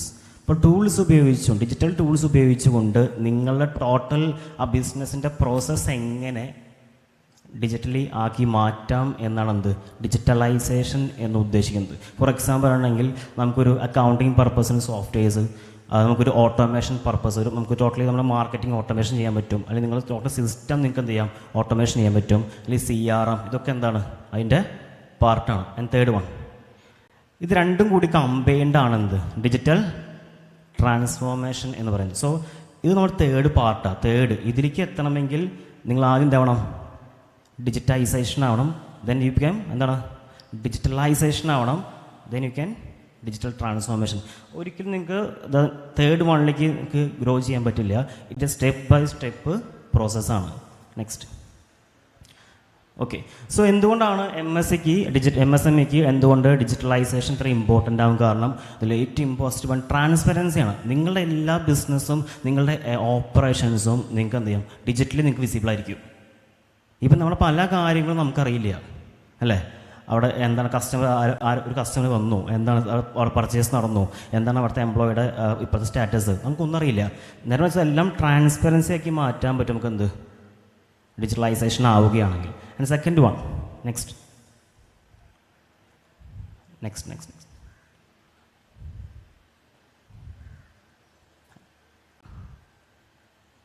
രണ്ടാമത്തെ next slide. Is of customer management എന്ന് വെച്ച് കഴിഞ്ഞാൽ നമുക്ക് ഏറ്റവും ഇനി അങ്ങോട്ട് വേണ്ട ഒരു സോഷ്യൽ മീഡിയ പ്രസൻസ് ഉണ്ടായിരിക്കണം, അതേപോലെ ഒരു വെബ്സൈറ്റ് ഉണ്ടായിരിക്കണം, നമുക്കൊരു വാട്സപ്പ് മാർക്കറ്റിംഗ് അല്ലെങ്കിൽ വാട്സപ്പ് ഓട്ടോമേഷൻ, ഇതൊക്കെ എന്താണ് ഇനി നിങ്ങളുടെ ബിസിനസ്സിൻ്റെ പാർട്ടാണ്. ഇത് മസ്റ്റായിട്ട് നിങ്ങളതിൽ ഇൻക്ലൂഡ് ചെയ്യണം. അപ്പോൾ അങ്ങനെ ചെയ്യുകയാണെങ്കിൽ കസ്റ്റമേഴ്സിനെ മാനേജ് ചെയ്യാൻ വളരെ ഈസി ആയിരിക്കും നമുക്ക്. So first one transparency, second one is of customer management, and third one next time and cost efficiency. നമുക്ക് നമ്മുടെ ടോട്ടൽ സിസ്റ്റം, ടോട്ടൽ ബിസിനസ്സിന് നമുക്കൊരു ഓട്ടോമേഷനിലേക്ക് മാറ്റാൻ പറ്റുകയാണെങ്കിൽ നമുക്ക് ഏറ്റവും വലിയ ഇമ്പോർട്ടൻ്റ് എന്ന് പറഞ്ഞാൽ നമ്മുടെ എംപ്ലോയീസിന് ടൈംസ് കുറയ്ക്കാൻ പറ്റില്ലേ. അപ്പോൾ കൂടുതൽ അവർക്കൊരു ന്യൂ ടോപ്പിക്സ്, ന്യൂ അതർ ഒരു റെസ്പോൺസിബിലിറ്റി കൊടുക്കാൻ പറ്റുകയും നമുക്ക് കൂടുതൽ എന്ത് ചെയ്യാൻ പറ്റും നമ്മുടെ ടോട്ടൽ ഗ്രോത്തിനെ അത് ഇൻക്രീസ് ചെയ്യിക്കാം. അപ്പോൾ നമുക്ക് പറ്റുന്ന ആ സിസ്റ്റംസിനെ ഓട്ടോമേറ്റ് ചെയ്യാം. അത് ചിലപ്പോൾ ഒരു 5-10 എംപ്ലോയീസിൻ്റെ വർക്ക് ചിലപ്പോൾ ഒരു 1 പേഴ്സൺ കൊണ്ട് അത് ഓട്ടോമേറ്റ് ചെയ്യുകയാണെങ്കിൽ മോണിറ്റർ ചെയ്യാൻ പറ്റും. അതാണ് കാര്യം. Fourth one, next work satisfaction of employees. ഇത് ഏറ്റവും ഇമ്പോർട്ടൻറ്റ് പാർട്ടാണ് എവിടെ ഒരു ബിസിനസ്സിൽ. ദാറ്റ് മീൻസ് നമ്മൾ അവരെ കൊണ്ട് ടോട്ടലി മൊത്തമായിട്ട് പണിയെടുപ്പിക്കല്ല. അവർക്ക് എന്ത് വേണം, വർക്ക് സാറ്റിസ്ഫാക്ഷൻ ഇല്ലെങ്കിൽ അവർ നിൽക്കില്ല. ബിക്കോസ് ആമ ഓൺട്രപ്രണറാണ്, ഞാനൊരു ബിസിനസ് ഓണറാണ്. സോ നമ്മുടെ എംപ്ലോയീസ് നമുക്ക് വേണ്ടി വർക്ക് ചെയ്യും തോന്നരുത്. അത് ഭയങ്കര പ്രശ്നമാണ്. ഞാൻ ആൾക്ക് ആ സാറിന് വേണ്ടി വർക്ക് ചെയ്യണം, അതല്ല തോന്നേ. They have to work for their own. അവർക്ക് വർക്ക് ചെയ്യാൻ വേണ്ടിയാണ്. ദാറ്റ് മീൻസ് അവർക്ക് ഗ്രോത്ത് ഉണ്ടാവണം, അവർക്കൊരു വർക്ക് ലൈഫ് ബാലൻസ് ഭയങ്കര ഇമ്പോർട്ടൻ്റ് ആണ്. ഈ കാലത്ത് വർക്ക് ലൈഫ് ബാലൻസ് മസ്റ്റാണ്. അതില്ലാത്തത് കൊണ്ടാണ് പലരും ഇപ്പോൾ ഇവിടെ നിന്ന് എങ്ങോട്ട് പോണേ, കേരളം വിട്ട് പുറം രാജ്യങ്ങളിൽ പോകണം. കാരണം അവിടെ എന്തുണ്ട്, വർക്ക് ലൈഫ് ബാലൻസിൽ ഉണ്ട്, അതിൻ്റെ ഒപ്പം എന്തുണ്ട് അത്യാവശ്യം നല്ല ഇൻകവും ഉണ്ട്. അപ്പോൾ നമുക്ക് വർക്ക് ലൈഫ് ബാലൻസ് ഉണ്ടാക്കണമെങ്കിൽ അവരെ വർക്ക് ഫ്രീ ആക്കുക, ഓട്ടോമേഷൻ കൊടുക്കുക, ദെൻ അവരെ സ്കില്ല് യൂസ് ചെയ്യുക. എന്താണ് അവർ ഏറ്റവും സ്പെസിഫിക് സ്കില്ലുള്ളത് അതാണ് നിങ്ങൾ യൂസ് ചെയ്യേണ്ടത്. കാരണം ടോട്ടൽ കുറേ വർക്ക്സ് അവർക്ക് കൊടുത്ത് അത് ഡെവലപ്പ് ചെയ്ത് കാര്യമില്ല. അവർക്ക് ആ സ്പെസിഫിക് സ്കില്ല് മനസ്സിലാക്കി നിങ്ങൾ വർക്കൗട്ട് ചെയ്യുകയാണെങ്കിൽ അതാണ് ഏറ്റവും എഫിഷ്യൻ്റ് ആയിട്ടുള്ള ഔട്ട്പുട്ട് തരാൻ പറ്റുക. Next customer credit management. ഇത് കുറച്ച് ഇമ്പോർട്ടൻ്റ് ആണ്. കാരണം നമുക്ക് കസ്റ്റമേഴ്സ് ഉണ്ടായിരിക്കും, അവർ പ്രൊഡക്റ്റ് പർച്ചേസ് ചെയ്യും, ചിലപ്പോൾ ക്രെഡിറ്റ്സ് ആയിരിക്കും ഉണ്ടാവുക. എഗൈൻ അവർ വീണ്ടും പർച്ചേസ് ചെയ്യും, എഗൈൻ ക്രെഡിറ്റ്സ് ആയിരിക്കും. നമ്മളങ്ങനെ ക്രെഡിറ്റ്സ് കൊടുത്ത് അവസാനം എന്തായിരിക്കും, ക്രെഡിറ്റ്സ് മാത്രമായിരിക്കും, ഇങ്ങോട്ടൊന്നും കിട്ടില്ല. അത് ഏറ്റവും വലിയ ഹെഡേക്കാണ്. അപ്പോൾ ആരാണ് കൂടുതൽ ക്രെഡിറ്റ്സ് എടുക്കുന്നത്, അവർ തിരിച്ച് ആ ക്രെഡിറ്റ് നിങ്ങൾക്ക് റീപേ ചെയ്യുന്നുണ്ടോ, ഇതൊക്കെ നിങ്ങൾക്ക് മോണിറ്റർ ചെയ്യാൻ പറ്റിയ ആ ഒരു ക്രെഡിറ്റ് ചെയ്യാത്ത ആൾക്കാരെ നിങ്ങൾക്ക് എന്ത് ചെയ്യാം, റിമൂവ് ചെയ്യാം. അവർ നിങ്ങളുടെ ബിസിനസ്സിനെ ഗ്രോത്ത് ചെയ്യില്ല. ബട്ട് നമ്മളെന്ത് ചെയ്യണേ, അവർ കൊടുത്തുകൊണ്ടിരിക്കും. കാരണം എന്താ, അയ്യോ നാളെ തരുമല്ലോ, അല്ലെങ്കിൽ വേറെ ദിവസം തരാൾ തരാണ്ടിരിക്കില്ല. ബട്ട് നമുക്കൊരു സിറ്റുവേഷൻ വരുന്ന സമയത്തായിരിക്കും ആൾ ആ പേയ്മെൻറ്റ് തരാതിരിക്കുമ്പോൾ നമ്മുടെ ടോട്ടൽ ബിസിനസ്സിനത് ബാധിക്കും. ചിലപ്പോൾ നമ്മൾ വേറെ എവിടെന്നെങ്കിലും എന്ത് ചെയ്യും, മറയ്ക്കാന്ന് പറയുന്നത് ഇങ്ങോട്ട് ട്രാൻസ്ഫർ ചെയ്യാൻ അല്ലേ. അപ്പോൾ ഇതൊക്കെ മാനേജ് നമുക്ക് ടോട്ടലി ഡിജിറ്റലാക്കി മാറ്റാൻ പറ്റുന്നത് കറക്റ്റ് അറിയാൻ പറ്റും. ഏത് കസ്റ്റമേഴ്സാണ് ക്രെഡിറ്റ് തരാത്ത, മീൻസ് ഏതൊക്കെ റീപേ ചെയ്യുന്നില്ല, ഏതൊക്കെയാണ് ബെറ്റർ പോസിറ്റീവ് കസ്റ്റമേഴ്സ്, ഏതൊക്കെയാണ് നെഗറ്റീവ് കസ്റ്റമേഴ്സ്. നെഗറ്റീവ് കസ്റ്റമേഴ്സിനെ എത്രയും പെട്ടെന്ന് നിങ്ങളുടെ ബിസിനസ്സിൽ നിന്ന് റിമൂവ് ചെയ്യണം, അവരെ വെച്ചുകൊണ്ടിരിക്കരുത്. Okay, next. ഇത് റിയൽ ടൈം ആയിട്ടുള്ള ഇൻഫോർമേഷൻസ് നമുക്ക് അറിയാൻ പറ്റും. ദ ക്ലൗഡ് കമ്പ്യൂട്ടിങ് അറിയാമോ? എന്താണ് ക്ലൗഡ് കമ്പ്യൂട്ടിങ്? എനിവൺ നോസ് എന്താണ് ക്ലൗഡ് കമ്പ്യൂട്ടിങ്? അറിയില്ല. അപ്പോൾ ക്ലൗഡ് കമ്പ്യൂട്ടിംഗ് എന്ന് പറഞ്ഞാൽ ടോട്ടലി നിങ്ങൾക്ക് റിയൽ ടൈമിൽ ഇൻ ദ വേൾഡിൽ എവിടെ നടക്കുന്ന എന്ത് കാര്യം മനസ്സിലാക്കിയെടുക്കാൻ പറ്റും. എംപ്ലോയീസിന് ടോട്ടലായിട്ടും ട്രാക്ക് ചെയ്യാൻ പറ്റും. അവരുടെ ടോട്ടൽ എന്താണ് അവരുടെ ഔട്ട്പുട്ട്, എന്താണ് അവരുടെ ഒരു വർക്കിൻ്റെ ഒരു സ്റ്റാറ്റസ്, ഇതൊക്കെ അറിയാൻ പറ്റും. അതിന് എക്സാമ്പിൾസാണ് ഒരു ഈ ലോജിസ്റ്റിക് സൊല്യൂഷൻസ് കൊണ്ടുവരാൻ പറ്റുകയാണെങ്കിൽ ടോട്ടലി നമുക്ക് റിയൽ ടൈമിൽ ലോകത്തുള്ള നമ്മുടെ ലോജിസ്റ്റിക്കൽ കാര്യങ്ങളൊക്കെ നമുക്ക് കറക്റ്റ് മോണിറ്റർ ചെയ്യാൻ പറ്റും. നെക്സ്റ്റ്. ആൻഡ് ഇതാണ് നിങ്ങളുടെ ബിസിനസ് ഡിജിറ്റലൈസേഷൻ ആവുകയാണെങ്കിൽ ആസ് പെർ എ റിപ്പോർട്ട് 27% നിങ്ങളുടെ പ്രോഫിറ്റിൽ ഗ്രോത്ത് ഉണ്ടാവും. It's not a small one. 27% it's a big one. Totally automation ചെയ്യുകയാണ്. ഒരു 10 എംപ്ലോയീസ് നമുക്ക് 1 എംപ്ലോയി മതി. ടോട്ടലി നമുക്ക് എന്ത് ചെയ്യാം, മോണിറ്റർ ചെയ്യാൻ പറ്റും. ഞാൻ പറഞ്ഞ നെഗറ്റീവ് കസ്റ്റമേഴ്സ് ഒഴിവാക്കാൻ പറ്റും. ടോട്ടലി നമുക്ക് എന്ത് ചെയ്യാം, സിസ്റ്റമാറ്റിക് ഓർഡറായി, ട്രാൻസ്പെറൻ്റായി, എഫേർട്ട് കുറഞ്ഞു. That's a big thing. നമ്മുടെ ഹെഡ് ഏക്സ് മാക്സിമം കുറയ്ക്കണം. നമ്മുടെ ബിസിനസ് ഓണേഴ്സിന് ഏറ്റവും വലിയ കാര്യം എന്താ, ഹെഡ് ഏക്സ് ആണ്. ഇതെത്തോളം കുറച്ച് ഈസോ ഫ്രീ ആയാലും മൈൻഡിൽ വർക്ക് ചെയ്യാൻ പറ്റുമോ, you can make the growth. Because നമുക്ക് പല സാധനം ചെയ്യണമെന്ന് ആഗ്രഹം ഉണ്ടാവും, പക്ഷേ അത് എക്സിക്യൂട്ട് ചെയ്യാൻ പറ്റില്ല. നമ്മളെന്താ റീസൺ പറയുക അതിന്? വാട്ട് വി സേ, ഓ എനിക്ക് സമയമില്ല, നാളെ ചെയ്യാം അല്ലേ. അപ്പോൾ നമ്മളൊരു ബിസിനസ് ഓണർ ആവണോ അതൊരു ഓണ്ടർപ്രണർ ആവണോ? നിങ്ങൾക്ക് എന്താവണ്ടേ? കേൾക്കട്ടെ, നിങ്ങൾക്ക് ഓണ്ടർപ്രണർ ആവണോ or you want to become business owner? എന്താ ഡിഫറൻസ് ഇതിൻ്റെ? Is there a difference between entrepreneur and business owner? Entrepreneur means ആ ടോട്ടൽ ആ വർക്ക് സിസ്റ്റത്തിൽ ആളുടെ ഇൻവോൾവ്മെൻ്റ് ആയിരിക്കും. ബിസിനസ് ഓണറോ ആ സിസ്റ്റം ആൾ മാനേജ് ചെയ്ത് പോയാൽ മതി. ദാറ്റ് മീൻസ് ആളെ ഹെഡ് ഏക്ക് കുറഞ്ഞു, ആൾ കുറച്ചുകൂടി മൈൻഡ് ഫ്രീ ആയി, ആൾക്ക് പുതിയ പുതിയ ന്യൂ തിങ്സ് എന്ത് ചെയ്യാം, അതിലേക്ക് കൊണ്ടുവരാൻ പറ്റും. അപ്പോൾ നിങ്ങൾ എന്താവണം, you want to become a business owner. Okay, next. Expanding marketing shops ഉണ്ട്. അപ്പോൾ ആളുടെ സെയിൽസ് ആൾക്ക് ഇൻക്രീസ് ചെയ്യണം, അല്ലെങ്കിൽ ആൾക്ക് കൂടുതൽ കസ്റ്റമേഴ്സ് വരണം, എൻക്വയറീസ് വരണം. എന്ത് ചെയ്യാൻ പറ്റുക? ആക്ച്വലി മാർക്കറ്റിംഗ് എന്ന പാർട്ട് നമ്മുടെ ബിസിനസ്സിൽ വീക്കാണെങ്കിൽ എല്ലാം പോവും. ഓക്കെ, ഏറ്റവും ഇമ്പോർട്ടൻ്റ് എന്താണ്? മാർക്കറ്റിംഗ് ആണ്. ആ മാർക്കറ്റിംഗ് ആണ് എല്ലാവരും വീക്കാവുന്നത്. അങ്ങനെ ബാക്കി എല്ലാം ഇൻവെസ്റ്റ് ചെയ്യും. എന്ത് ഇൻവെസ്റ്റ് ചെയ്യില്ല? മാർക്കറ്റിങ്ങിൽ ഇൻവെസ്റ്റ് ചെയ്യില്ല. അതാണ് ഏറ്റവും വലിയ പ്രശ്നം. ഇപ്പോൾ ആ ഡ്രീം കേക്ക് ഞാനിപ്പോൾ ആൾ പറഞ്ഞു, നിങ്ങൾ കാര്യം ചെയ്യേണ്ടത് ഇപ്പോൾ ഏറ്റവും കൂടുതൽ ഒരു എൻഗേജ്മെൻറ്റ് കിട്ടുന്നത് റീൽസാണ്, റീൽ വീഡിയോസാണല്ലേ. അപ്പോൾ ഞാൻ പറയുകയാണ് മാക്സിമം ഒരു 30 സെക്കൻഡ്സ് 30 സെക്കൻഡ്സ് വരെയുള്ള അട്രാക്റ്റീവായിട്ടുള്ള റീൽസ് വീഡിയോസ് എടുക്കുക. അത് ഈ പറഞ്ഞ ഫേസ്ബുക്ക് ഇൻസ്റ്റാ പ്ലാറ്റ്ഫോമിൽ പോസ്റ്റ് ചെയ്തിട്ട് അവിടെ നിന്ന് കസ്റ്റമേഴ്സ് അത് എൻക്വയറി ചെയ്യേണ്ടത് വാട്സപ്പിലേക്കാണ്, വാട്സപ്പ് ബിസിനസ്സിലേക്കാണ്. ആ ബിസിനസ്സിൽ ഓൾറെഡി നിങ്ങൾ സിസ്റ്റം ഉണ്ടെങ്കിൽ ഓൾറെഡി നിങ്ങൾക്കൊരു കാറ്റലോഗ്സും ഓരോ കസ്റ്റമേഴ്സ് വരുമ്പോൾ അത് നമുക്ക് നോട്ട് ചെയ്യാൻ പറ്റും, അറിയോ, ലേബിൾ ചെയ്യാൻ പറ്റും, ഇതൊക്കെ ചെയ്യാൻ പറ്റും. ഇതുവഴി നമുക്ക് എന്ത് ചെയ്യാം, ഷോർട്ട് ടൈമിൽ അത്യാവശ്യം ബിസിനസ് ഗ്രോ ചെയ്യും സ്റ്റാർട്ടിങ്ങിൽ. സെക്കൻഡിൽ they have to do ads. രണ്ടാമതേ എന്ത് ചെയ്യാൻ പാടുള്ളൂ, പരസ്യങ്ങൾ ചെയ്യാൻ പാടുള്ളൂ. ആദ്യം നമ്മുടെ പ്രൊഡക്റ്റ് വാങ്ങുന്ന കസ്റ്റമേഴ്സ് ഉണ്ടോ എന്നുള്ള കാര്യം അറിയണം.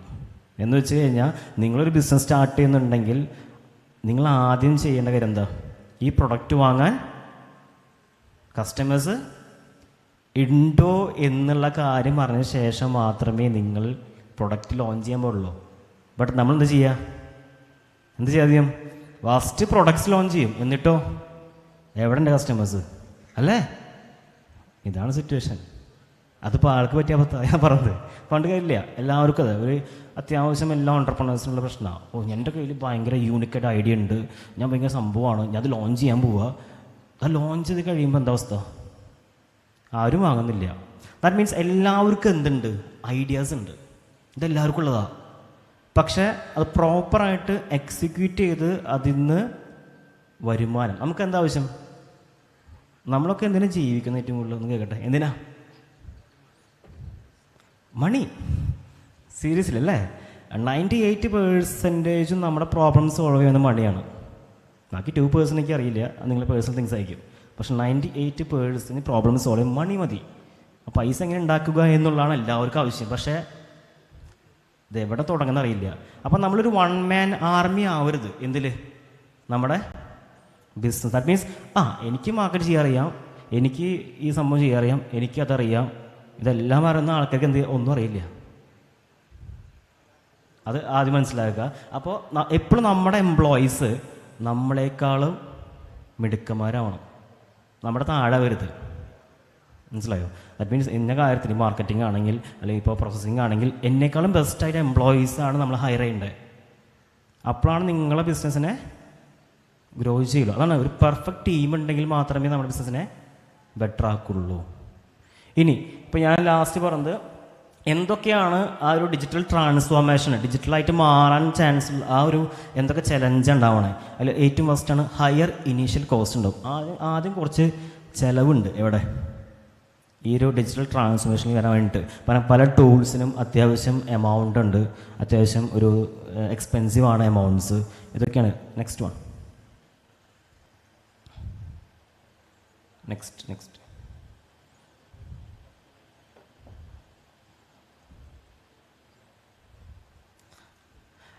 പിന്നെ ഏറ്റവും വലിയ പ്രശ്നം വെച്ചാൽ നിങ്ങളെ എംപ്ലോയീസിനെ റീസ്കിൽ ചെയ്യേണ്ടി വരും.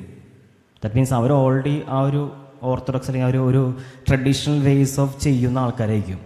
അവരെ മാറ്റി റീസ്കിൽ ചെയ്യേണ്ട അവസ്ഥ വരും. കാരണം അവർക്ക് പുതിയ ടെക്നോളജി അറിയില്ല. അപ്പോൾ നിങ്ങൾ ഡേ ടു ഡേ ഓപ്പറേഷൻ അത് ബാധിക്കും.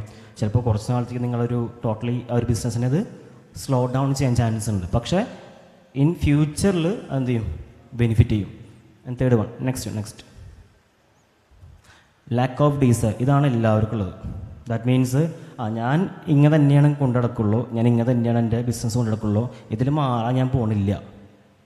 ഇതാണ് എന്ത് പലരുടെയും ചിന്താഗതി. ഇത് മാറണം. ഇന്നത്തെ കാലത്ത് എല്ലാം ഡിജിറ്റലാണ്. കസ്റ്റമറിൻ്റെ ബിഹേവിയറെ മാറി അല്ലേ? ഇപ്പം നിങ്ങളൊരു കാര്യം സെർച്ച് ചെയ്യുമ്പോൾ ഇന്ന പ്രൊഡക്ട്സ് വേണം, ഇന്ന കാര്യം നോക്കുമ്പോൾ നിങ്ങൾ ആദ്യം പോയിട്ട് അവിടെ നോക്കുക, ഗൂഗിളിലായിരിക്കും. അവിടെ നിങ്ങളുടെ പ്രൊഡക്റ്റ് ഇല്ലെങ്കിൽ, നിങ്ങളുടെ ഒരു വെബ്സൈറ്റ് ഇല്ലെങ്കിൽ അവസ്ഥ. ആക്ച്വലി ഒരു ഓൺലൈൻ പ്രസൻസ് വേണ്ടേ? അത് നിങ്ങളുടെ വെബ്സൈറ്റ് ആയിരിക്കാം, നിങ്ങൾ ഇ-കോമേഴ്സ് ആയിരിക്കാം, ഒരു ഫേസ്ബുക്ക് പേജെങ്കിലും മിനിമം വേണം. അപ്പോൾ ആൾക്കാർക്ക് നിങ്ങളുടെ റിവ്യൂസ് ഇല്ലല്ലോ, നിങ്ങൾ സ്ഥാപനം ഉണ്ടോ എന്നുണ്ടാവാൻ പാടില്ല. നെക്സ്റ്റ് ലാസ്റ്റാണ് ലാക്ക് ഓഫ് നോളേജ്. ഇതാണ് മിക്ക MSME ഓണേഴ്സിനുള്ള പ്രശ്നം. എവിടെ നിന്ന് സ്റ്റാർട്ട് ചെയ്യണം, എങ്ങനെ പോകണം, എവിടെയാണ് തുടങ്ങേണ്ടത്, എങ്ങനെ സ്റ്റാർട്ട് ചെയ്യണം, ഇത് ഭയങ്കര കൺഫ്യൂഷൻ എല്ലാവർക്കും. അപ്പോൾ ഇത് നമുക്ക് കറക്റ്റായിട്ട് ചെയ്യണം. ദാറ്റ് മീൻസ് ഇതിനൊരു പ്രത്യേകിച്ചൊരു ഫ്രെയിം വർക്ക് ഇല്ല. എന്താ കാരണം? ഓരോ ബിസിനസ്സിനും ഓരോ ഓപ്പറേഷനും ഡിഫറെൻറ്റ് ടൈപ്പ് ഓപ്പറേഷൻ ആയിരിക്കും. അവരെ കസ്റ്റമേഴ്സ് ഡിഫറെൻ്റ് ആയിരിക്കില്ലേ?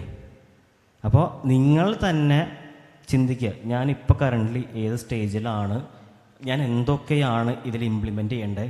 അതിന് ഏറ്റവും വലിയ എളുപ്പമുള്ള വഴി എന്ന് വെച്ചാൽ നിങ്ങളെ കോമ്പറ്റീഷനില്ലേ, അവരെ നോക്കുക, അവരെന്തൊക്കെ ചെയ്യുന്നുണ്ട് കറൻ്റ്ലി, ആ ചെയ്യുന്ന ആൾക്കാർക്ക് അവിടെ എന്തൊക്കെ വരുന്നുണ്ട്, ഇങ്ങനെ വരുന്നുണ്ട്, എങ്ങനെയൊക്കെ വരുന്നുണ്ട്, അത് നിങ്ങൾ സ്റ്റാർട്ടിങ് നിങ്ങളിൽ എന്ത് ചെയ്യുക, കൊണ്ടുവരിക. അവരെക്കാളും കൂടുതൽ ചെയ്തിട്ടാദ്യം അവരെക്കാളും ബെറ്ററാക്കാൻ ശ്രമിക്കേണ്ട സ്റ്റാർട്ടിങ്ങിൽ. പക്ഷേ ആ കാര്യങ്ങൾ ടൂൾസ് നിങ്ങളിൽ സ്റ്റാർട്ടിങ് കൊണ്ടുവരാൻ ശ്രമിക്കുക. നെക്സ്റ്റ് അപ്പോൾ ഞാൻ പറഞ്ഞു വേർ ടു ബിഗിൻ. ഞാൻ പറഞ്ഞത് എങ്ങനെയാണ് അഡോപ്റ്റ് ചെയ്യേണ്ട കാര്യം പറഞ്ഞത്. നെക്സ്റ്റ് ഞാൻ പറഞ്ഞു start with a small.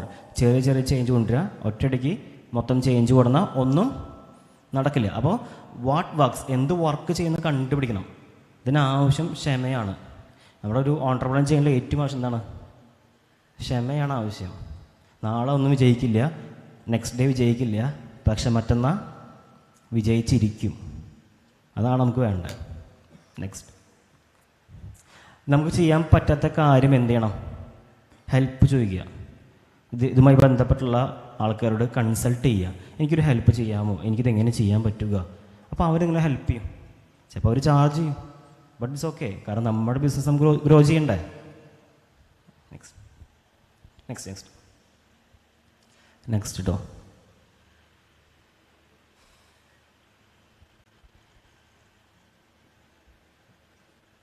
Next,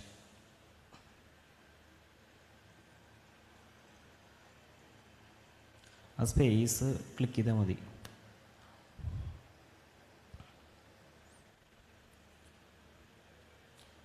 next next next ഇതുണ്ടോ. നെക്സ്റ്റ് നെക്സ്റ്റ് യാ.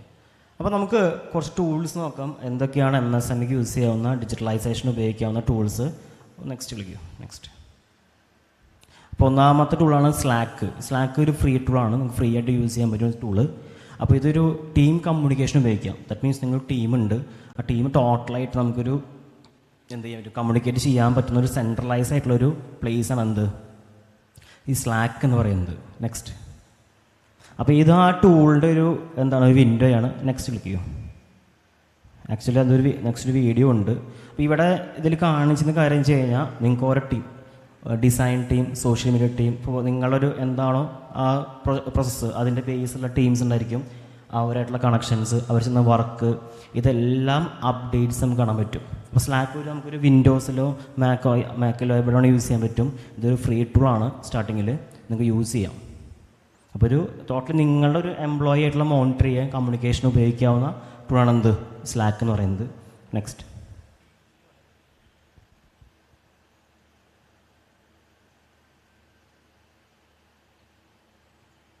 ഇത് ഒരു വീഡിയോ ആണ്, അത് പ്ലേ ആവില്ലല്ലോ. ഓക്കെ. Next next. ആക്ച്വലി അത് ഫുള്ളി ഞാൻ കൊടുത്തിരുന്നു, എന്താണ് ആ ടൂൾ എന്നുള്ള കാര്യം. രണ്ടാമത്തെയാണ് ട്രെല്ലോ. ഇതൊരു പ്രൊജക്റ്റ് മാനേജ്മെൻറ്റ് ടൂളാണ്. നെക്സ്റ്റ്. ഈ ടൂൾ എന്ന് പറഞ്ഞു കഴിഞ്ഞാൽ നിങ്ങളുടെ ഓരോ പ്രൊജക്റ്റിൻ്റെ സ്റ്റാർട്ടിങ് പോയിന്റ് മുതൽ എൻഡ് പോയിന്റ് വരെ നിങ്ങൾക്ക് എന്ത് ചെയ്യാം, 1 by 1 മാനേജ് ചെയ്ത് കാണാൻ പറ്റും. അപ്പോൾ അതിൻ്റെ പ്രോസസ്സ്, അതിൻ്റെ എന്താണ് പ്രോഗ്രസ്, എവിടെ എത്തിയ പ്രൊജക്റ്റ്, അത് കംപ്ലീറ്റ് ആയോ, ഇപ്പോൾ കറണ്ട് സ്റ്റേജ് ആരാ ചെയ്യുന്നത്, ഇതെല്ലാം നമുക്ക് മോണിറ്റർ ചെയ്യാൻ പറ്റും. അതാണ് എന്ത്, ട്രെല്ലോ എന്ന ടൂള്. Next next. ഈ ടൂള് ഞാൻ കാണിച്ചത് ഇപ്പോൾ ചെയ്യേണ്ട വർക്ക് എന്താണ്, ടു ഡു, എന്താ റിസർച്ച്, ഇൻ പ്രോഗ്രസ്, റിവ്യൂ, അതിനെന്താ കംപ്ലീറ്റഡ്, ആ വർക്ക് കഴിഞ്ഞു. അപ്പോൾ ഈ വർക്ക് സ്റ്റാർട്ട് ചെയ്തു, അതിൻ്റെ റിസർച്ച് പ്രോസസ്സാണ്, ഇൻ പ്രോഗ്രസ് ആണ്, അത് റിവ്യൂ ചെയ്തു, ആ വർക്ക് അപ്രൂവ് ചെയ്തു, കംപ്ലീറ്റ് ആയി. ഇങ്ങനെ മൊത്തം നമുക്ക് എത്ര പ്രൊജക്റ്റ് പണി കൊടുക്കാം, അതെല്ലാം മോണിറ്റർ ചെയ്യാൻ പറ്റും. അപ്പോൾ നമുക്കൊരു സിസ്റ്റമാറ്റിക് ഒരു എന്ത് വേണം, ഒരു ഓർഡർ വേണം, എന്നാൽ മാത്രമേ കാര്യമുള്ളൂ. Next next next. അതിൻ്റെ മൂന്നാമത്തെ ചിലവർക്ക് അറിയാം, സോഹോ ബുക്സ് അല്ലേ. സോഹോ ബുക്സ് എന്ന് പറയുന്നതൊരു അക്കൗണ്ടിങ് സോഫ്റ്റ്വെയർ ആണ്. നിങ്ങളെ ഇൻവോയ്സിങ്, പേ റോള് എന്ന് വെച്ചാൽ ശമ്പളം കൊടുക്കണം, എക്സ്പെൻസ് നോക്കണം, നമുക്ക് എങ്ങനെ ഇൻകം എത്ര വരുന്നു, എത്ര ഔട്ട് പോകുന്നുണ്ട്, ഇതെല്ലാം നിങ്ങൾക്ക് ഒറ്റ സിംഗിൾ പ്ലാറ്റ്ഫോമിൽ കാണാൻ പറ്റും. ഇനി നിങ്ങൾക്ക് പേയ്മെൻറ്റ് നിങ്ങൾ ബാങ്ക് പോകണമെങ്കിൽ ബാങ്ക് കണക്ട് ചെയ്യാം. ആ ബാങ്ക് കണക്ട് തന്നെ ബാങ്കിലേക്ക് ഇൻകം ഒരു പൈസ വരികയാണെങ്കിൽ നമുക്ക് കറക്റ്റ് ഇവിടെ മോണിറ്റർ ചെയ്യാൻ പറ്റും. ഈ പൈസ അങ്ങോട്ട് പോകുന്നുണ്ടെങ്കിൽ അത് മോണിറ്റർ ആവും. ടോട്ടലി നമുക്ക് ആ ഒരു നമ്മൾ ബുക്കിൽ എഴുതില്ലേ എക്സ്പെൻസ്, അതെന്തായി മാറി, അക്കൗണ്ടിങ് മൊത്തം ഓൺലൈനിലേക്ക് മാറ്റാൻ പറ്റും. സോഹോ ബുക്സ്. നെക്സ്റ്റ്. അതാണ് ഇത് കാണിക്കുന്നത്. ഇത് ഇൻവോയ്സ് നമുക്ക് ഓട്ടോമാറ്റിക്, ഓരോ ഇൻവോയ്സും നമുക്ക് അയച്ചു കൊടുക്കാൻ പറ്റും ഓട്ടോമാറ്റിക്കലി. അതിൻ്റെ എസ്റ്റിമേഷൻസ്, അവരുടെ contacts, received payments, recurring invoice, purchase നടന്നു, ഇതൊക്കെ നമുക്ക് എന്ത് ചെയ്യാം, ഈ ടൂൾ വെച്ച് കാണാൻ പറ്റും. Next next. അതിൻ്റെ അടുത്താണ് Zoho CRM.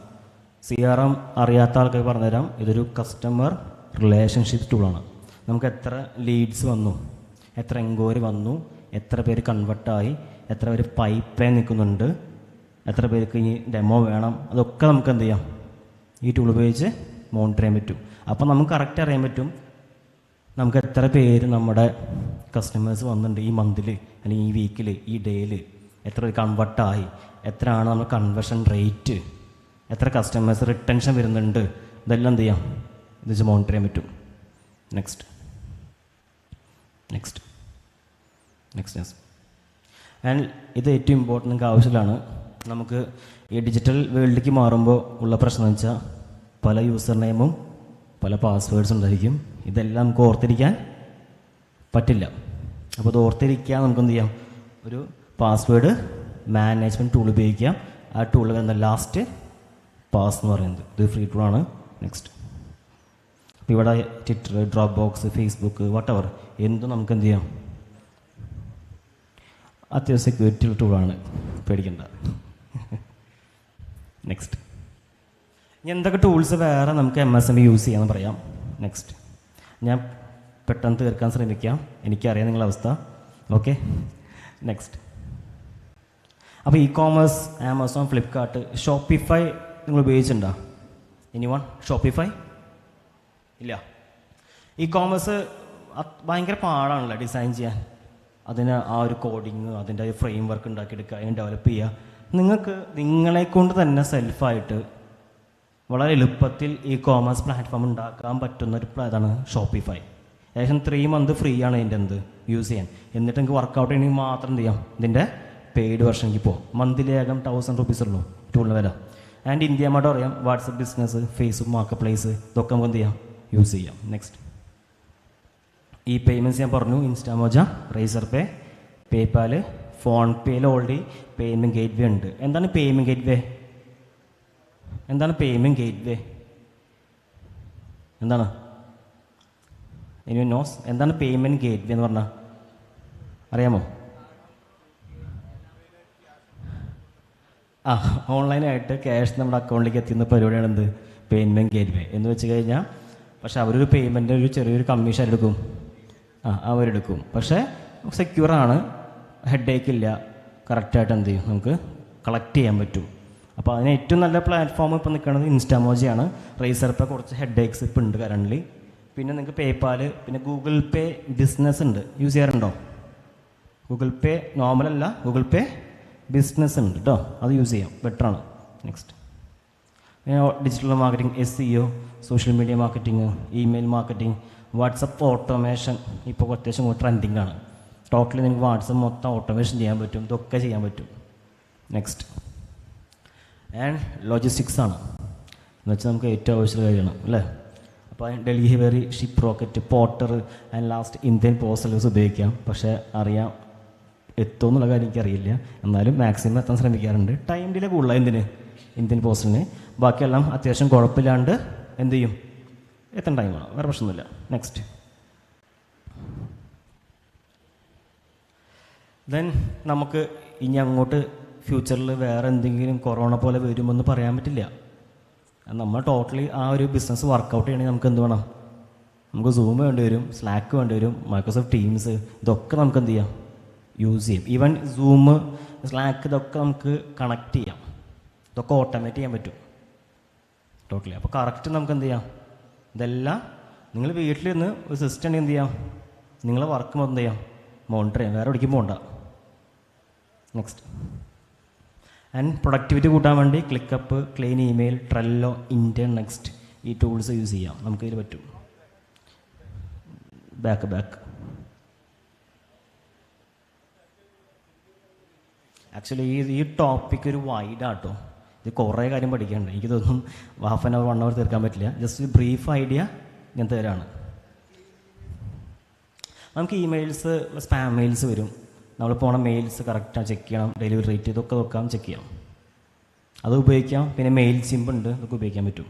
Next, and document and file sharing ആണ്. Google drive, Dropbox, OneDrive ആരുടെയാണ്, മൈക്രോസോഫ്റ്റിൻ്റെയാണ്, ഇതൊക്കെ യൂസ് ചെയ്യാൻ പറ്റും നമുക്ക്. Next, then contents. ഇനി അങ്ങോട്ട് ഏറ്റവും കൂടുതൽ നമുക്കറിയാം, നിങ്ങൾക്ക് അറിയുന്നറിയില്ല, ആസ് പെർ റിപ്പോർട്ട് മുമ്പ് കഴിഞ്ഞ 2 വർഷം മുമ്പ് വരെ ഹാഫ് ആൻ അവറാണ് ആവറേജ് പീപ്പിൾസിൻ്റെ ഇന്ത്യയിലത്തെ സോഷ്യൽ മീഡിയ യൂസ്. ഇപ്പോൾ എത്ര അറിയോ? How much? 2.5 2.5 മണിക്കൂറാണ്. നിങ്ങൾ നോക്കിയാൽ നിങ്ങളെ കാര്യം കറക്റ്റല്ലേ? മോർണിംഗ് എൻ്റെ ഫസ്റ്റ് എന്താ ഉപയോഗിക്കുക? വാട്സപ്പ് അല്ലെങ്കിൽ ഇൻസ്റ്റ. എന്തുകൊണ്ടാണ്? അവിടെ എന്തെങ്കിലും സംഭവിക്കുന്നുണ്ടോ നമുക്ക് അറിയണ്ടേ അല്ലേ? യെസ്. അപ്പോൾ 2.5 അവിടെ ഏറ്റവും കൂടുതൽ ആൾക്കാർ എൻഗേജ് ആണ് എന്താണ്, വീഡിയോസാണ്. ആ വീഡിയോസ് എങ്ങനെ നിങ്ങൾക്ക് യൂസ് ചെയ്യാൻ പറ്റും എന്ന് വെച്ചാൽ ഇനി അങ്ങോട്ട് ഫ്യൂച്ചർ എന്നത് AI ആണല്ലേ, AI അറിയില്ലേ, ChatGPT കേട്ടിട്ടില്ല നിങ്ങൾ? അതെങ്ങനെ യൂസ് ചെയ്യുക, ആൻഡ് നിങ്ങളുടെ വിത്തിൻ 1 or 2 or 3 ക്ലിക്സ് കൊണ്ട് നിങ്ങൾക്കൊരു വീഡിയോ ബെറ്റർ ആക്കാൻ പറ്റും. മുമ്പ് അതിനൊക്കെ കുറേ ആൾക്കാർ വേണം, ഇപ്പോൾ ഇതൊന്നും വേണ്ട. അപ്പോൾ ഈ ടൂൾസ് അനിമോട്ടോ, ഇൻവീഡിയോ, വിമിയോ ഇതൊക്കെ ഉപയോഗിക്കാം. അതിൽ ഇൻവീഡിയോ ഒക്കെ AI ടൂളാണ്. എന്ന് വെച്ച് കഴിഞ്ഞാൽ ജസ്റ്റ് നിങ്ങൾ സ്ക്രിപ്റ്റ് ഉണ്ടാക്കി തരും, ആ സ്ക്രിപ്റ്റ് വെച്ച് വീഡിയോ ഡെവലപ്പ് ചെയ്യും, ഔട്ട് വരും. ഒന്നുമില്ല, ജസ്റ്റ് പറഞ്ഞു കൊടുത്താൽ മതി, എനിക്ക് ഇന്ന വീഡിയോ, ഇത്ര സെക്കൻഡ്സുള്ള വീഡിയോ ഇത് വേണം, വേറെ ഒന്നും പറയണ്ട. ആരുണ്ടാക്കി തരും? ആ ടൂള് ഡെവലപ്പ് ചെയ്യും. നെക്സ്റ്റ്, അപ്പോൾ MSME ഈ 4 സെഗ്മെൻറ്റ്സാണ് നിങ്ങൾക്ക് ഡിജിറ്റലൈസേഷൻ ആവണമെങ്കിൽ ഫോക്കസ് ചെയ്യേണ്ടത്. ഫസ്റ്റ് വൺ, ഓൺലൈൻ പ്രസൻസ് മസ്റ്റാണ്. നിങ്ങൾക്ക് ഓൺലൈൻ പ്രസൻസ് ഇല്ലെങ്കിൽ ഒരു മിനിമം വെബ്സൈറ്റ് വേണം, സോഷ്യൽ മീഡിയ പ്രസൻസ് വേണം, ഗൂഗിൾ ലിസ്റ്റ് ചെയ്യണം. എന്തുകൊണ്ടാണ്?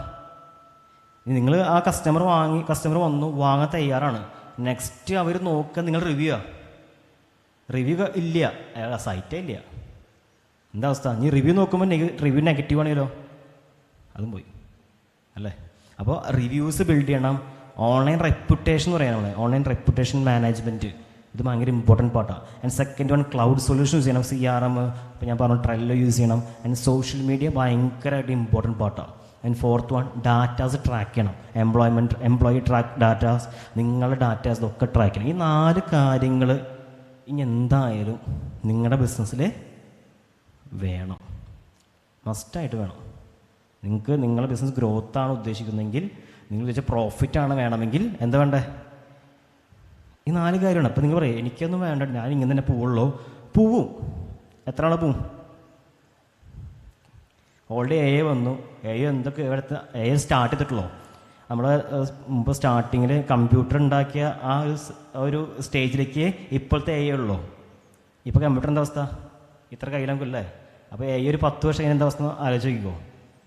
അപ്പോൾ അതാണ് വരാൻ പോകുന്നത്. അപ്പോൾ നിങ്ങൾ സ്മാർട്ടാവണം. ആരും സ്മാർട്ടാവരുത്, AI സ്മാർട്ടാവുക. അപ്പോൾ ആക്ച്വലി AI ഒരിക്കലും സ്മാർട്ടാവില്ലേ, AI ഉപയോഗിക്കുന്ന ആൾക്കാരെന്താണ് സ്മാർട്ടായി വരും.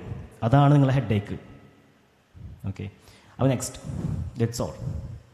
ഇത്രയുള്ള കാര്യം. അപ്പോൾ ഞാൻ ബ്രീഫായിട്ട് കുറച്ച് കാര്യങ്ങൾ പറഞ്ഞു തീർത്തു. ഇനി എന്തെങ്കിലും ഡൗട്ട്സ് ഉണ്ടെങ്കിൽ ഞാൻ ഒന്ന് ക്ലാരിഫൈ തരാം. അപ്പോൾ എൻ്റെ പേര് ശ്രീരേഷ് K എന്നാണ്. ഞാനൊരു IT ഫേം റൺ ചെയ്യുകയാണ്, കാലിക്കട്ടും തൃശ്ശൂരും. ആക്ച്വലി നമ്മൾ ചെയ്യുന്നത് performance marketing, digital marketing, website, IT, cloud ഇതൊക്കെ നമ്മൾ ചെയ്യുന്നുണ്ട്. അപ്പോൾ എൻ്റെ ക്വാളിഫിക്കേഷൻ M.Tech ആണ്. അപ്പോൾ പറഞ്ഞോളൂ. പേര് ശ്രീരേഷ്, SREERESH. ഒന്ന് ഗൂഗിളിൽ നോക്കിയാൽ മതി.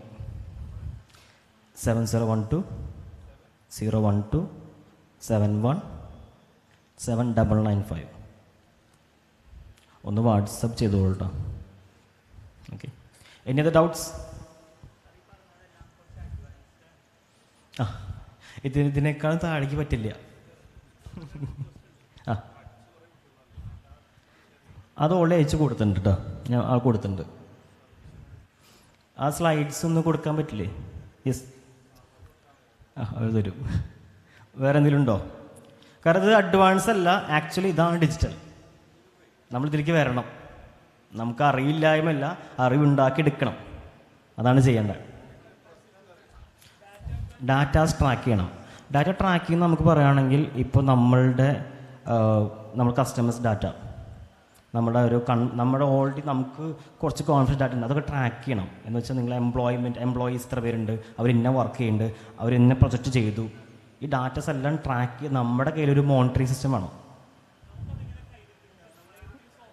ടൂൾസ് ഉപയോഗിക്കണം. അതാണ് ടൂൾസ് ഞാൻ പറഞ്ഞത്. ഇതെല്ലാത്തിനും ടൂൾസാണ്, ഇതെല്ലാം സോഫ്റ്റ്വെയർ ടൂൾസ് ഉപയോഗിക്കേണ്ടത്. ഒരിക്കലും നമുക്ക് വേറൊന്നുമില്ല. ഡാറ്റ ട്രാക്കിങ്ങിന് ഉപയോഗിക്കാവുന്ന ടൂൾസ് നേരത്തെ കാണിച്ച ടൂൾസ് അവിടെ ബാക്ക് അടിച്ച് പോകാമോ? ഒന്ന് ബാക്കിലേക്ക് പോകാമോ? ഒന്നുകൂടി. ഈ പ്രൊഡക്ടിവിറ്റി ഇല്ലേ, ഇവിടുത്തെ ഇന്ത്യൻ നെക്സ്റ്റ് ഒക്കെ ഉണ്ടോ? ഇതൊക്കെ നിങ്ങൾക്ക് യൂസ് ചെയ്യുന്ന ടൂൾസ് കേട്ടോ, അതൊക്കെ ഉപയോഗിച്ച് നോക്കാം. ഇതൊക്കെ ഒരു ഭാഗമാണ് ഇന്ത്യൻ നെക്സ്റ്റ്. പക്ഷെ അതൊക്കെ കുറച്ച് അഡ്വാൻസ്ഡ് ആണ്, നിങ്ങൾക്ക് ആദ്യം ഇൻവെസ്റ്റ് ചെയ്യാൻ പറ്റില്ല. ഞാൻ പറഞ്ഞില്ല വേണ്ട. ഇതിൽ പല ടൂൾസും എന്താണ് കുറച്ച് അഡ്വാൻസ്ഡ് ആണ്, പെയ്ഡുമാണ്. എന്തായാലും പെയ്ഡ് കിട്ടുള്ളൂ. ഒന്നും ഫ്രീ കിട്ടി പോകരുത്. എല്ലാദ്യം ഫ്രീ കിട്ടും, പക്ഷേ ആഫ്റ്റർ ഇറ്റ് ബിക്കംസ് പെയ്ഡ്. അപ്പോൾ നമ്മൾ ഗ്രോത്തും എന്ത് ചെയ്യണം, പെയ്ഡ് ആക്കാൻ ശ്രമിക്കുക. അത്രേ ഉള്ളൂ. Anything else? Nothing. So okay, thank you all. Thank you for valuable time. എല്ലാവരും ഒരു അടിപൊളി കയ്യടി കൊടുത്തേ, കുറച്ചും കൂടി ഓർക്കേ. അപ്പോൾ ലാസ്റ്റ് സെഷനായിട്ടും നമുക്ക് വളരെയധികം ഇൻസൈറ്റ്ഫുൾ ആയിട്ടുള്ള കാര്യങ്ങൾ ഷെയർ ചെയ്ത ശ്രീരേഷ് സാറിന് എൻ്റെ ഭാഗത്തു നിന്നും കീടിൻ്റെ ഭാഗത്തു നിന്നും നന്ദി രേഖപ്പെടുത്തുന്നു. ഇനിയും സെഷൻസ് ശ്രീരേഷ് സാറ് ഇവർക്കെല്ലാം കൊടുക്കണം എന്നാണ് എൻ്റെ സജഷൻ. ഇതെല്ലാം വെറും ഒരു അവയർനെസ് ആയിരുന്നു, ഡെപ്തിലൊന്നും പോകാൻ സാധിച്ചിട്ടില്ല സമയത്തിൻ്റെ പ്രശ്നമുള്ളതുകൊണ്ട്. അപ്പോൾ ഇവരെല്ലാവരും DICയുടെ റെപ്രസെൻറ്റേറ്റീവ്സ് ആയതുകൊണ്ടും അവിടെയെല്ലാം പോയി സാറിന് ക്ലാസ് എടുക്കാൻ സാധിക്കട്ടെ എന്ന് ആശംസിക്കുന്നു. Thank you.